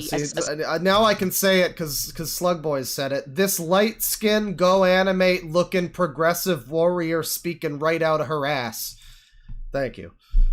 See, it would have been highly offensive if I had said that, but notorious Ku Klux Klan member Black Brains in chat there, he said it, and so, you know, I mean, I disavow. That's quite some stuff. Subcontractors, because essentially what the client is looking for is authentic and representational work, and what these writers are looking for is experience on a job, and that's something I think we can provide. And so, oh my god, no, you might be right. I realized the mixed media project Kim might have been working on was the Crystal Dynamics Avengers, probably. I would accept that as an answer because you point out it would have had cross promotion with comics and things, and CD had a Montreal studio. Yeah, Bane's favorite game. Bane's favorite video game. Marvel's The Avengers. Well, what a shame. He's gonna be so upset. It's gonna go down from a 7.5 out of 10 for him to like a 7.2 out of 10 for him. What a shame. Damn. Great Cyclops. we began, once we had that kind of extra space and those extra contracts, to start sharing I say quote unquote wealth, because it was, we were still working on smaller contracts at the time, but we started bringing in folks who deserved a shot at it and who otherwise the studios might not bring in. And there's another thing she said that I do think is potentially true. Like, she mentioned, like, the studio was, we looked at some black writers, but they didn't have the experience. And it's like, I really hate that fucking argument when just the only thing you're missing is experience. Well, fucking give me experience, cunt! Yeah, that's a problem, I agree, I also don't have experience, it would really be nice if I had the job! So, like, yeah, I mean, I could see that being a thing, that could be a problem for some people. Yeah, that's one she mentioned there that I think, like, yeah, I mean, there's definitely strides that can be fucking made in the industry, in most industries, in terms of not just, like, diversifying or whatever, but in terms of general hiring practices and fucking, like, employee management and whatnot. Like, related to crunch and shit like that. She's not saying exclusively crazy shit. Although I will point out that she is currently dressed in the same outfit that she was dressed in apparently 4 years before this. You notice this? You notice this video was uploaded in 2023, September, and she's wearing... Okay, the pendant is different, but it's the same shirt and, like, black tank top thing. It's the same outfit that she wore in 2019. Huh. But whose talent we could really, really showcase, and whose talent we could find a place for in the industry. And what the success of kind of that initial year showed us was like, hey, maybe we don't have to work like that anymore. And with that realization, I think it made us go, okay, maybe we don't have to have jobs. It felt, I'll say it. Maybe we don't have to have jobs where we do actual work. It felt a little bit like, we got to work on things and see the insides of games and work on pipelines without having to deal with the same kinds of stuff we were dealing with, and getting a completely new perspective, getting to work with different teams, getting all of a sudden, instead of seeing like a few pipelines, getting to see a ton. And it was really, really helpful leading into 2019 and early 2020, which unfortunately... See, I don't buy any of this, though, because, like, here's the thing, right, though? Because she's talking about... What did she say before? The whole thing I said, like, if people don't have experience, yeah, they won't hire you, right? So why did this company get hired to do any of this? Because I'm thinking about it now. I'm like, okay, yeah, you're right, but... Well, I'm realizing, like, why... How did you get any fucking work? Like, how did this whole thing start? It had to just be people that they knew in the industry already that were willing to, like, throw them a bone, I guess. And then that was what was able to give them some kind of, like, experience. I don't know how they got to it. I just don't... I think it's very suspicious that this company is in the position that they're in. That's what I'm saying, is whatever you gotta say about them, I think, from what we've seen just in this video, talking about how they got to where they are and everything, it's very suspicious. Like, they have no credentials to be here. Maybe some of the people working there do. Apparently somebody there has developed video games for them, with that, like, I guess under their name, maybe. But like, these two specifically, who are, like, the people that started this, who are the CEO and Chief Operating Officer, Ku, they have, like, they have nothing to fucking stand on in this. It's suspicious. It's coupled with the thing she already said and joked about how you can convince people to comply. Yeah, it's suspicious. I don't think I trust the reasons that you're in this position. I don't know. It brought us to the year we all remember. But 2020, I think, was a defining year for us in a lot of ways, and it is not funded by people from game. Well, I don't know who BlackRock is. That sounds like the evil company that sends out, like, paramilitary troops in a video game. They're funded by BlackRock International. BlackRock MCs. Cause. Some real Metal Gear shit. Year 2 was Pandemic, Me Too, and BLM.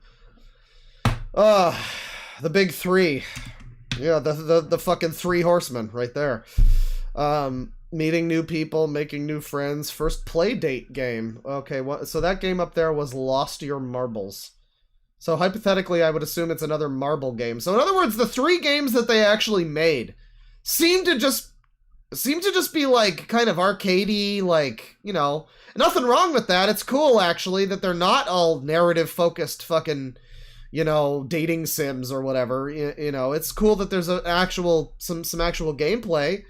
But consequently, the 3 games, one of them is like a dog related, like some kind of cute, I think it was like a math game or something. And I forget the other one. But then this one, I guess, is like maybe like a Marble Madness or something. What the fuck do any of these have to do with narrative design? You've got 3 games. You're supposed to be a narrative company. It doesn't look like any of the 3 of them. I mean, maybe they have like a story mode, I guess. Fucking Poyu Pop has a story mode. Mario Golf had a story mode back in the day, so like I guess it's possible, but I don't know. It's some weird games to make your flagship for your like narrative company. It's like try to go for like a Monkey Island next instead of. Oh, that one might be racist actually. It is partially, I believe, or I can assert, because of everything that was going wrong and going right. I think at the time, like the pandemic was going strong in 2020, and there's a confluence between that and Me Too accusations and outings happening throughout the games industry, if folks remember that. And then also there was Black Lives Matter and the marches that were taking place as a part of that. Pip says, imagine being such a cringy company that you even make the centrists mad. That's my secret, Pip. I'm always mad. Da da da da da That da da and I think the da. confluence of those things created a space where I think people were really not sure what to do. It was a reality that now everyone was looking at, that like, hey, things aren't working. We're not treating people fairly. How do we do that? And how do we make games better? And what I started to see was a lot of different people, to their credit, taking a stand, right? We saw a lot of... Well, somebody's mentioning who BlackRock is. I guess there's some kind of weird big money, like they own businesses or something, real estate, something like that. I don't know who's fucking funding this. I guess that's been traced back. But I do know that there is like a group that is either connected to them or just supportive of them, which is funded by the fucking U.S. Homeland Security, who are trying to identify the means by which video games can be used to radicalize people. Again, don't worry, the U.S. government's only going to use that technology for good things. Don't worry, it's not going to be used for anything evil. America would never do that. It's the enemies who would do that. America, they're only going to do that for good things. It's only going to be good. Only. So that's really cool. That's really cool. This is and they want to restrict online privacy so that people can't have private spaces that they can discuss things that might be potentially harassing a Sweet Baby narrative design company. Yeah. Sweet Baby, if they wind up being the reason why the internet gets even less private and less free, then it's going to be 10 times worse than Suicide Squad. Frankly, people saying, okay, we're going to get rid of a lot of the called out Me Too folks who now often have found other jobs. We had a lot of people who were saying, hey, we're going to give portfolio reviews to Black writers. We really want to do that. And we also had, places going, okay, we're going to put this fund here, even if they don't necessarily have a plan for it. And what I felt in that was reviews to Black writers. We really want to do that. And we also had, places going, okay, we're going to put this fund here, even if they don't necessarily have a plan for it. We're just gonna give you a bunch of fucking money. I'm sure they weren't, like, convinced to do that in any way. I'm sure that they just chose to do that, to just give you a whole bunch of money on spec, I guess. Just, you're gonna make something. You'll make something. Well, it'll be good, I'm sure. We don't know what it's gonna be. We don't know where they came from, or what happened to them. Man. And what I felt in that was in kind my of specifically safe around portfolio reviews, space. because at the time we're sitting there as a narrative development company and we're going, how do we help? How do we do something about this? How do we help this cause even a little bit, especially as people who deal with it ourselves for a lot of our team? And the thought that we ended up having was around portfolio reviews, because we were like, okay, well, maybe we'll do that. But the problem with portfolio reviews to me is that it assumes that the games industry is a meritocracy. It assumes that when you have a marginalized writer coming with a portfolio, what they need is a portfolio review to make sure their portfolio is good. But what happens when we assume instead that it's not a meritocracy? that there is racism, that there is sexism, that there is homophobia, there's transphobia, and that What happens if we assume the worst in everybody? I mean, I guess that's going in with bad faith, isn't that? I thought that was a bad thing. I mean, to be fair, that's what I do. You know, it works out pretty well for me. I'm usually right. That means that someone can have a great portfolio and still not get access to the job that they deserve. The answer is one, obviously, that we're still working on, but at the time, what we wanted to do was just talk. Find out what the problems were and kind of hear from people. So we created an email called talk@sweetbabyinc.com. And what that was just our effort to say, hey, what do you need? Especially if you're a new or a marginalized developer, what actual need do you have right now? And we found that while there were some people who absolutely needed portfolio reviews from us, there were others who just wanted to talk. There were others who just said, hey, I've never... So portfolio reviews, like, to make sure, I guess, I think she just explained it, but it's all a kind of blur, and I want to get through this fucking thing. I guess to make sure that your game portfolio, like, before you try to get a job at a big company, it's, like, all in order, I guess, something like that. You know, that's a service I can see being offered. Sure, you know, maybe they're qualified enough for something like that. She did work in the game industry, so it's like, hey, she got hired. I mean, hey, like, I think something like that would be fine. That portfolio shit. Yeah, okay. Gotten to talk to a game dev, and I just want to know if this is even an industry for me. But I don't know how to access that. People who wanted to understand, like, how to get in, people who had worked for years in the industry also, going like, hey, I'm being mistreated. How do I get around that? How do I find solidarity with other people and actually manage it? And through that, we were able to, I think, like, we're not going to solve all the problems of the industry. We were able to kind of meet people and start understanding better what the actual issues are that we were facing as developers. And we met a lot of new friends, new clients during that time, because I think it was a time of real exploration for us. And that little door was kind of open to start thinking like, hey, we need to start thinking differently about the stories that we're telling and the people that we're working with. And that was very, very, I think, helpful for us kind of finding our footing here. At the same time, we also created, as David mentioned earlier, our first Playdate game. So it was a very busy year, but it led to us kind of understanding what we can do and how we can do it. And I think just in talking to this amount of people and hearing the grievances, hearing the realities of it, like, the thought that we came away with was simply like, hey, we don't have to work like that, but also, like, no one should work like that. No one should work the way that we're working, because it isn't working. People are not being treated well. Productions are getting delayed or getting broken up by these kinds of strifes, and we needed to start thinking differently. So strifes. In year 3, we were kind of working a little bit more and. So year 3, I mean, this was like what, 2022, I guess, or something. Like God of War Ragnarok. What writer's room? Baby's first senior down there. Knowing when to say no. You ought to tell some of the women in the Minecraft community about that one. Focusing on, okay, well, now we've gotten all those learnings, we've met those people, how do we actually build with those people? So what that looked like was the 2 Playdate games that we got, which allowed us to get a lot of folks who would actually talk to us from Talk at Sweet Baby Inc. and say, hey, we now have a role for you. We have a place for you to work on your first game, and we have mentors who are willing to do it. So that was one way that we were able to actually start actioning a lot of the feelings that we had. But well, yeah, it seems like a real Nepo baby company. I mean, sweet Nepo babies. Am I right? Because, like, yeah, it seems to be people who I guess knew each other in the industry who, because they talk about networking. The whole thing is about, like, meeting people and establishing networks in different companies and whatever. You got a fucking sleeper cell agent of like sweet baby people just like working deep cover in Konami somewhere. But like, yeah, I mean, I don't know. Nepo baby, yeah. It's like, cause she worked at Ubisoft. I don't know. I mean, I don't even know if it's that exactly. Maybe him. Well, maybe both of them. Really.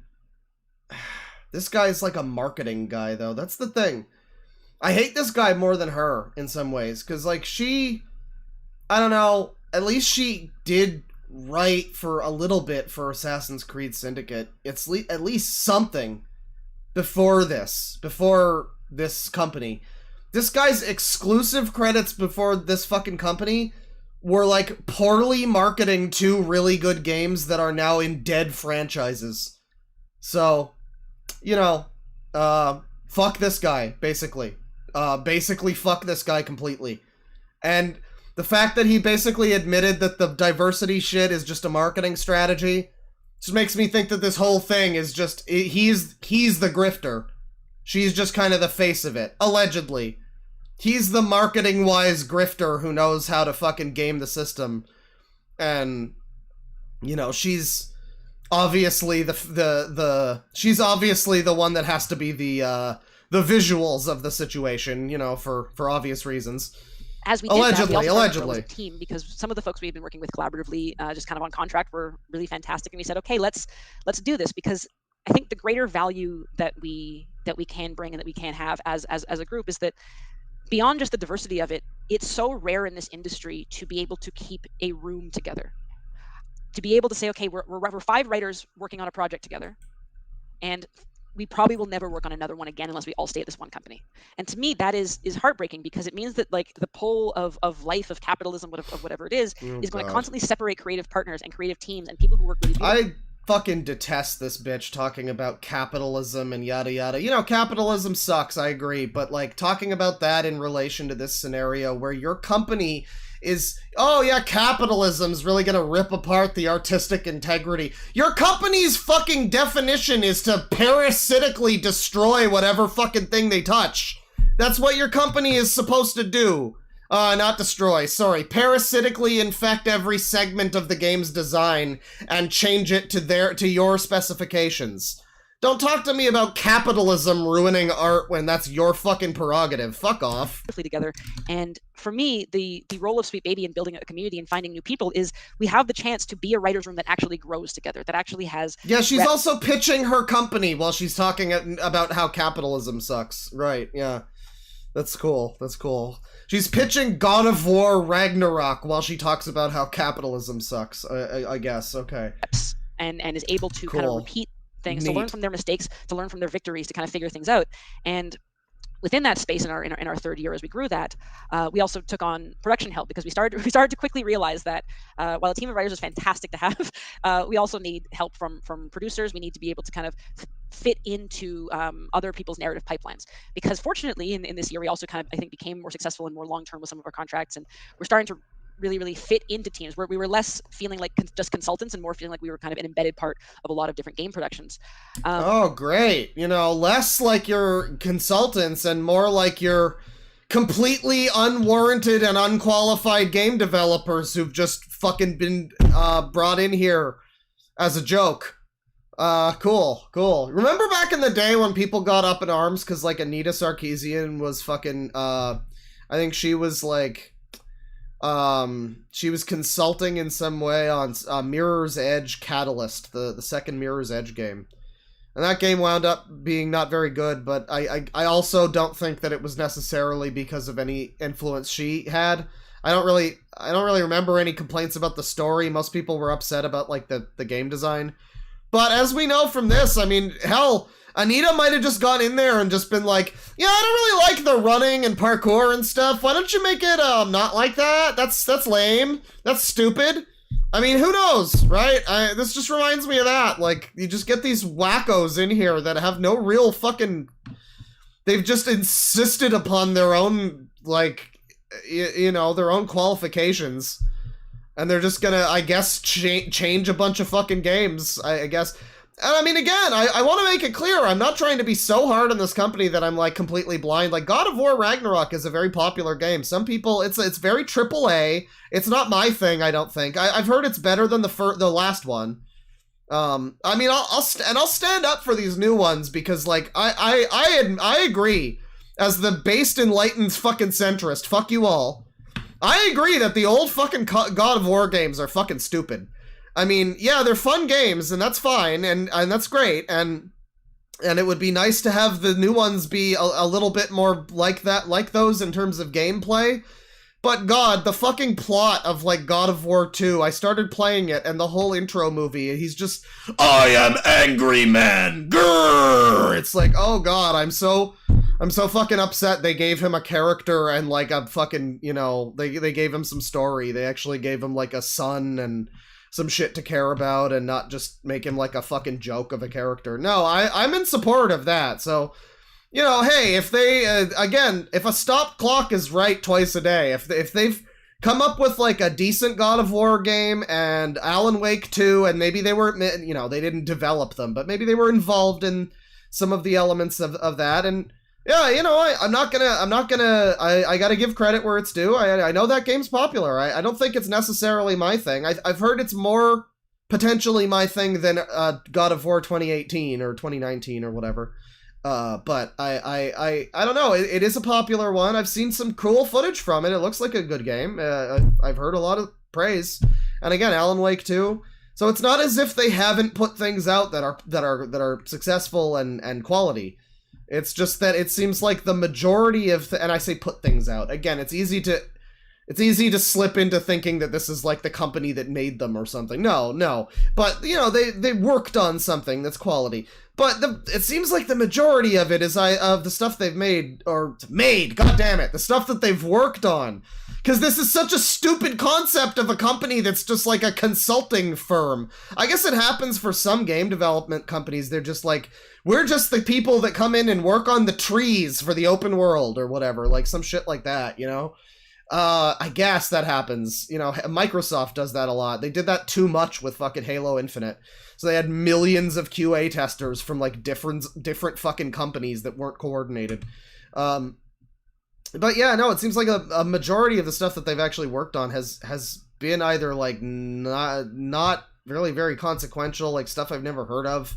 And I mean, you fucking know me. I know most of the games that are coming out. If they're like anything, I've probably fucking heard of them. If they look decent, I've probably heard of them if they've been marketed at all. Yeah, and like South of Midnight, I don't know what this is. These two, they're on the fucking Crank hipster console. And then you look at like their previous year or whatever. Oh man, we're really going back here. Jesus Christ. Yeah, you lost your marble. Sable was another. This is like an indie game, I think. That is another like fairly popular one. I don't think there's anything too wrong with this one, you know. So some of the stuff, you know. But then yeah, like Spider-Man 2, there were definite moments in that where I'm like, yeah, this seems like you really care about the disabled. Yeah, you're really corporately mandated to care about the disabled in this Spider-Man product. And to me, that is heartbreaking, because it means that like the pole of life, of capitalism, of whatever it is going to constantly separate creative partners and creative teams and people who I don't mind the old God of War being edgy. It's just he's just such a lame character. He's just anger man. That was like cool in the 2000s, but it is I can't ignore that it is what everybody says it is. It's just like the power fantasy for 12-year-olds to be like, Kratos is so epic. Yeah, I'm not about that anymore. I don't think I need that. I definitely would prefer a character like the new Kratos, if I'm being honest. But then I've never really liked any of the fucking series, so I don't have any place to really talk on the thing. I'm just talking out my ass. The role of Sweet Baby in building a community and finding new people is we have the chance to be a writer's room that actually grows together, that actually has reps and is able to kind of repeat things, to learn from their mistakes, to learn from their victories, to kind of figure things out. And within that space, in our third year as we grew that, we also took on production help, because we started to quickly realize that while a team of writers is fantastic to have, we also need help from producers. We need to be able to kind of fit into other people's narrative pipelines, because fortunately in this year we also kind of, I think, became more successful and more long term with some of our contracts, and we're starting to really fit. I will say though, somebody says they hate Atreus. I will say though, the whole game with I have to apologize on behalf of all the Yakuza fans and the Yakuza series as a whole. Ryu ga Gotoku. It's our bad. I'm sorry. I'm pretty sure I realized when I played through Yakuza 1 a month ago or something. I realized the painful realization that I think Yakuza 1 was the original, like, gruff violence dad with innocent child sidekick game, and now there's just 100,000 of them and they won't fucking stop, and every fucking game needs to make you a fucking parent with a stupid fucking kid, and it just needs to fucking stop. It's so fucking... The only one that was good was Yakuza. Fuck off. And maybe, I don't know, maybe the Walking Dead. You thought I was gonna say The Last of Us. No. Into teams where we were less feeling like just consultants and more feeling like we were kind of an embedded part of a lot of different game productions.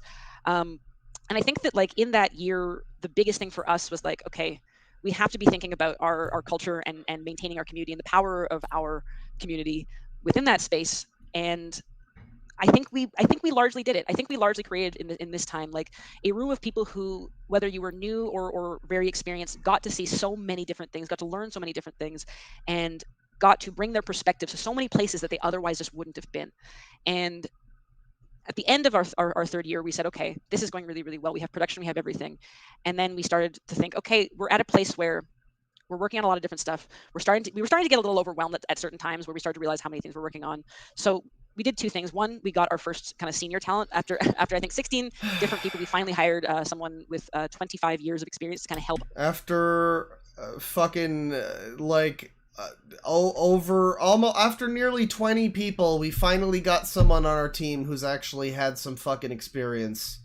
Great. Like, real experience. Good. I mean, senior experience, it doesn't even mean they've done anything necessarily. It could just be like this fucking guy. Some fucking marketing jabroni. It could just be some shit, you know? Us lead our teams and work. And I think that that's something that we had a lot of talk about and kind of figuring out. But for me, the secondary thing that we learned in this year was, as a working writer's room who's always working together, as someone who's seeing a bunch of different projects, there comes a point where you have to learn to say no. We were saying a lot of yeses, and those yeses, I think, were valuable. Who needs a lone wolf and cub game? Just watch fucking Mandalorian. It's so sad that show was apparently good in the first season, and then the second season it kind of went sideways, and I think they're doing another one, and it's just gone fully into just Disney Star Wars void of nothingness. It's such a sadness. Especially as we grow, but we started to understand that, like, wait a second, this is working, this feels good, there are some contracts that don't feel good. Is that a failing on our part, or is that sometimes just a bad fit with our model or a bad fit with our culture? And once we started kind of sometimes quitting a project, sometimes saying no, we're not willing to do this, became very, very empowering rather than scary, because it was always us kind of reasserting our core idea that, like, hey, if we're a team of writers and we're trying to build a place that feels good to work, if we are having a project that is making it feel bad to work, what are we doing? Because there's always going to... They're claiming that they're this team of writers, but they keep shifting around with what they fucking do. They're claiming they're a team of writers, but they've also developed games, and they're consulting on game design. And then this guy's a fucking marketing expert or whatever. I mean, not a fucking expert. Where's Sleeping Dogs 2? But he sucks. But he fucking sucks. But he is like, he has a marketing history, and he comes at this from a marketing perspective. And talks about how he is exploiting diversity because it's a way to pander to people in a marketing way. It's paraphrasing, of course, but that's basically what he said. And so, like, there's like a host of different things they apparently do. She's calling it like a writer's room. And for a second, I got this idea of like, okay, so this is not like, okay, so I guess what they're kind of going for is like they are writers for hire. Like, you're making your video game and then you just hire them to write your story for your video game kind of thing. But that's not what it seems like they've ever done. Even if that was the case, that would be something, but that's not it. They don't seem to do anything quite so substantial, but they also seem to do quite a few fucking other things. This is like when you analyze an MLM, and it's like none of this is really adding up. A lot of this is not making a lot of fucking sense. I don't know. The amount of money you need to keep stakeholders right? next, yeah. And you're always going to have to say yes to something maybe that you didn't want to say yes to, but it's always about growing to a place where maybe you don't have to, because we want to keep reminding ourselves, even in this place, that there is a better way to work. And that reality for us, I think by year 3 was solid. It was no longer like, hey, I think there's a better way to work. There was like, no, there is. And it's important for us to remember that and to think about it, because as we went into year 4, we started to realize that saying no to some parties and saying, hey, we can't do this anymore, or even like for one very tense. So this is the furry fuck game. This is the one that we all looked at. That look at these furries. Oh yeah, everyone, all of these furries are sex objects. Even the little one, especially the little one, people. This game is not fucking okay. There's something about this game. I don't feel good about this game. I'm just saying, we saw a fucking image before where it was like clearly a fucking fetish, like, Bara bear who had like a gunt and like chest hair, and now there's this like dripping slime tongue fucking wolf guy. No, oh, get this poor little creature away from these things. Holy fuck. This project quitting on the spot, very terrified, knowing that value would not come in, going, no, we can't do this because it's not treating our team well. While it was scary for a bit, it started to realize that like we are now prioritizing and leaning into collaborations with partners who understand not only like the value that we bring to them, but the values that we have. Yeah, the values that we have. They have to care about our values. So somebody in chat makes a good point, and they're like, as far as I can tell, this company is no different than having, like, Christian missionaries make sure your games are pure in the eyes of the Lord. Yes!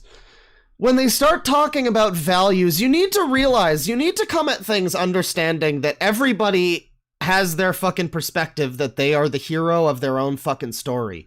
Hitler thought he was doing a great service. The Grand fucking Ku Klux Dragon thinks he's a fucking heroic fucking saint, and so do these people. They are not on those levels, obviously, but so do these people. And so does anybody who comes along and is like, our values. And this, a lot of people by and large might agree, oh, diversity, good, it's pretty good values to share in. But, like, it's the same exact language you get from, like, Christian bullshit. It's the same fucking, this is not representing our values about Jesus.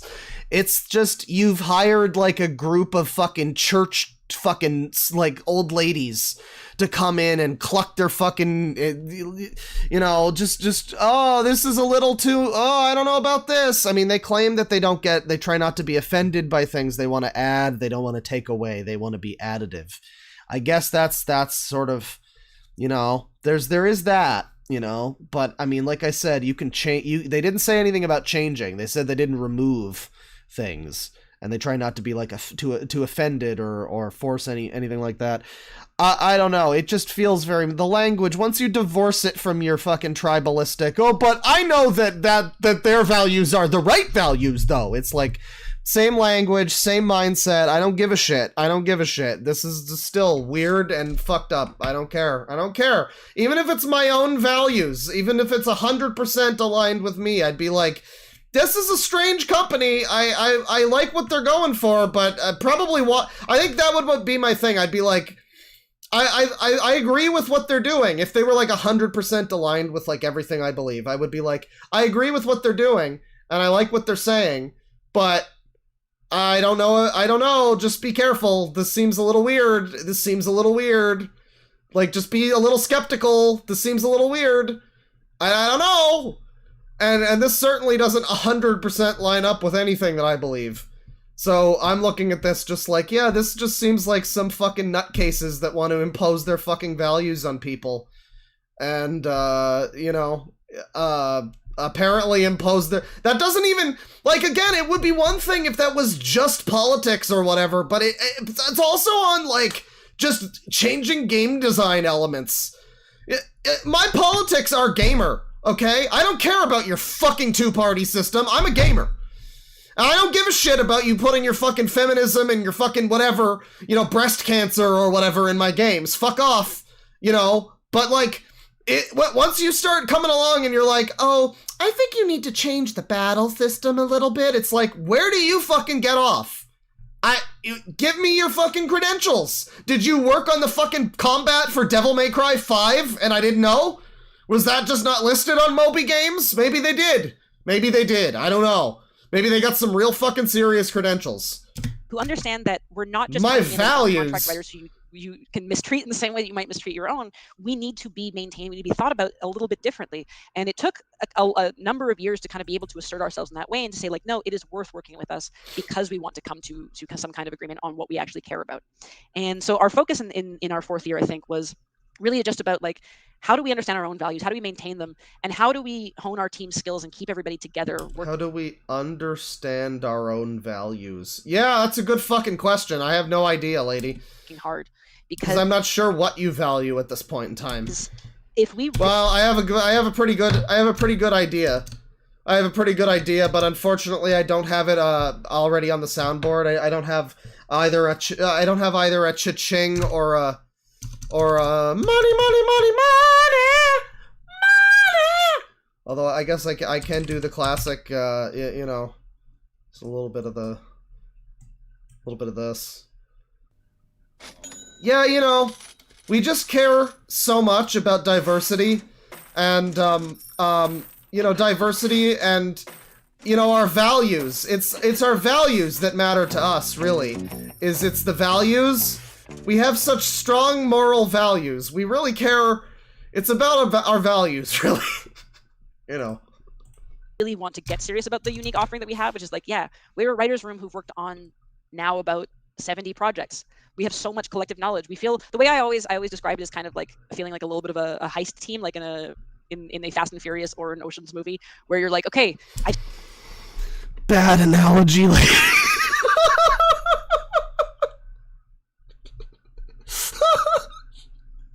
You know, I always think of it as like we're sort of robbing a bank or defrauding people in some way. It's sort of like we're criminals or something. That's kind of the way I envision it. Oh, God. 70 projects. We have so much collective knowledge. We feel, the way I always describe it is kind of like feeling like a little bit of a heist team, like in a Fast and Furious. I know what she means. Everybody brings their own skill to the team, is what she means. I think she said this in the TEDx talk too, but like, that's still just a weird way to phrase it, lady. For an Ocean's movie, where you're like, okay, I've seen this problem before. I've seen this on Project A, and now I'm going to apply it to Project X. Oh, hey, this colleague, you worked on Project B. Can you come over here on Project Z and use that expertise? And it started creating this space where like we really did feel and do feel like a collective more than just kind of a writer's room.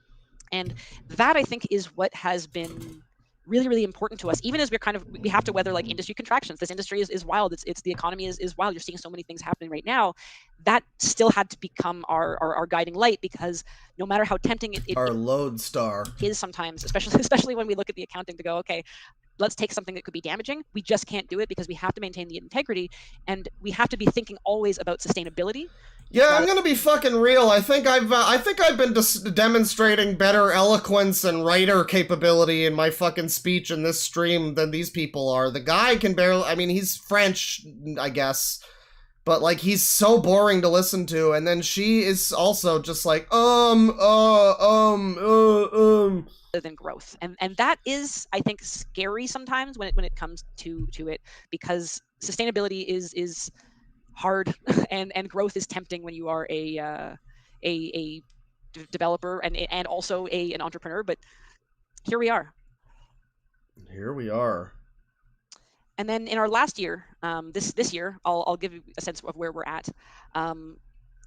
We opened a UK entity, not a studio. But the reason that we begin with that is because Bébé sucré. Now they have an extra sweet baby. They have an extra sweet baby. Bébé sucré. They really went with this name. That's great.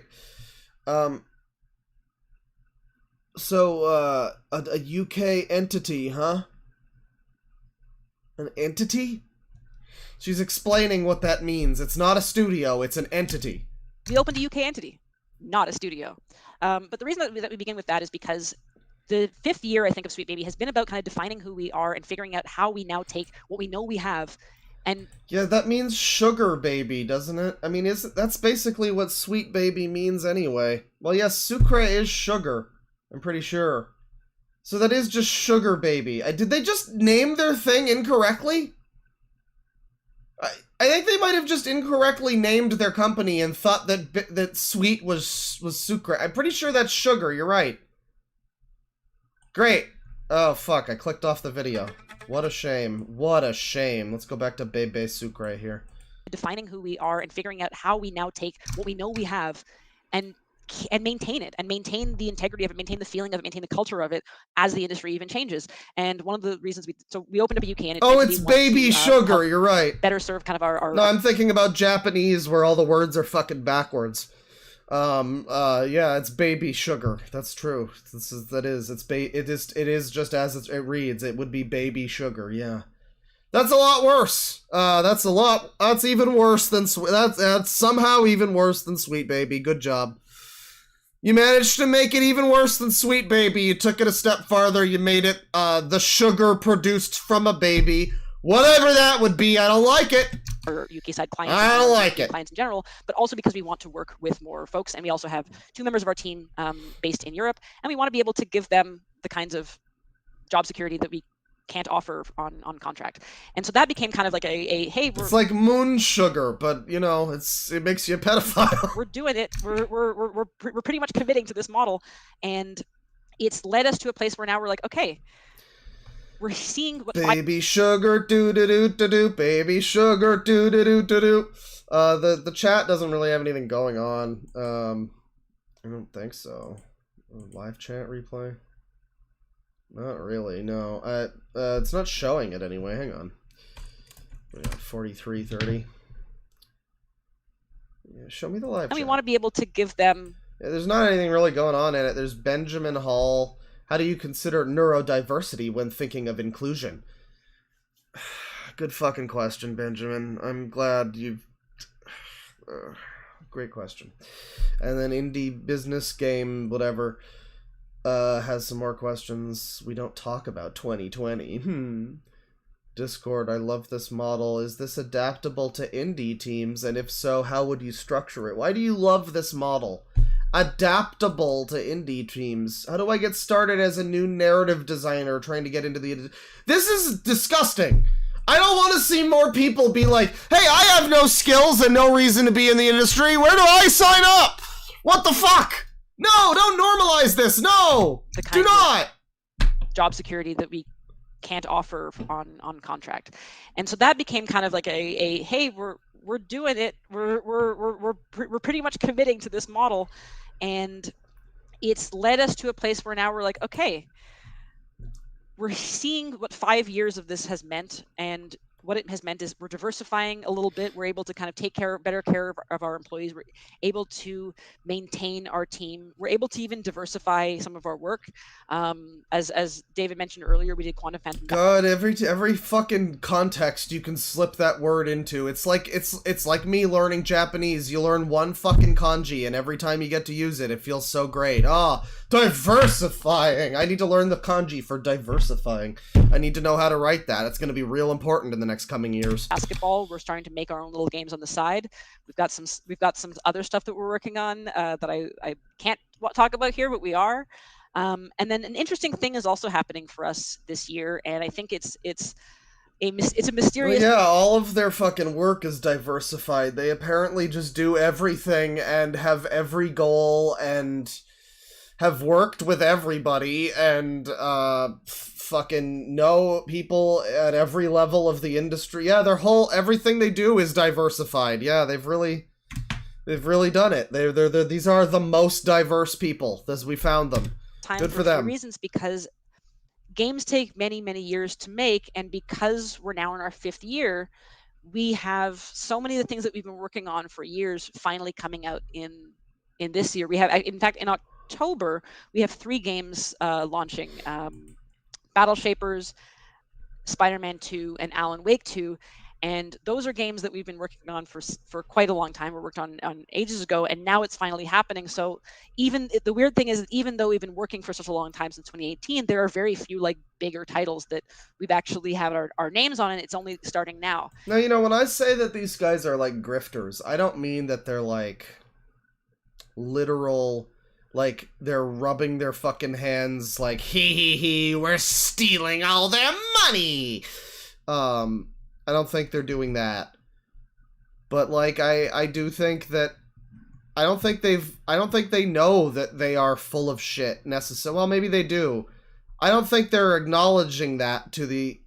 I don't know, in a present sense.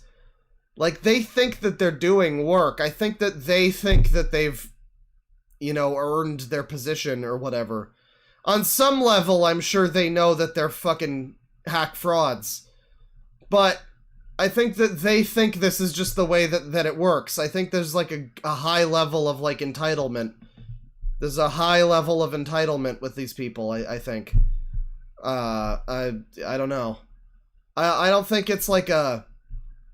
I don't think it's like a malicious scheme to fucking... you know, bilk a bunch of fucking companies or whatever and screw over the gamers. I mean, no, that's just a fun side effect. I think they think they're doing work. But, and then I don't know though, because this guy still hasn't really been able to fucking identify what it is that he does.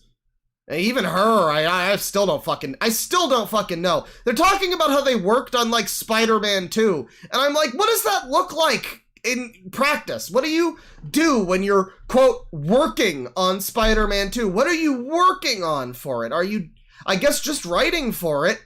I guess. I suppose. I mean, it had a writer. The first game had a writer. They wrote that one fine. I don't know. You guys didn't work on the fucking first game, and that one was fucking better than the second game. So, why do they need you? That we are realizing, okay, now we're going to be stepping out a little bit into the world. Is that success? And for us, I think the biggest and most important feeling that we have in this year that does feel like it's kind of wrapping up very beautifully and very in a very exciting way for us. Oh yeah, this has gone in a really exciting direction for you guys. I agree. Yeah, this is a really you know, year 6 is going to be a real banger with upcoming launches and announcements and things like this. What does success look like? And to me, I'll be honest, success is our team relaxing more. If we have in a world where we are more successful, to me, that doesn't mean that we work a lot more. It means that we might have bigger or cooler contracts, but I hope that it means that we get more rest, that we get to have a little bit more clout, and also the ability. Well, the way that they're earning money, I mean, you're saying, like, yeah, they worked on Spider-Man 2. They had an email helpline to talk to game devs. They developed games. They fucking needed to help with production. Where are they getting the money from? I mean, I don't know. I maybe it has to do with the financial convincing that she mentioned in her little TEDx talk. I know I didn't show that on this stream. You can find that on your own. I'm not going to be going that all night here. I got the fucking Cyberpunk in a little while, potentially. I'll check and see if that's still going, actually. If anybody's in the Cyberpunk game, you know, let me know in chat, ping me. Yeah, no, fucking, she said that. She said that they will, like, convince companies that it's in their best interest. So maybe it's just, like, bribing them or something. I mean, I don't know. It all kind of comes back to something kind of shady and criminal. No matter where you cut it, it's like where this company has like a very nebulous actual description of what it is they do. How it is that they get paid. Like, they can't define themselves. They can't define what they even do. That's very, like, just nebulously, we worked on things. Smiley face. It all kind of comes back to feeling like some kind of shady fucking MLM or like, I don't know, some shit like that. It's something is off here. Something is just off. When I say clout, I don't mean like, wow, we're going to be swinging our power around. I mean, no, we're going to be able to say, hey, I think there's a better way to work, and have some people listen to us and have some people understand that actually, no, we're bringing some best practices in. So when we're telling you we don't need to be doing X, Y, or Z at this moment, it's coming with a little bit of wisdom. And I think that that's where we're at. We're at a place where our consultancy is going to be able to have a little bit more evidence behind it. And I'm mostly looking forward to trust and time. And evidence? I think for evidence? Our consultancies is going to be able to have more evidence behind it. So, like, you know, I guess the way I read that is, like, there's no fucking basis for any of the shit that you're doing being necessary or being needed in any way. But now I guess you've found some ways, you know, I guess you've got Alan Wake 2 and Spider-Man, they're both successful, so you can say that that's, like, evidence that your company is good and is needed or something. That's the only way I can understand what she means by that. I don't know what else she's getting at there. For the future of Sweet Baby, what I really, really care about is thinking about, one, how do we buy time to focus on ourselves? Like, if we are buying time with our success, what does that mean? How do we make sure that we're taking care of ourselves, our team, our way of thinking, the people in our outreach community? And then finally, also, how do we turn this into something that is replicable for others? How do we turn this model and this way of working and kind of evangelize and advocate for it in a way that makes people believe that we can work differently? Because truly, if there's one thing that I have learned, is that we can work together, and we should, because we are making video games, and it should be fun as much as it can. It should be kind as much as it can, and it should be inclusive as much as it can. And I really, really do believe we can do this. And what I'm excited about with our own company, and hopefully what it means to anybody else watching right now, is that we can work together in something different, and we can work differently on something better. And I think that that's both the hope for ourselves and the hope for everybody else. So with that, the hope for everybody else. I don't know, man. It's getting into this weird, like, it gets back into this strangely, like, you know, our values kind of thing. Like, you know, I don't know. I don't know that everybody in the fucking game world is going to agree on this necessarily, you know, our values that we all apparently need to share, or else you're bad people or something. There's still more of this. It sounds like they're done, but thank you for hearing us out. That's our story. We'll see how it ends. But we'll see. I'm happy to. Well, indeed, we'll keep our eyes on you. We'll keep watching. You guys are rising stars in the industry. We want to make sure we're following you every step of the way. Sir, any questions from folks? I see there's already a couple coming in, and yeah, that's us. That's us. Talk about 2020, Kim. Oh, I know. I had to look at, even when Dia pulled like pictures, I was like, oh no, we can't. No, we just don't. It's funny how we'll look at something that happened and it's like, oh my God, that was so long ago. And it wasn't. It was like 2019. Yep. But 2020 just seems to have taken on like a decade. It was a very long set of years, 2020. I have no idea who the new guy is here. I have no idea who you are. Funny. Yes, exactly. All right, so we've got questions, and I've got a bunch more written down because I also don't like another thing about this, right? This is another thing. So this thing that they're on here with this guy, it's this channel called Indie Game Business. They're not talking about fucking indie games, though. They're talking, I mean, some of them, but like they're talking about, you know, God of War and Alan Wake and fucking all these big fucking AAA releases. Not, you know, Forspoken and Starfield were on there. Not, you know, necessarily indie games there. So I'm wondering why they're even at this fucking thing. There's an absolute... I feel like if you're like an indie game person, you'd want to hear from other people that are in the indie game space and not these like corporate fucking skin suit humans. And I didn't realize it until you started talking about this, between how you all started and how the Powell group started, because it was one of those... Oh yeah, the comments are off. Of course they're off. Several of us that weren't... You're never going to allow people to talk about things either privately or publicly. That's the great thing, too. The comments are off here. So, you've got people in the wake of this Sweet Baby situation saying that basically the problem with Gamergate in the, you know, 10 years ago, the problem was that people were allowed to talk privately about all the harassment plans. So, you know, we shouldn't have privacy online anymore. Smiley face. But I guess we also can't talk publicly about it either. Which is, funnily enough, exactly the problem in Gamergate, too. Because as I recall, I fucking left 4chan for good. Kind of went back there a few years later for a little bit, but not for too long. I basically left 4chan fucking for good when they started banning people ever discussing Gamergate. It was like, okay, ban the people that are doing fucking, you know, doxing and harassing stuff, but you couldn't even discuss it. the website where people were able to post like fucking gore porn. Couldn't discuss Gamergate. So you can't talk about it privately. That's a threat to Homeland Security, I guess. Can't talk about things publicly because the comments will be turned off. Just keep it to yourself, shitlord. Don't have any opinions. Listen and believe. We weren't getting jobs because we were too old, basically.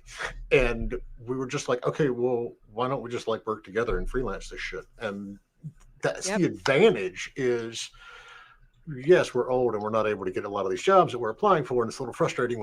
I'm not looking into the Powell. Well, actually, I think I will, because the Powell group sounds suspicious. That sounds suspicious. That doesn't sound like a game company. That sounds like some kind of weird, like, Koch brothers shit.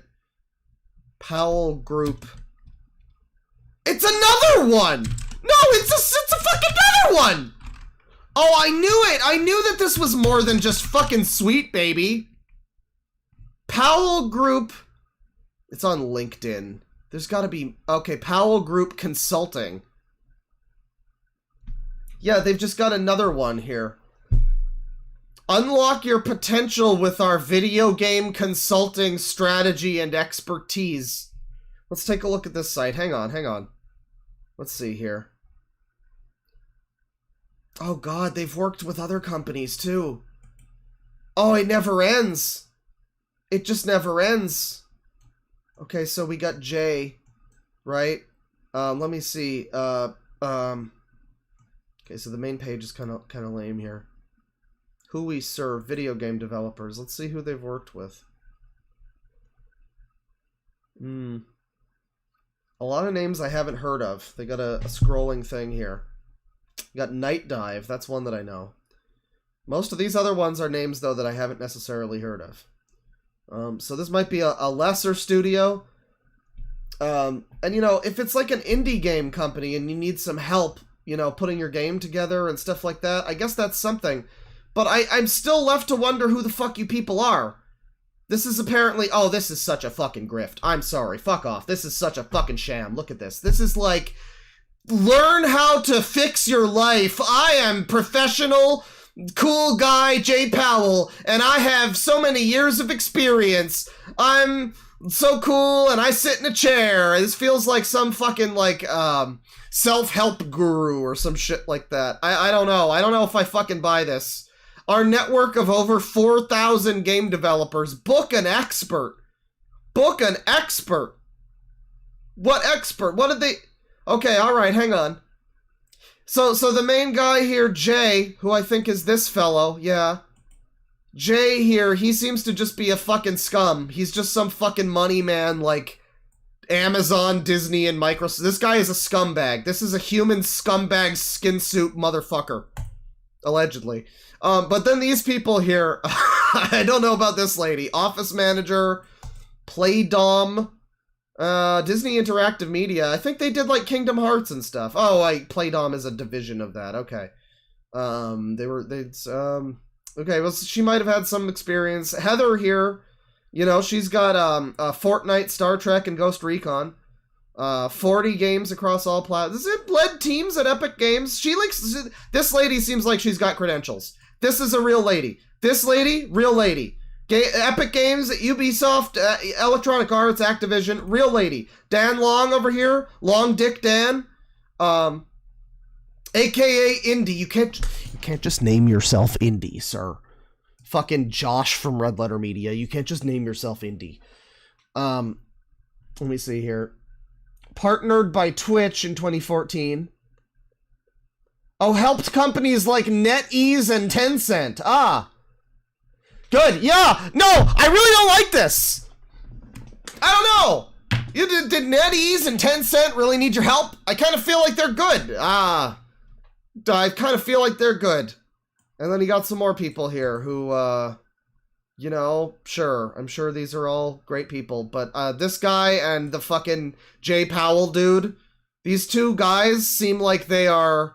Who are, by the way, both of the guys we saw outside of Sweet Baby in this video. They're the same fucking... It's like, I worked with Amazon and Disney and Trust me, I just have everybody's fucking best interests at heart. I do, totally. Hi, Dan Long down here. I worked with NetEase and Tencent. Games like Arena of Valor. Oh, these sound like fucking money-stealing games. I don't know if I trust any of these fucking games. Does anybody recognize any of these games? Are these 3 games all like premium currency type of games? That's what they kind of look like. That's kind of the vibe I get from the names. I don't know. This is just getting worse and worse, chat. This is getting worse and worse. How is there just another one now? I mean, I knew that there were other ones, but shit, damn. Yeah, we got another portfolio thing here. They're talking about elevating your portfolio. Yeah, that's fine to an extent. That's okay. I just don't really care for. Ooh. What the fuck is this? What is going on here? We help you navigate the complexities of video game IP acquisition. We specialize in identifying valuable video game IPs and facilitating smooth acquisition processes for our clients. Are these people, like, getting fucking Deus Ex sold to Embracer Group? Is that... Are these people even more responsible for there not being a Sleeping Dogs 2? I can't believe this. I can't believe this. What are we even fucking looking at right now? What are we even fucking looking at right now? What, IP acquisition. For what? For those that don't know, that doesn't mean the IP address. That's intellectual property. So that's like when, for instance, a game made by THQ, like, Destroy All Humans, when they wanted to remake that, they had to, like, reacquire the fucking rights to the Destroy All Humans IP. Something like that. So, if it's like a scenario, this seems like such a niche fucking thing that you would ever need to... Why you would need a company for this? Like, what the fuck? What indie developer is going to be acquiring... I guess actually Night Dive. Actually, no, because, yeah, the one that they mentioned that I recognize is Night Dive, who are known for making a bunch of remasters of shit. So I guess that's fair for them.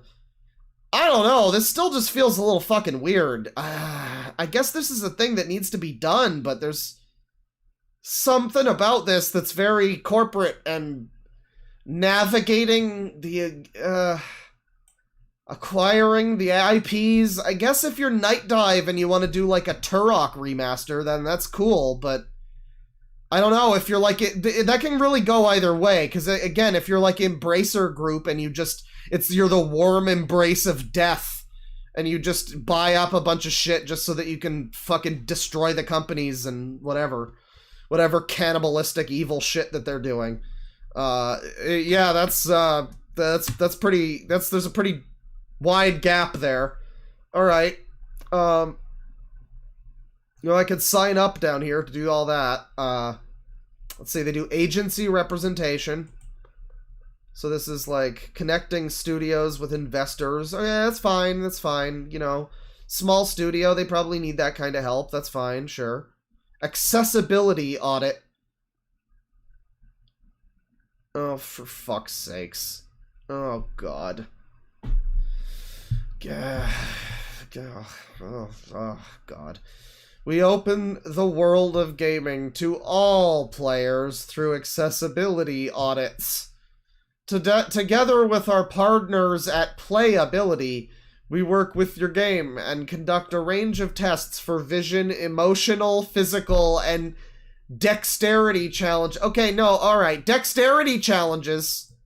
Sure, maybe you're like, maybe you're like me and you have fucking, you want to have like a disability mode. Fine. Vision? Sure. Physical even. I mean, that's kind of dexterity. But emotional? No, though, but video games can't hurt you. Whatever happened to sticks and stones, people? We need to fucking warn people about their safety before you watch a YouTube video, and now we need to have emotional support for video games. Holy fuck! You know what? Maybe you shouldn't... maybe you don't need to be alive anymore. If you can't fucking deal with if you're playing a video game and you are having an emotional fucking breakdown, you know what? They might not have been sending their best when they made you. I'm just saying. That's pretty fucking pathetic. That's incredibly pathetic. Unless it's a very hard boss. That's fine. That's fine. That's actually fine. But if you're just having like, oh my god, it's too dark, I'm afraid of the dark, and then you start that's a you problem. That is a you problem.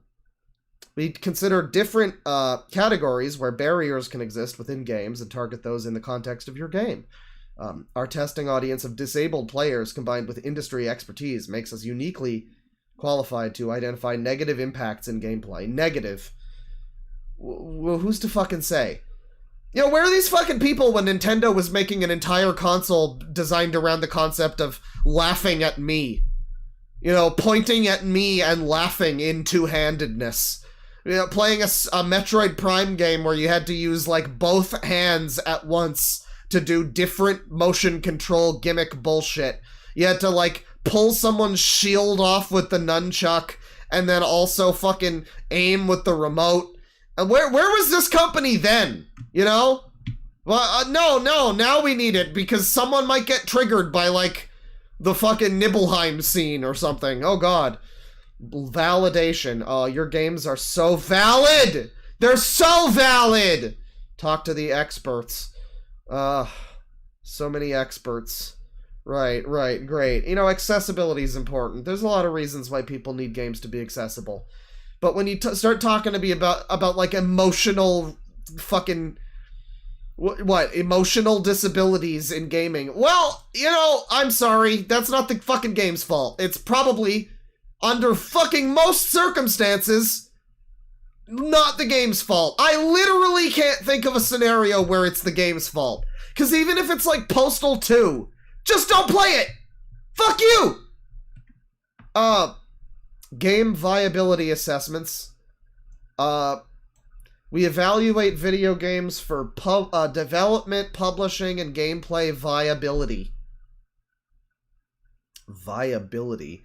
Through rigorous assessments, we identify areas of success and opportunities for improvement within your game. Audience motivators. Tinkering. Okay. Gameplay assessment.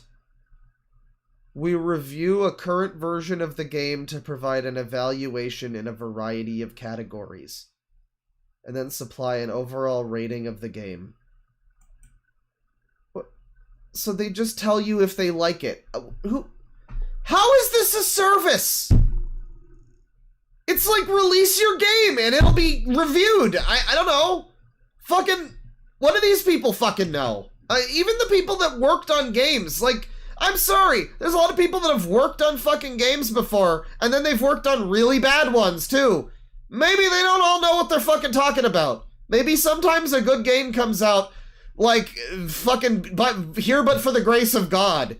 Maybe, like, everything almost went wrong, but it just happened to fall entirely into place.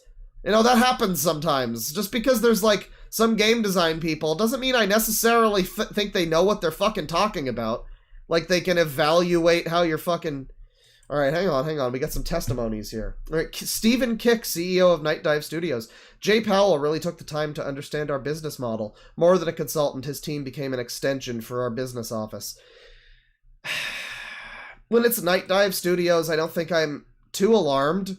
Because, again, it's a company that's, like, trying to acquire IPs so that they can remake them and do remasters and stuff. I think they did System Shock recently, which, like, yeah, okay, that you probably need some help with something like that, right? Like, you guys are developers, designers, you don't know that kind of shit.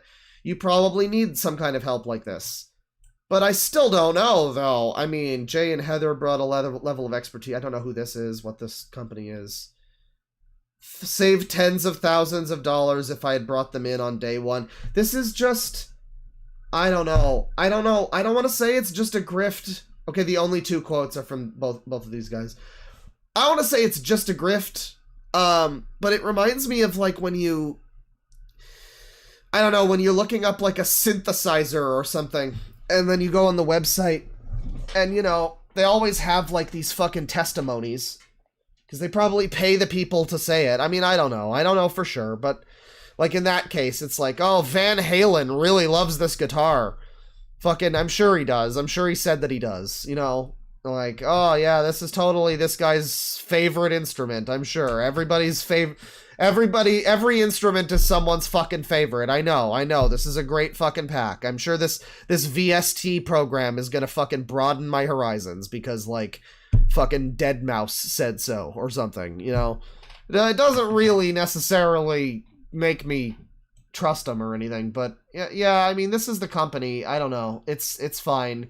This is less egregious than the other one to an extent, because it does seem like they have some reason to exist, but then there's other elements where I'm like, okay, I mean, like, they're doing it sounds like they're doing actual things at this company. It's just that some of the people involved are a little bit fucking questionable, if you ask me.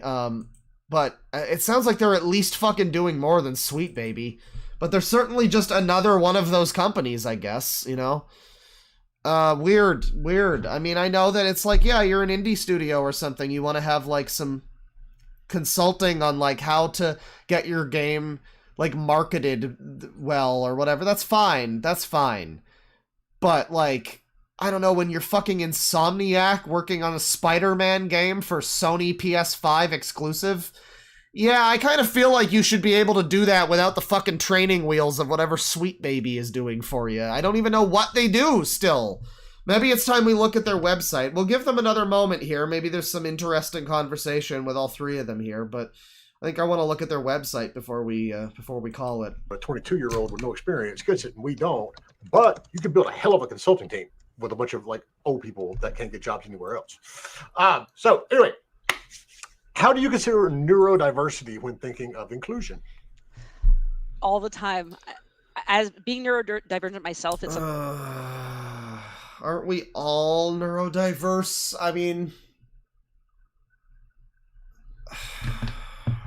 it's, again, we're all neurodiverse. Nobody is 100% sane and quote-unquote normal. Nobody is. Literally nobody is. You're gonna have a hard time finding anybody who can't be diagnosed with something. You know? Especially considering a lot of those diagnoses are kind of just subjective anyway. So, like, the moment somebody is looked at closely enough, maybe they're not neurodiverse yet, but they might be soon. They might be decided that they are soon. So, like, what does it fucking matter? Oh, we're including neurodivergence. Everyone is Thank you for including everyone, I guess. Thank you. Great. Good. Thank you. I'm glad that there wasn't a disclaimer at the start of Spider-Man 2 that said that stupid, crazy retards can't play the game.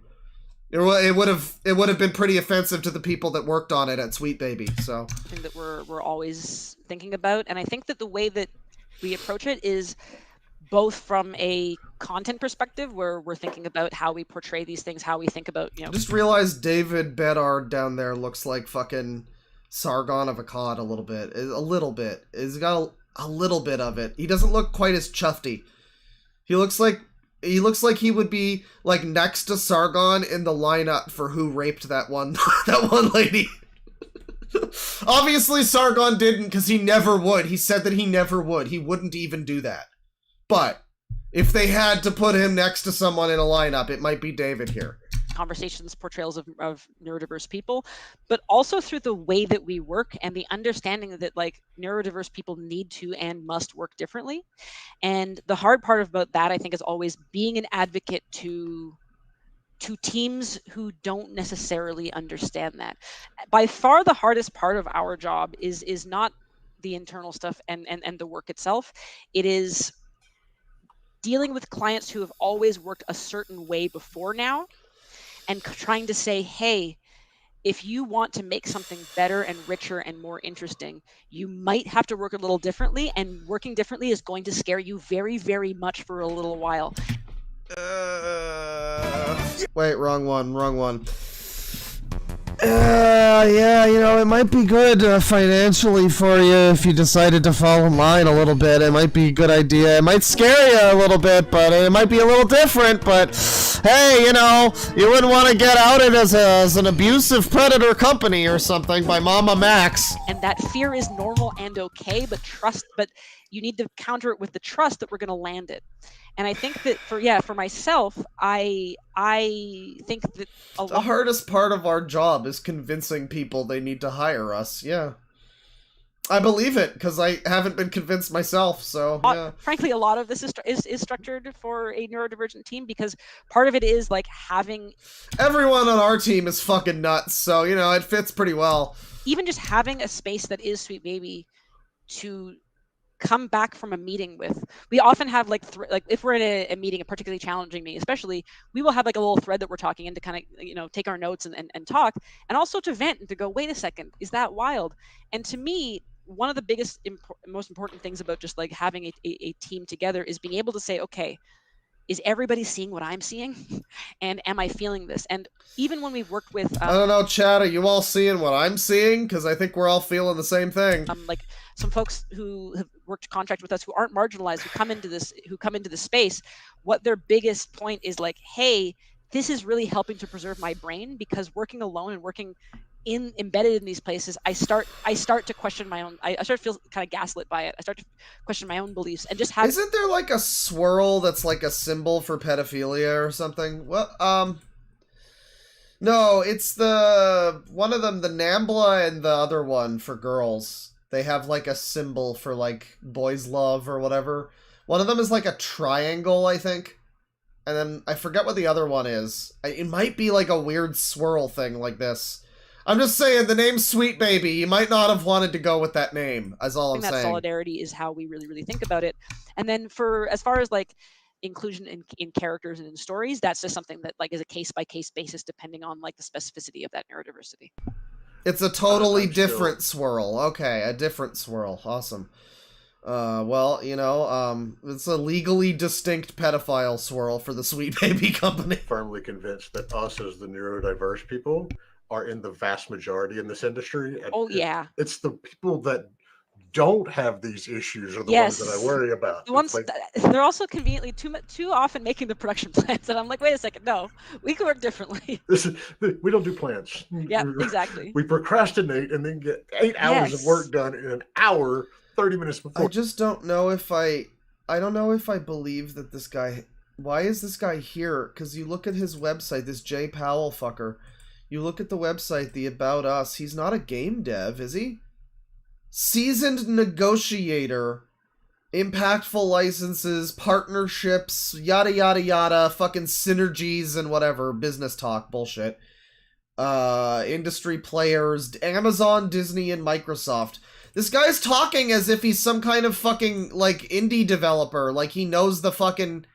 This is so shady. If you're just starting out and you're being lectured to by this weird fucking corporate dude who worked for fucking Microsoft and Disney, and Jeffrey Bezos, and then these two fucking yutzes with no fucking experience to call their own, barely a single game to rub together between the two of them, and fucking this guy's acting as if he's some kind of indie dev, like he knows the scene. According to your own website, it doesn't sound like you fucking do. So what do you fucking know? It's finalized. Yes, that's how we work things. Well, actually, that's a good point. Yes, a really good point. One of the reasons that we in terms of payment, we work on retainers. We do like a monthly rate, and it's specifically because. Now, do you think this guy who worked for Disney and Microsoft and Amazon, probably didn't work for them, but like worked with them, whatever, corporate fucker, you know, like. Nebulous, whatever, he's some corporate stooge guy, it seems. He's some guy who's just like some dude who's like in the industry to be like a corporate businessman guy, you know? And he's like a consulting fucking weirdo, jabroni. You really think he has your best interest in mind? You think he really cares about the crunch? I don't know. Kind of feel like Amazon and Microsoft and Disney, like they might really like crunching their workers to some extent. I don't know about that, you know. I mean, I get it. He didn't work for them. didn't represent them, maybe, but like, well, maybe he did work for them. I don't know, but he worked with them. I don't know. It's interesting in the same way this lady apparently worked with Ubisoft and, you know, continues to work with Ubisoft to some extent. These people apparently had some say on, like, Far Cry 5 and Assassin's Creed Valhalla, supposedly, which are, you know, modern day Ubisoft when they've been well and truly entrenched as weird rapists and abusers for a long time. You know, I guess they'll still work with them, but I don't know, it's interesting how far the morals will extend, you know, sometimes. And then, yeah, morally, you just have a lot of people watching this who probably don't know that this Jay Powell guy is like just some corporate fucking business stooge. Yeah, this is shady. This is real shady. This is like some kind of, you know, timeshare fucking seminar. Like, they're gonna teach you how to double your money, triple your money. I know that there's going to be days where I have a script to write and it should take me a week and I do it in 1 hour. But then there's also going to be scripts that should take me 1 hour and I do it in a week. But as long as it gets done by the deadline, that's what matters. So kind of baking in that flexibility and not holding people down to like a certain number of hours that they have to self-report has been hugely, I think, freeing for us as a team, especially a lot of self-reports in this video. One who have different work methodologies. And that's what we do here. It's like I tell new people on the team that I'm like, I'm not sitting you down and telling you have to work 40 hours a week. I don't give a shit. Yep. You know, it's like, is the work getting done and is it getting done well? I don't care when you do it.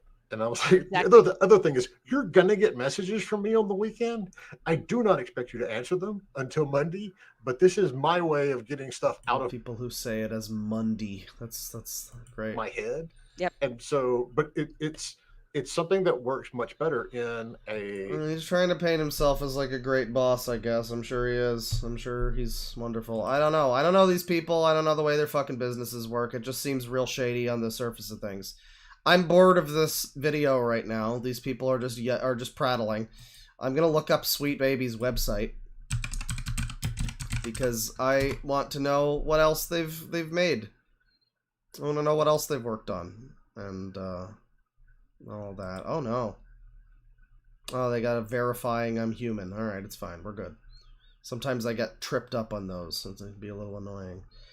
Okay, their website is super great and has like custom fucking cursors all over it. You hover over the Sweet Baby logo and you get the little swirl, and then the rest of the page is like a little dot for the cursor. It's and the eyes of the baby follow you, guys. It's so cool. Look at the eyes of the Sweet Baby. Like the Sweet Baby needed to get any more weird and creepy. We needed the Sweet Baby to follow our eyes. The Sweet Baby's eyes to follow our cursor. Yeah, founded in 2018, Sweet Baby Inc. is a narrative development and consultant studio based in Montreal, working around the globe. Our mission is to tell better, more empathetic stories while diversifying, yada yada yada. We got the fucking picture. Let's take a look at some of the details here. A little more of the details. Some of their services and stuff specifically. Can I find out? Oh, I can't. Okay, that's unfortunate. Because I saw this and I'm like, can I find out more? It says we worked on character arc, voice, and sensitivity reading, whatever. I don't know. I maybe those are all supposed to be part of the same sentence, like character arc reading, voice reading, I guess, and sensitivity reading, maybe. I still don't know how that's supposed to be read. That's a terrible fucking blurb about what you worked on. The site's really over-designed. I've never fucking seen a website that's this fucking... Look at the show me more is scrolling. Custom fucking cursors. Custom fucking the eyes again. They really did a lot. Did a number on this fucking website. But yeah, you click on these. I wanted to find out more specifically about what they did on these games, maybe, but it just links you to the website. Sable. They worked on writing and character voice. Again, what is that? Did you voice act the fucking characters? What does that mean? This is some fucking university fucking speak. Oh, the voice of their personality and the way they carry themselves in the world. Some shit like that. I don't fucking know. Battle shapers. Narrative direction, design, writing, and world building. Okay. Usual something. Full narrative development and script, and it fucking looks like it. God of War. Narrative and character consultation with a focus on representation. I don't hear about any wokeness in God of War Ragnarok, so that's interesting. Story for Spider-Man 2. There was a lot of wokeness in Spider-Man 2, and they are not talking about deaf representation in the blurb here. So maybe Insomniac just put that in on their own. That would be great. It's possible Insomniac, because Insomniac had this whole internal fucking thing that was like how to be a more diverse game company. It was the same kind of fucking garbage. So the same fucking trash. In the process, they accidentally threw Asian men under the bus for some reason. They implied that Asian men were like weak or pathetic or some weird shit, because again, shit like that always happens when they try to be all progressive. It almost always has some kind of accidental knock-on thing where they accidentally make Malaysians seem like they have large noses or something. I don't know. Yeah, Sweet Baby's site here. Their clients, it's all the same ones they listed before. I think there might be a couple new ones in this list. Let's see. Contact, privacy policy. Let me see here. Projects. I guess we can find out more about their whole catalog here. We love making games, no matter the size or scope, and we're always excited to help you tell the best story possible. Well, you don't really make a lot of fucking games. You have, made a couple of little indie, phone games or whatever. Sorry, the Crank thing. The stupid little Crank console for hipsters. You worked on that. We had a couple games for that. That's fair. You did those. But you're mostly a narrative thing. They're really proud of this one, Sable. Because I guess Sable won for Best Narrative 2021 PC Gamer. Sable is an open world exploration game where you're free to do blah blah blah blah blah. We wrote the game bringing Sable's inner voice to life. Oh, that's what they fucking mean. Yeah, it is some fucking... It's some fucking flowery bullshit to basically just mean they wrote the fucking character. That's what it means. It's the voice of the character. Fuck off.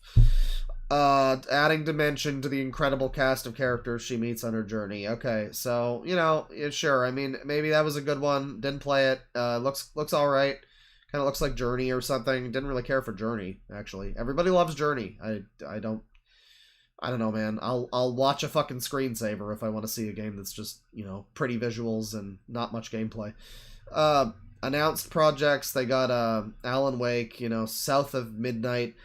I don't know what the fuck. The Crew Motor Fest is on this list. Yeah, I don't know what you did to the Crew. I mean, I'm sure it's... Did they really... I'm glad they took that, anti-fucking Czechoslovakian screed out of the... Well, no, Czechoslovakians are white. That would be okay. I'm glad they took out that anti-Trinidadian screed in the Crew Motorfest. That was going to be really unnecessary and bad. Yeah, they worked on virtually everything for the Tumblr hipster furry bait game. And that's it. I mean, they're not listing any other games. Those are announced projects. Where else are there... I guess you would need to actually go to that Sweet Baby Detected thing. Yeah, I mean, there was this, thing that was a common refrain from some of the people talking about this, going why would you need to talk about Sweet Baby's games that they've worked on? Just look at their website. Well, I'm trying! I'm fucking trying to look at their website and find out what they've worked on. And it's not fucking showing up. So, when in doubt... here we are, a tracker for games involving Sweet Baby. By the way, reminder, this game, this group only had a couple thousand people that followed it. Not that many. It's now 300,000 people that are going to specifically avoid this this company, I guess. That's cool. Good stuff.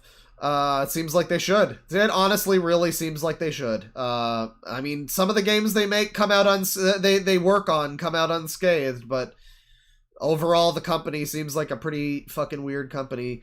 Neocab is one that they worked on pretty hard. Oh, this one's $2. It's 85% off. Maybe I owe it to myself to get Neocab, because I think they were both credited on this one. The CEO and the COO from that video. Used to be featured on the SBI website, so I guess they removed a bunch of their shit from this site, I guess. I guess they got rid of a bunch of shit that was like advertised on their site. Maybe they were asked to. Maybe the game developers were like, take our fucking game away. Get it away from you. This is your poison now. I mean, I don't know. Dungeons and Dragons Dark Alliance. What the fuck? Dungeons and Dragons Dark Alliance? You mean like Baldur's Gate Dark Alliance? Is this like a fucking ripoff of Baldur's Gate Dark Alliance? That's what it was called, right? It was yeah, I think that's what it was called, right? It was the PS2 one, and they like remastered it recently. What the fuck is Dungeons and Dragons Dark Alliance? What is that shit? Shitty mobile game? Okay. So some cash in. It's $30 too. And this is another one where I'm sure that they aren't the ones that ruined this game. But I think it did say that she wrote for it specifically. The Kim woman, I think, wrote for it. We can look at this too. Some of these have like reviews. This one is announced.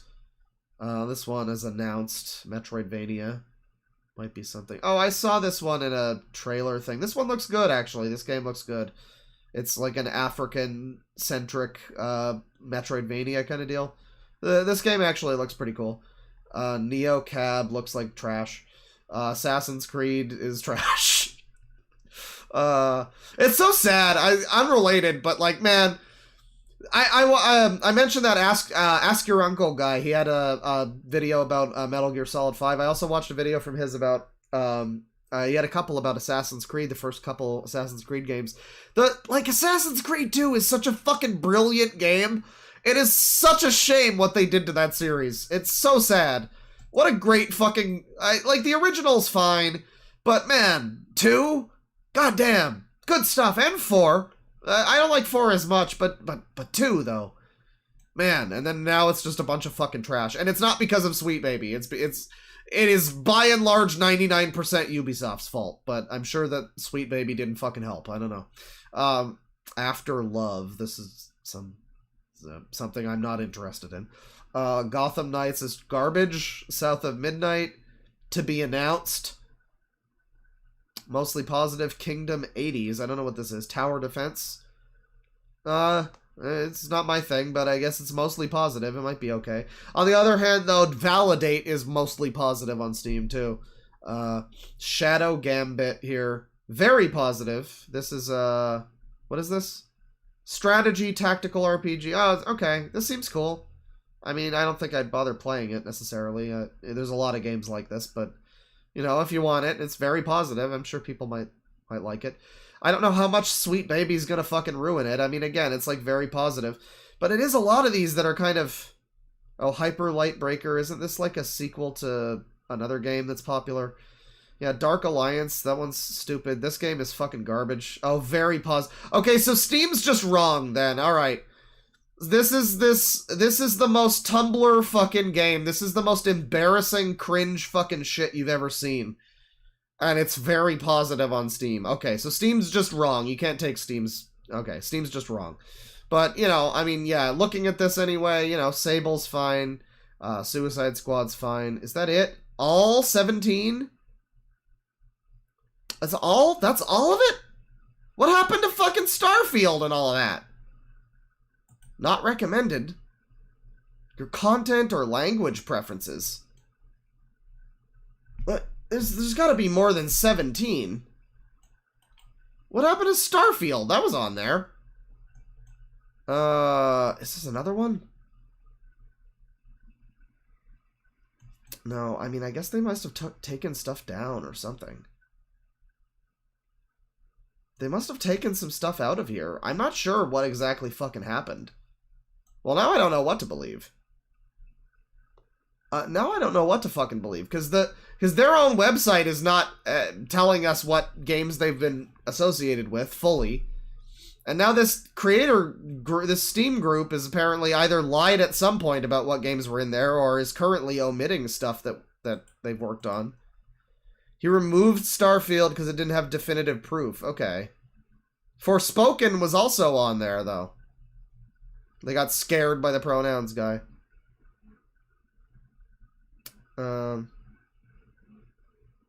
Let's see. Goodbye Volcano High. Yeah, it's that one is not a great game. Steam might be nuking it because of bad. I don't know. I mean, I'm not sure exactly. Like, I'm not sure. It's because, like, the games that they're actually credited as working on, too, I mean, the main two people behind it, there's not that many. I don't know how many they've actually been involved with at this point in time. It's hard to say, I guess. It might be a lot less than people think that it is. But it might be a lot more, because, I mean, they're not acknowledging a lot of the ones that they actually worked on either. Or that are coming out that maybe they've worked on. Yeah, Gotham Knights, though. That's a fucking shame. Jesus. I mean, that whole game is a shame. Alright, well, that's their thing. That's the group. I don't know that it's, I don't know that's fully accurate or what to believe about that. But I'm also not seeing any, like, harassment or anything in the comments. It's, you know, it's just kind of... Well, there hasn't been comments in a while. Yeah, back on the Sweet Baby site. I mean, projects. We've looked at their projects. What is this approach? Let's see this. Okay. Sweet Baby Inc. is an inclusion-focused narrative and wah wah wah wah wah wah. Wah wah wah wah wah wah wah wah wah wah wah wah wah. We begin with an all-hands review and discussion of the project material. Everyone at Sweet Baby sees your project and shares their thoughts, feelings, and ideas. We do this because it kicks the project off with a multitude of perspectives. So why don't you just fucking... I don't know, like, grab some friends of yours and ask them what they fucking think of the game at that point. Like, just... All it is a bunch of fucking people going, oh, this part's cool. Oh, that part's cool. Oh, this part could be better. Ooh. It's just some people's opinions. That's not really something you need to fucking... okay. We then create and complete narrative deliverables by keeping the player in mind, with a focus on user experience and emotional design. The fuck does that mean? Emotional design? I mean, of a narrative, I guess. But all of the games you guys have worked on are like fucking phone games. I mean, not worked on. All the ones they've specifically developed. I can't get over the fact that the games that they actually developed, because apparently they do that. And they kind of fucking bury the lead on that, because it says projects, but it doesn't really mention the games they've developed, apparently. I think there's some mention of that, but it's not really front and center. Like, if they're developers, I feel like that's more of a fucking thing than any of this, but they bury that somewhat. But all the games they've actually developed, in-house, I guess, are all just, like, very inconsequential. They seem like what I've seen of that Playdate thing, it's almost like a... It's like a black and white Game Boy kind of thing. It's like a little more advanced, but it's like a hipster throwback kind of thing. Original console with a stupid fucking crank on it because it wants to be super cool and original and cool. And I don't think any of those games probably have a super deep in-depth fucking story. One of them looked like a fucking math game with a dog. I don't know. It's just interesting to me once again that this company that's all about narrative design is apparently the games they've designed, actually designed, haven't had narratives, it seems. I'm guessing, but like I probably haven't had anything too substantial.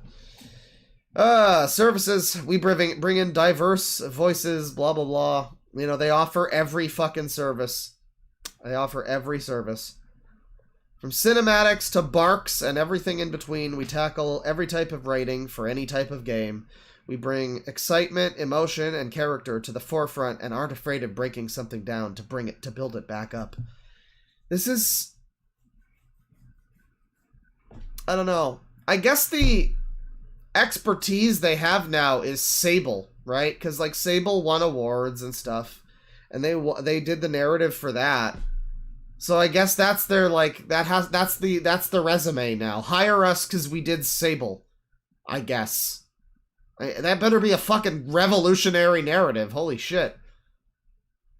Like, because before this, I mean, again, this is saying a lot. It would be so much for any random jabroni on 4chan or whatever to be like, yeah, bro, hire me!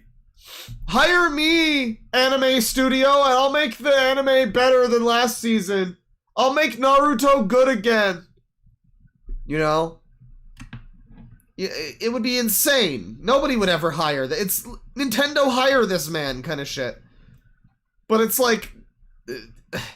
Here they actually did. They hired this man. They hired this woman. And based on, you know, seemingly not very much. Hey, I guess Sable's good. Good for them. Check out Sable. Narrative, whatever your story... Okay, story and narrative are the same thing. Writing and narrative are the same thing. I know it says UI and shit, but like... Okay, copywriting, though, is probably not the same thing as writing. I would not... I'm sorry, just because it says writing in it, I would not put copywriting in under writing. That's like a legal fucking thing. Don't put that in with writing. Fuck off. Narrative. Whatever your story needs, we're here to help. We tackle narrative and character in any form, keeping emotional resonance and authenticity at the heart of our work. We do story pitches, world building, character creation, narrative design, story feedback, and tweaks, and many more. Check out South of Midnight. Right, so we'll completely change your entire story, I guess. I don't understand what's happening in a game where you're like story pitches. Okay, did this game even fucking exist? Whatever game this is, this appears to be like some kind of, like, I don't know, native woman game or something. I don't know. Something super diverse and cool. And maybe the game's good, I don't know. But, like, did the game just start getting made? And it was like that scenario she mentioned about, like, it's like a whole team of fucking white people, and then they needed somebody to write the story for them that would be, like, authentic or something. I don't understand.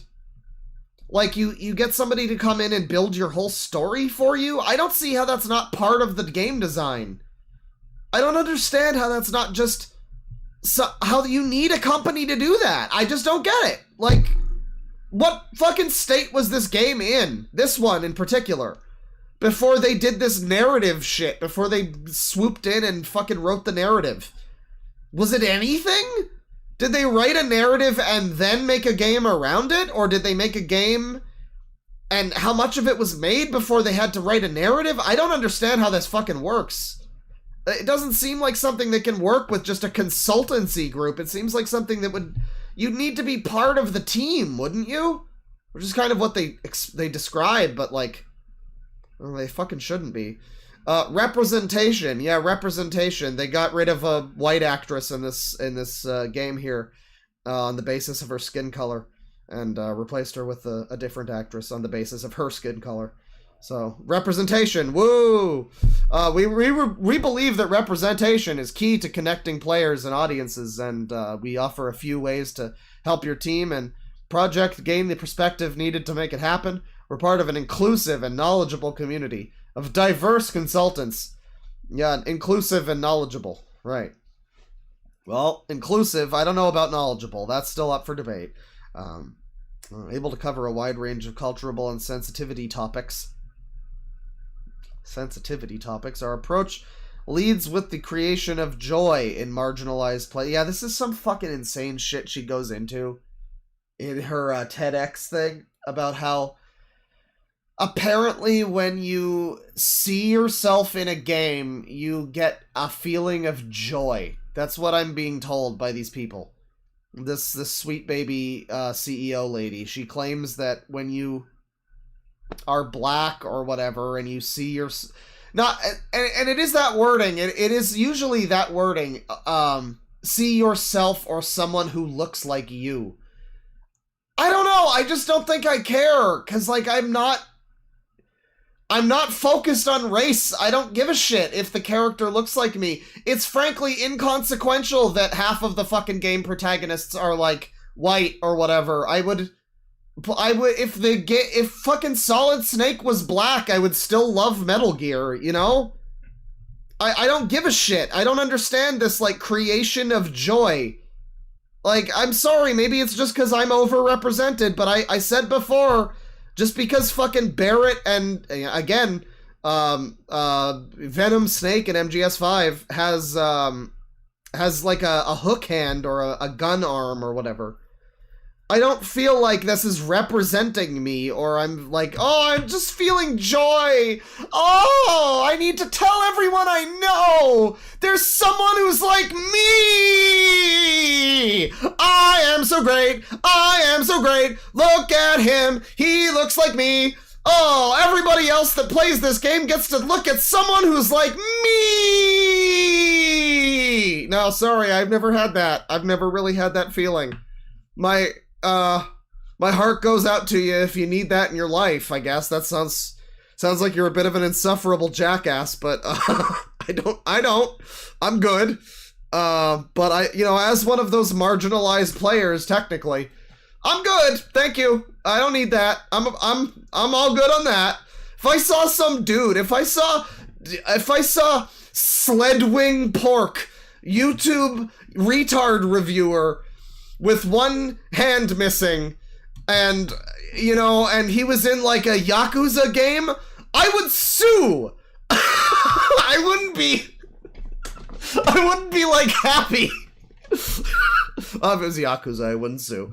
if it was most games, I would sue. I would not be creating. There would not be any fucking joy created if I saw someone who was that similar to me. If I'm like, oh wow, that's a little weird. That's me.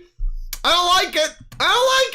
We do cultural consultation, a bunch of shit, risk assessment, yeah, development, and yeah, this is apparently also true. We tackle development projects, big and small, whether you're making smaller, more focused games or bigger, full-fledged multimedia projects. We can assemble and lead an amazing team of new and marginalized voices who can bring it all to life.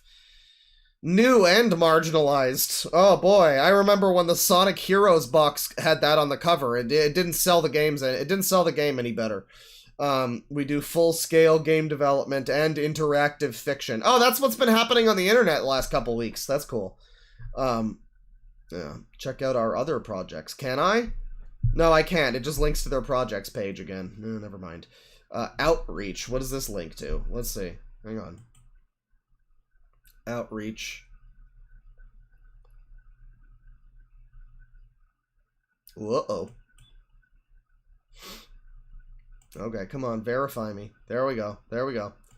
Every time I click on a new page on Sweet Baby, by the way, it's requiring me to be verified by Cloudflare or whatever. Very funny. I don't know why, but that's funny. I'm not sure why, but that just implies that, oh, something's going on. Something tells me the website wasn't like this a couple weeks ago. But it is now. New and marginalized talent can change this industry if given the proper support. Yeah, that's the fucking problem. Because everything we've seen doesn't look like it's being changed by the people who deserve to change it. It's not new and marginalized talent. I mean, that's just, as always, the fucking shield being used. It's just some weirdo grifters that want to fucking swoop in and change your games. That's such a shame. It's such a shame that people are still willing to be taken in by this fucking scam. This complete scam of like, oh, they're attacking the marginalized people. Yeah, some people probably fucking are. Fucking grow up. Who gives a shit? It's the fucking internet. It's the fucking internet. Fuck you. Oh, the marginalized people. Yeah. I'm sure they feel real great that you're using them as a fucking scapegoat. I'm sure they're all real happy about it. I'm sure they love that for them. I'm sure that's great. The marginalized people meetings are really, they're just fucking toasting you in celebration right now. Absolutely. Totally. Fucking totally. From opaque industry practices to a lack of entry-level roles, we understand the overwhelming challenges that come with finding a space in games. One that's safe. We firmly believe that open communication, compassion, and the fostering of new talent are vital to transforming the game space into a kinder, more collaborative industry. Yeah, collaborating with companies like Ubisoft, who are, you know, Ubisoft after you're done with all the rape. You know, you start out hard, but after you're done, Ubisoft. The industry is far from where it needs to be, but we believe it can get there with shared resources, diverse talent, and transparent industry. Oh, you don't want things to be transparent. Let's be real here. Because you've been transparent so far, and it's been too transparent. You're so incredibly transparent that we're able to see through every fucking inch of this. No, you're gonna want a little bit more opacity. You're gonna want us to be a little bit more opaque. Just a little. Just a little. I mean, this is shady, you know, and making it more opaque will make it more shady, but it'll probably protect you from how fucking, mask off you guys have been. And, you know, you got workshops and shit. You know, I would love to find out their exclusive secrets, which are apparently free, by the way. So somebody, I'm not going to do this, but, you know, hypothetically, somebody could get access to those and maybe share that with people. I don't know. I wouldn't suggest such a thing. It is their private property, I guess, but it is free, so I don't know how the legality of that works. But I would be interested to know what it is that they, you know, are consulting for. Because again, you know, one of the things that they offer is like a game dev Q&A kind of thing. It's like, well, what the fuck do they necessarily know about that? I don't know. It'd be interesting to know, but it's not really accessible on the site here. Again, I don't know if that's legal, if you can share that with people. Probably not. If it was, I think I would be able to click on it here. But it is free, apparently. So, I mean, hypothetically, someone could at least look at it for their own purposes. And certainly nothing else. There's a newsletter. And the newsletter is called Friends of the Baby.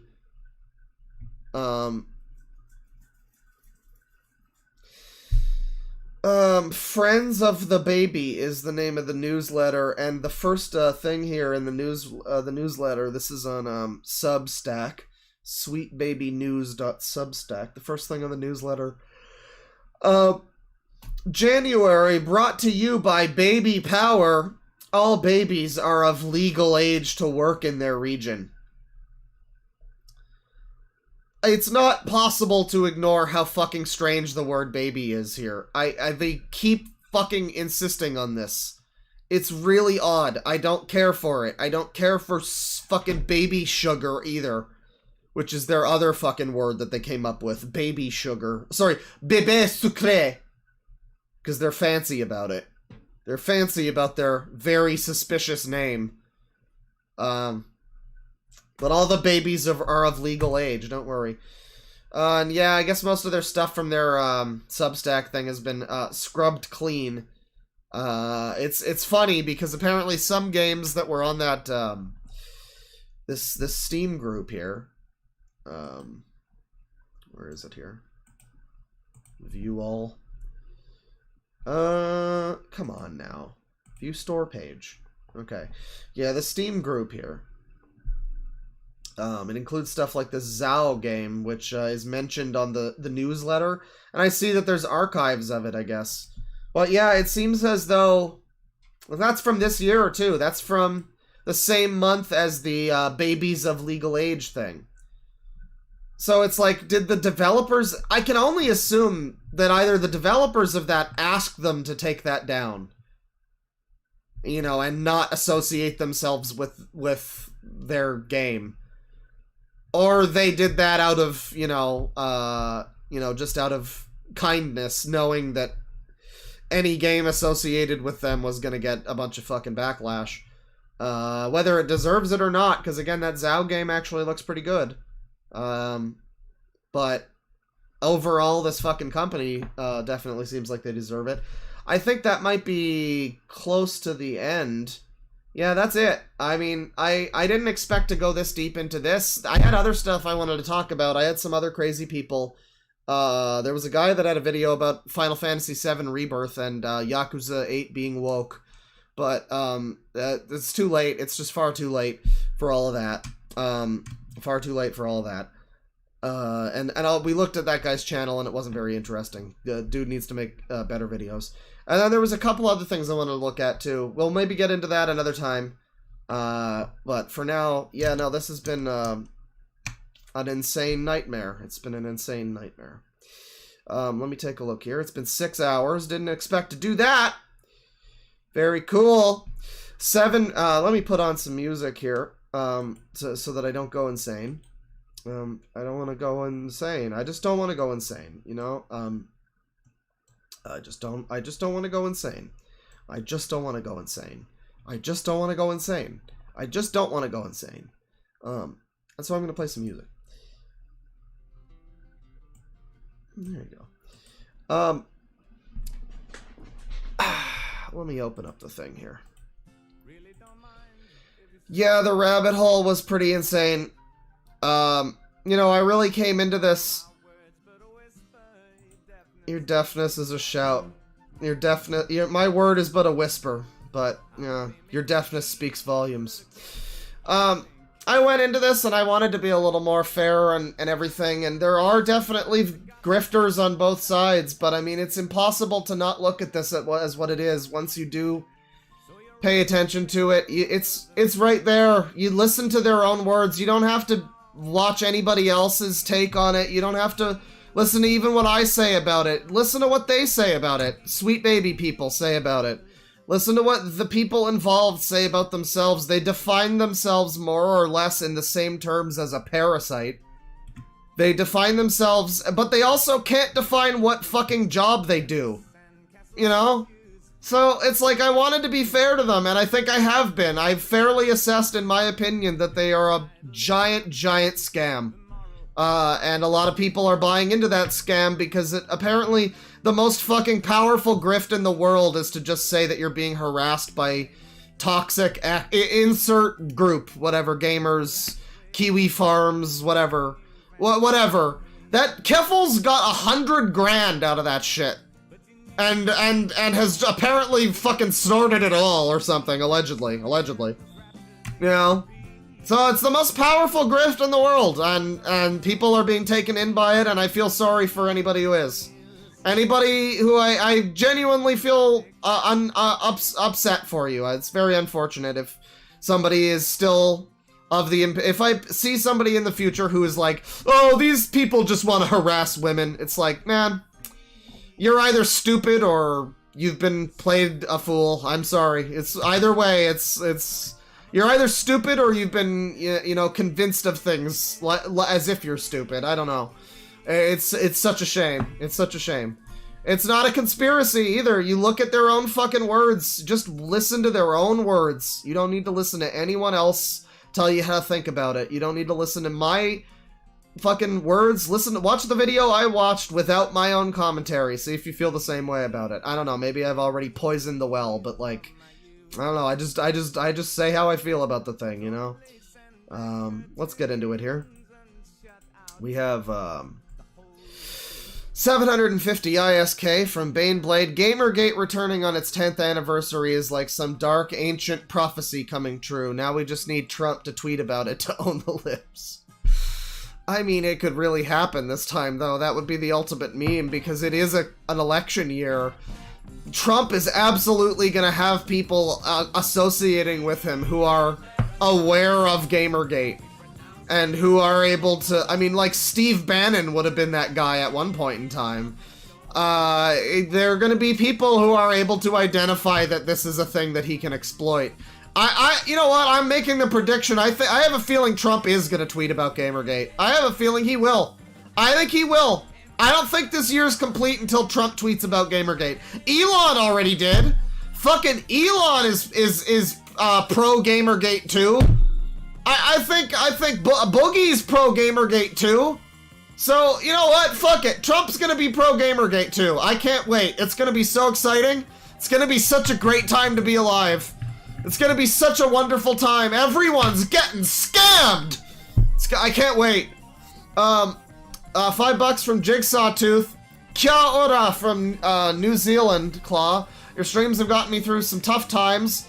I finally caught you live. Take some of my government money, brah. Well, thank you. I appreciate it. Funny thing about New Zealand government money, I just watched the video a couple days ago. Aiden Paladin put out talking about the false allegation stuff, you know, that's been happening. The myth of the 2%. Apparently, supposedly there's this myth, I had never even heard of it. This myth of like, only 2% of false of allegations against like a rapist or whatever are false. And it turns out that not only is that number probably a lie, but depending on how you fuck with the statistics, it can be like as much as 60% that are false. But one of the things that was brought up in that video is it's probably closer to like around 20%, 25% or something, maybe 30%. That seems to be around somewhere closer to that. Maybe not, maybe a little lower. I don't know. But funny thing about that, New Zealand apparently did this thing where they were like giving money away. They were giving people 10 grand just for saying they got assaulted, like sexually assaulted. You didn't have to have a case. You didn't have any, I don't even know if you had to have any specific person you were pointing the finger at. I think you just had to basically say to New Zealand, hey, I got raped, can I have money? And they just gave you money. I don't know if that's still a thing, but you might want to try it sometime. If you're ever down on your luck in the New Zealand area, just, I don't know, that might still work, you know? Apparently that was an option for some period of time. And would you believe that false allegations went up substantially in the wake of that? I would never believe that. I never would have thought that. $5 from Muds33. Unrelated, but I've been wanting to study up on Japanese. What are some of your methods or programs that you use? I want to impress Kiryu-chan. I use, well, I've been using this app, Busu. I'm not really super happy with it. It's kind of, it's better than like Duolingo from what I've heard, but it's kind of like dicey. Like I typed in, they taught me like half of the kanji for the word Tomodachi. The first kanji. So the way you write it is the kanji for tomo, and then the hiragana for da and chi. And that's not the way you, I don't think, would normally write Tomodachi, but they're kind of doing it to like ease you into the kanji. Well, so I was doing one of these little quizzes or whatever, and I typed in, and it got to Tomodachi, and I like type in, I know that word, that's Tomodachi. So I type it in, and I have the autocorrect thing with my little Japanese keyboard correct it to the way that they taught me to write it, specifically, which was the first kanji, and then the other two are the hiragana. And it told me that I was wrong. I was very upset about that. It was also hanging me up on like e and na adjectives, because it just didn't inform me of how to tell the difference between them. It told me that there was a difference and what to do in the difference, like if it's an e adjective, whatever, you do this. It didn't inform me that e adjectives are all the ones that end in like the character e, or oi, or I, or ui. But anything that ends in a, or like ki, or any other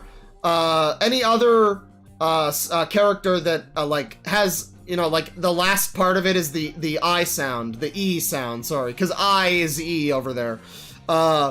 If it's like ki or ni or something, that would be a na adjective, apparently. Well, they don't fucking tell you that. So they just throw a bunch of shit at you, and it's like, oh, is Genki an E adjective? Well, it ends in E, doesn't it? Like, I assume it's fucking an E adjective, right? Is Genki? No, it's not. It's na. It's Genki na.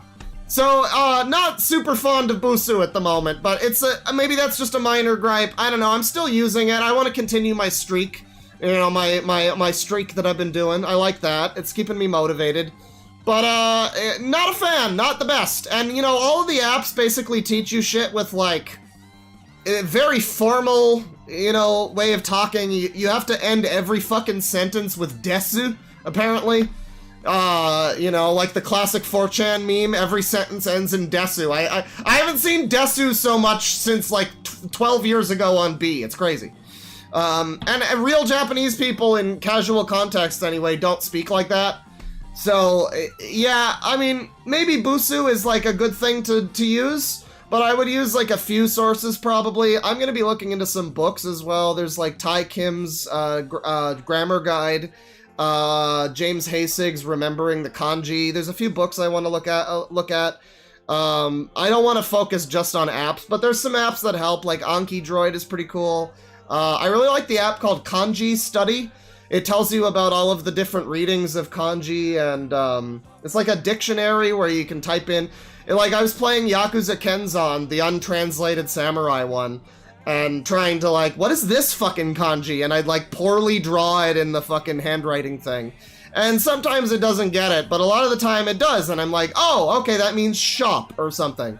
And so I am learning some stuff through that, and yeah, so there's a few, there's some good channels too, mostly I'm trying to do kind of like an immersion thing now. I'm going to be reading some manga in Japanese and stuff, playing some more games with the text set to Japanese. It's a few different sources. I wouldn't recommend any one thing so far based on my experience.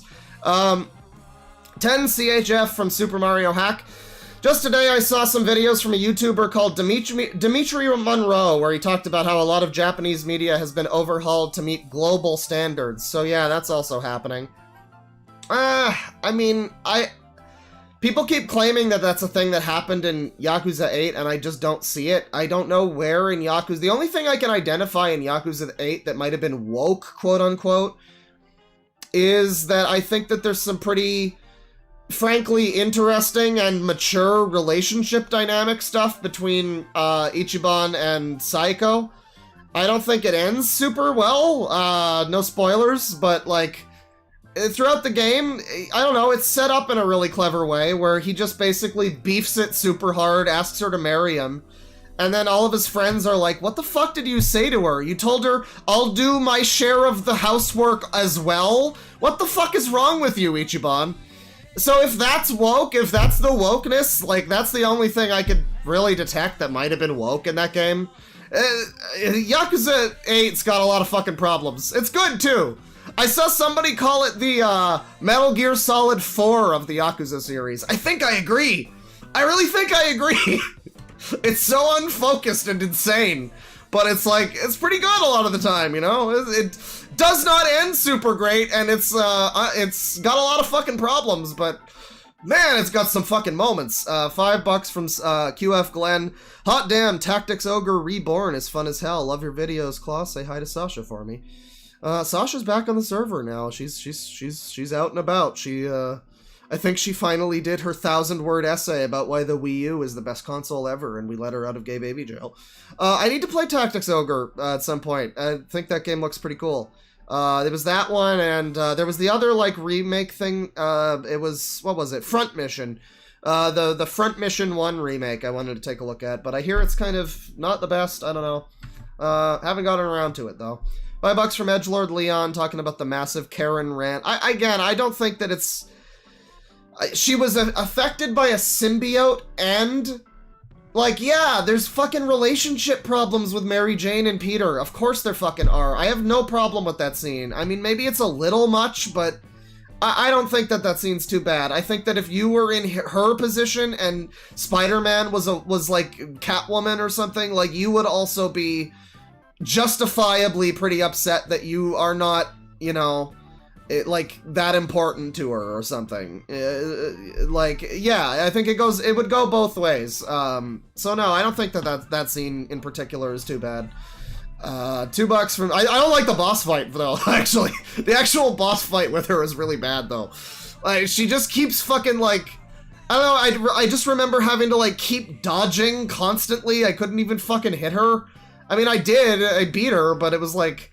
It was just so fucking tedious. It was like she just kept fucking doing these wacky moves, and I'm like, God, just let me hit you. This sucks. Should we, like, bounce around the whole fucking neighborhood? It's like, Jesus Christ. It went on way too long, too. My problem with Spider-Man 2, also, I think the reason I didn't finish it was because I played it on hard mode, because the original game I played on normal mode and it was fine, and then I beat it on hard mode and I platinumed it. Because it's, like, pretty easy on normal mode, you know, it's like, you get the rhythm of the combat down until you have, like, a 300 count combo or whatever. And, yeah, you know, it's like hard mode's a little bit better. So I start playing Spider-Man 2 on hard mode, and yeah, as expected, unfortunately, it just made every boss fight a fucking miserable, tedious slog that I hated, and I was just not happy. Every fight was like 5 minutes longer than it needed to be. But of course, if you play it on normal, it's just like, you know, way too simple. There's no happy medium, you know. Because the games are inherently designed a lot of the time these days for fucking rubes to play. You know, not everyone, you know, but Spider-Man 2 is like an everyone can play type of game. So it's like, if you want to make a hard mode, all it can really be is just more tedious and more health bar. And, like, that's the worst kind of hard mode. Well, no, they could just implement better AI and, like, you know, something like that. But that's obviously difficult. That's hard mode for the developers. I would love to see more games that have a hard mode where it's just the AI plays better. That would be great. But instead, it's virtually always they just have more health and you have less health. It's stupid. $2 from Dr. Grubius. Sweet Baby is only a story/writing consultant. Yeah, not according to them. I've definitely seen people saying that, but that's apparently not true according to them. $5 from Rylan C. Why are these people so upset at these Sweet Baby people? They make good barbecue sauce. I know, it's very unfair of them. $2 from Sharp Metal Edge. All one-armed bears deserve representation. Yeah, god damn it. It's about time. Yeah, no, that's the real problem. There's one-armed people and there's white people in games, but there's no one-armed bears. God damn it. $5 from Sharp Metal Edge. Rich Evans coined the term passive progressive at companies like Disney trying so hard to appeal to others' politics as long as it makes them money. Yes, passive progressive is a good term. That kind of edit the gay kiss out in China type of progressive, you know. I don't know if that's exactly what this is, but yeah, I'm just amazed so many people are still able to not see the obvious fucking, you know, the signs of the grift. Like, in different forms every time. Sometimes it's Keffels. Sometimes it's fucking, like, Disney Star Wars. Sometimes it's Sweet Baby, but it's always the same type of thing. It's always ultimately the same type of thing.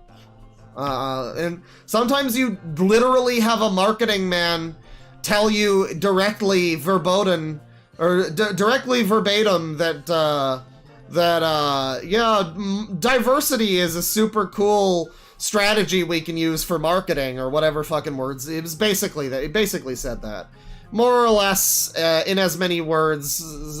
Paraphrase. $20 from Aurelius.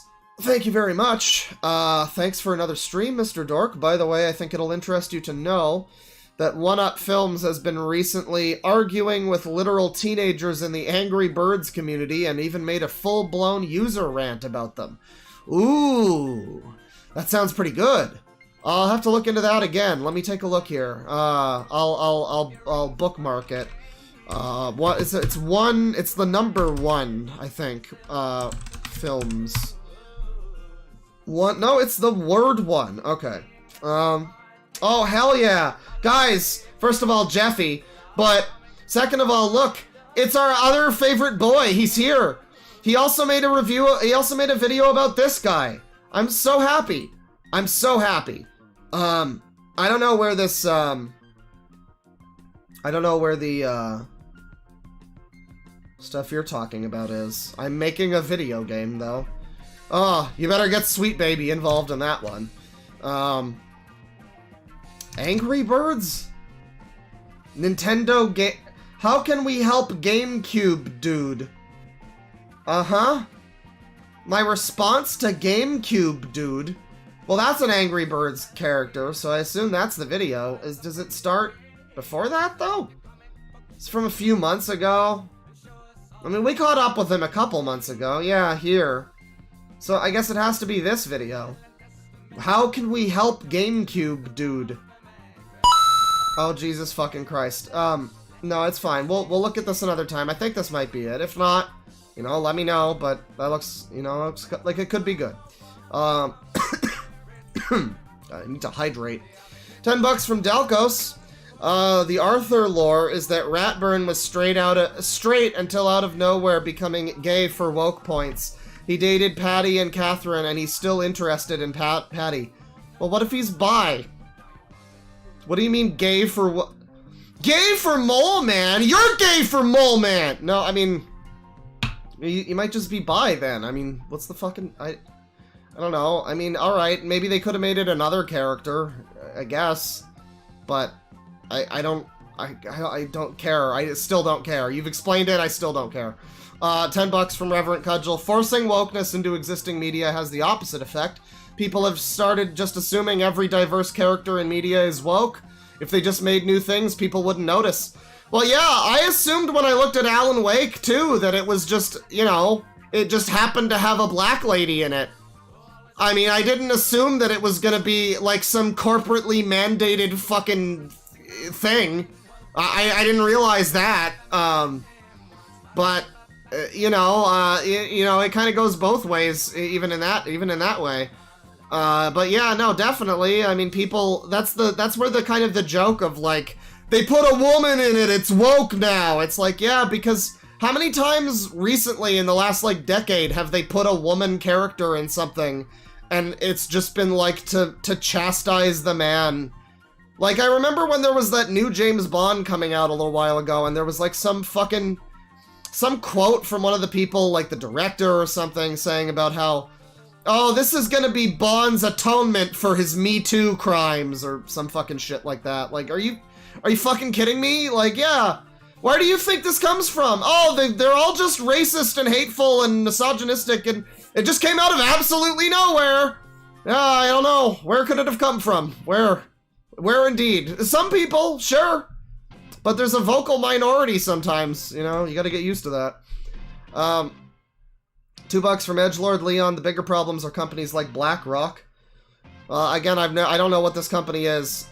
This just it kind of sounds like George Soros behind everything. That sort of thing. I'm sure there is a company involved. I don't know. But when it's like, you gotta follow the money, it's Soros, man. Yeah, it's kind of sounds like that. $5 from Reverent Cudgel. Those who think minorities can't be racist don't actually believe it. They think they can gain power through minorities being racist. Win by any means. I don't know, that's a little cynical. I don't assume that much malice in everybody. I think everybody... I just assume everybody likes to think that they're the hero. They like to think they're the good guy, you know? And so you get a Ku Klux Klan member who thinks that he hates black people for the right, morally justifiable reasons. And you get a shitty hipster dating game on Steam that calls that like shits on white people because the developer thinks that, you know, their reasons for disliking white people are all of the good reasons. They've got the right reasons for, you know, widely disliking a race of people based on the color of their skin and other negative stereotypes that they potentially developed through, you know, negative interactions with people in that race, but maybe also just through other people they know, you know, telling them certain things. I'm just saying, all racism is the same. It all looks the same if you remove whatever the fucking specifics are that they're talking about. It's all values this, and I'm right, they're all wrong. My version of this is justifiable. You know, everybody thinks they're the hero.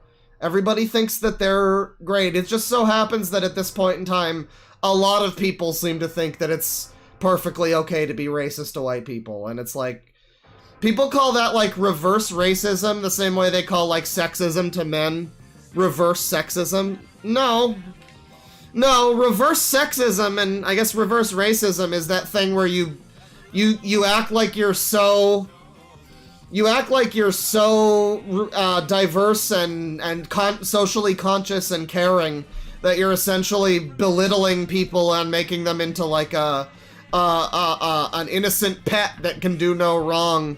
They're basically not even people anymore in your eyes. They're just like this ascended group that can do nothing, that is not holy and great. There can be no bad people in this group. That's blah blah blah. And yeah, that is reverse racism. You see that sometimes. That kind of like, women never make false allegations. That's reverse sexism. You've just reversed yourself, backed up into sexism. You've just decided no, but being racist to white people or sexist to men, that's not reverse anything. That's just what it is. It doesn't make it reverse. That's like the mind poison of like, I guess white people invented racism, men invented sexism. So, supposedly. There's never been any Japanese people that are racist. There's never been any black people that are racist. Absolutely not. Never. Never once. I saw somebody earlier pointing out that I think someone said that they're like mixed and they've been shit on more by black people for their white half rather than like the other way around, you know? Yeah, no, but racism is invented by white people, so racism against white people has to be reverse, obviously. That's the way it works, right? No, I mean, that's just fucking stupid, you know? I don't know. And any excuse people make, any fucking argument they make, it ultimately just comes back to, right, yeah, I see you, I understand you're making the argument. I know slavery, I agree, slavery, I also am there, slavery was bad. Yeah, I'm with you on that one. But, that being said, you know, we're now in 2024, and, you know, it's understandable to have, you know, concerns about, like, a white cop or something. But, like, I don't know, the kind of, like, what was it? It was, again, invalidate. I think it was it was a line. It was like a black guy said to a black lady, he said something like, "You're not one of those not all white people are bad types, are you?" It's like, I know that it's so played out to do the, imagine if that was black people, you know, like, reverse the, but it is. I mean, it is just the same. Aren't we all supposed to be equal? Aren't we all supposed to be equal? So yes, put those fucking names in reverse. And it is weird. It is still weird. Any way you fucking slice it. And, you know, for this company to come out acting like they're all progressive and shit, and they've got multiple people working for them who are clearly fucking dislike white people.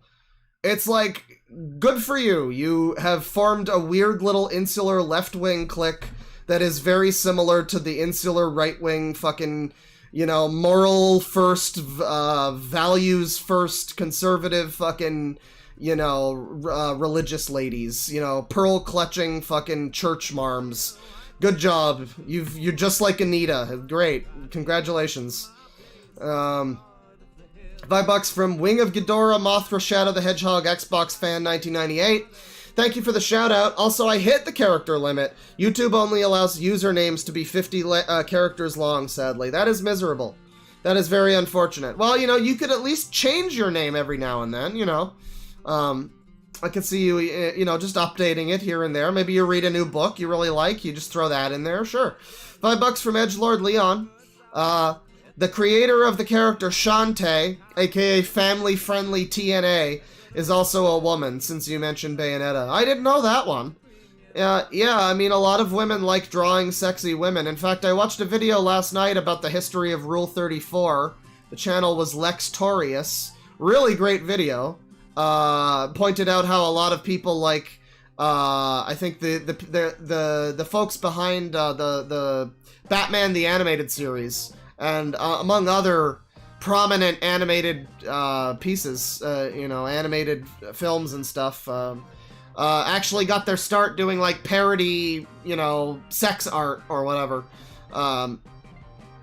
which yeah, you know, that led into all that. And it mentioned that, like, at one point I mentioned that the character designer for Elizabeth from BioShock Infinite, not Elizabeth. The character designer for one of the, like, other people in the game, Lutess something. I think she's like one of the villains. I guess people were doing like source filmmaker porn of her, and so the character designer, who was a woman, came out with like a cheat sheet on how to do her underwear correctly. If you're gonna do porn of this character, here's how to make her corset look right.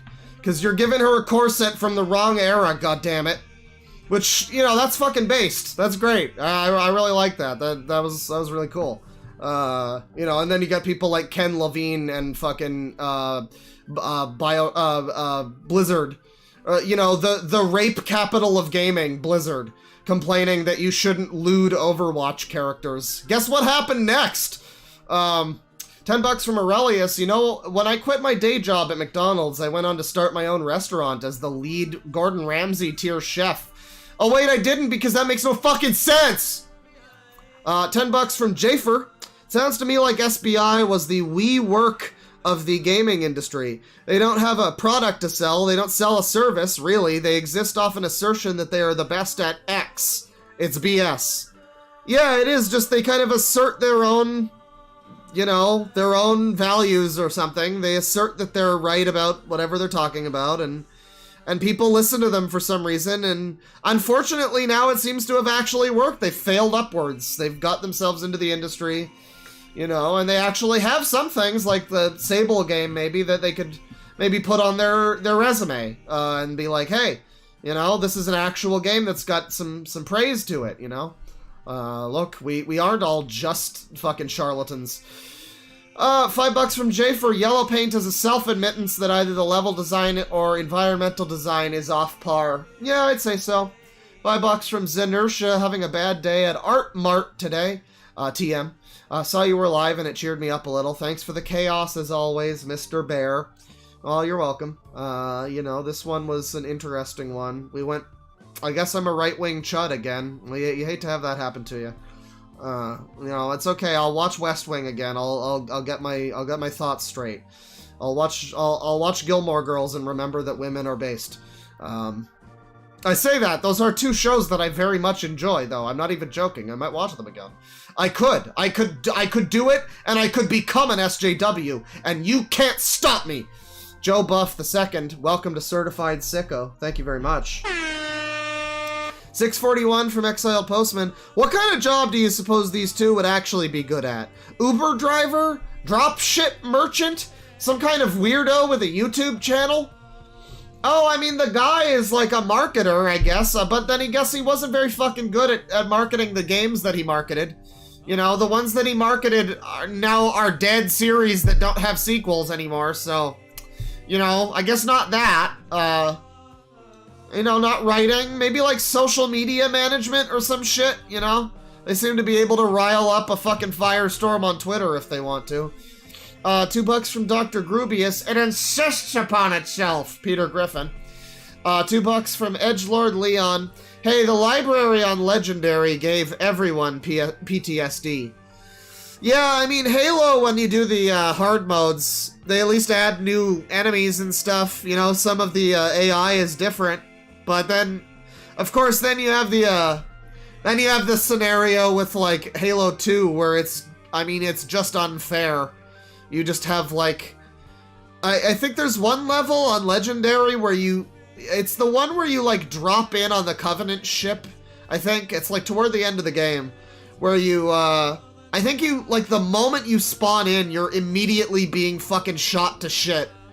Like, by sniper jackals and shit.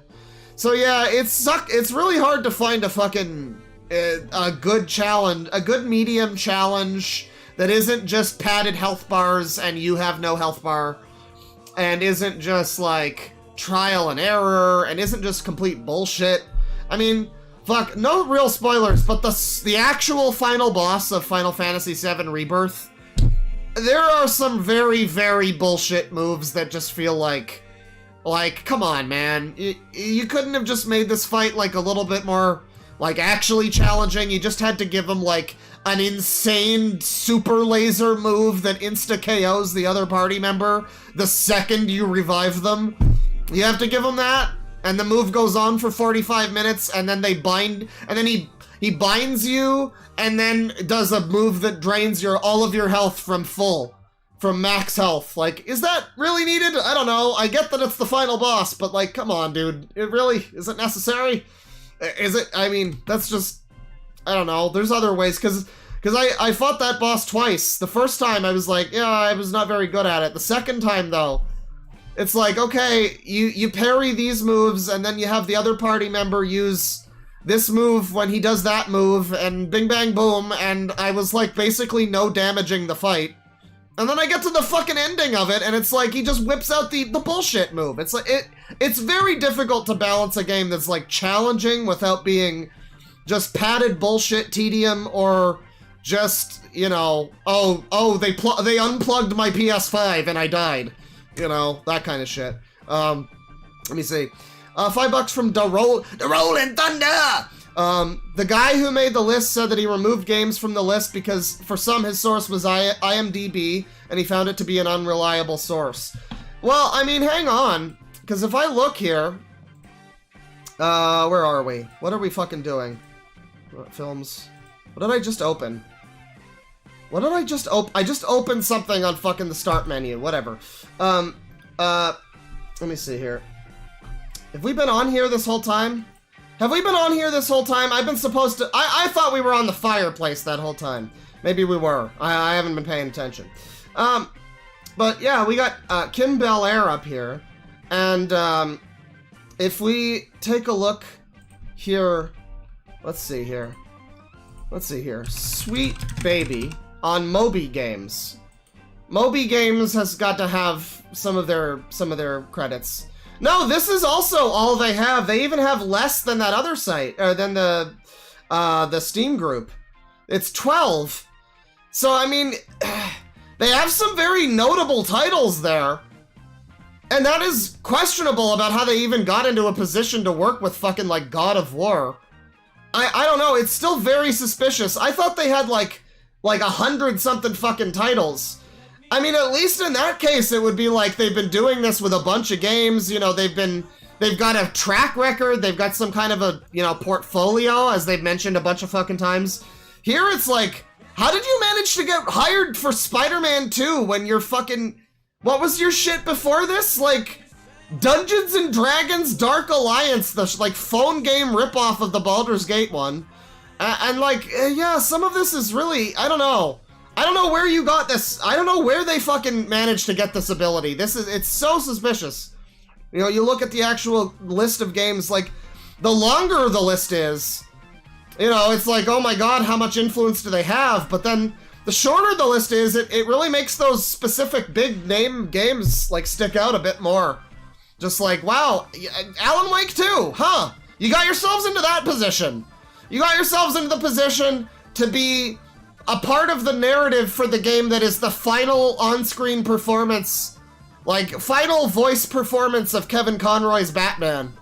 You got yourselves involved in that game, huh? Well, I would have loved to do that. I think fucking millions of people would have loved to have that opportunity. But it was you guys. Oh, great. Good for you. Good for you. You sure seem like you deserve it, you know? Let me see. $5 from Aurelius. He might have deleted the Angry Birds rant. I don't know. I saw it at one point a week or two ago. Well, there is one there. I mean, I don't know if it's the same one, but it looks interesting. We'll look at it maybe next time. But that'll do it for the stream. Thank you, everybody. It's been a very long one. It's been like 7 hours. I didn't expect to go this long. I really thought we would only go for a little bit. I wasn't even expecting to really look into Sweet Baby. I was expecting to look into stuff surrounding the whole thing, people's reactions to it. I said at the beginning that we're not going to be talking about this company in the normal way, but God, the people that I was looking at were really fucking boring, and then they linked a thing that I had not seen yet, and it had some really stupid shit in it, so I'm pretty glad that we wound up pivoting in the way that we did, honestly. I don't know, I might cover more about this in the future if there's anything more to cover, but at this point in time, I mean, I think I've said my fucking piece. It seems like it's a giant scam. They've scammed a bunch of fucking people with the diversity grift, you know, into believing that anyone that has a problem with this weirdo, company that rips apart your creativity, is, I guess, They're a great service. We need more companies like them. And there are other companies like them. There are multiple companies that are like them. At least another one. There's probably several more. Yeah, no, it's a very weird thing that they're trying to sell. And the fact that we're all supposed to be on their side because lay evil gamers, I can't believe it's working again. That's the problem, really, is that everybody bought the lie about Gamergate being a bunch of harassers and misogynists, and so now, guess what? It worked when they did it again. When they did it again, it's working on people. People are willing to believe this insane lie. It's very depressing. It's very depressing. You know, on that very depressing note, thank you for sticking around. This has been too long. I'm tired, and I want to go to bed. I need to eat something first. But I will see you guys again. Take it easy, and a big ol' penis. Big ol' penis.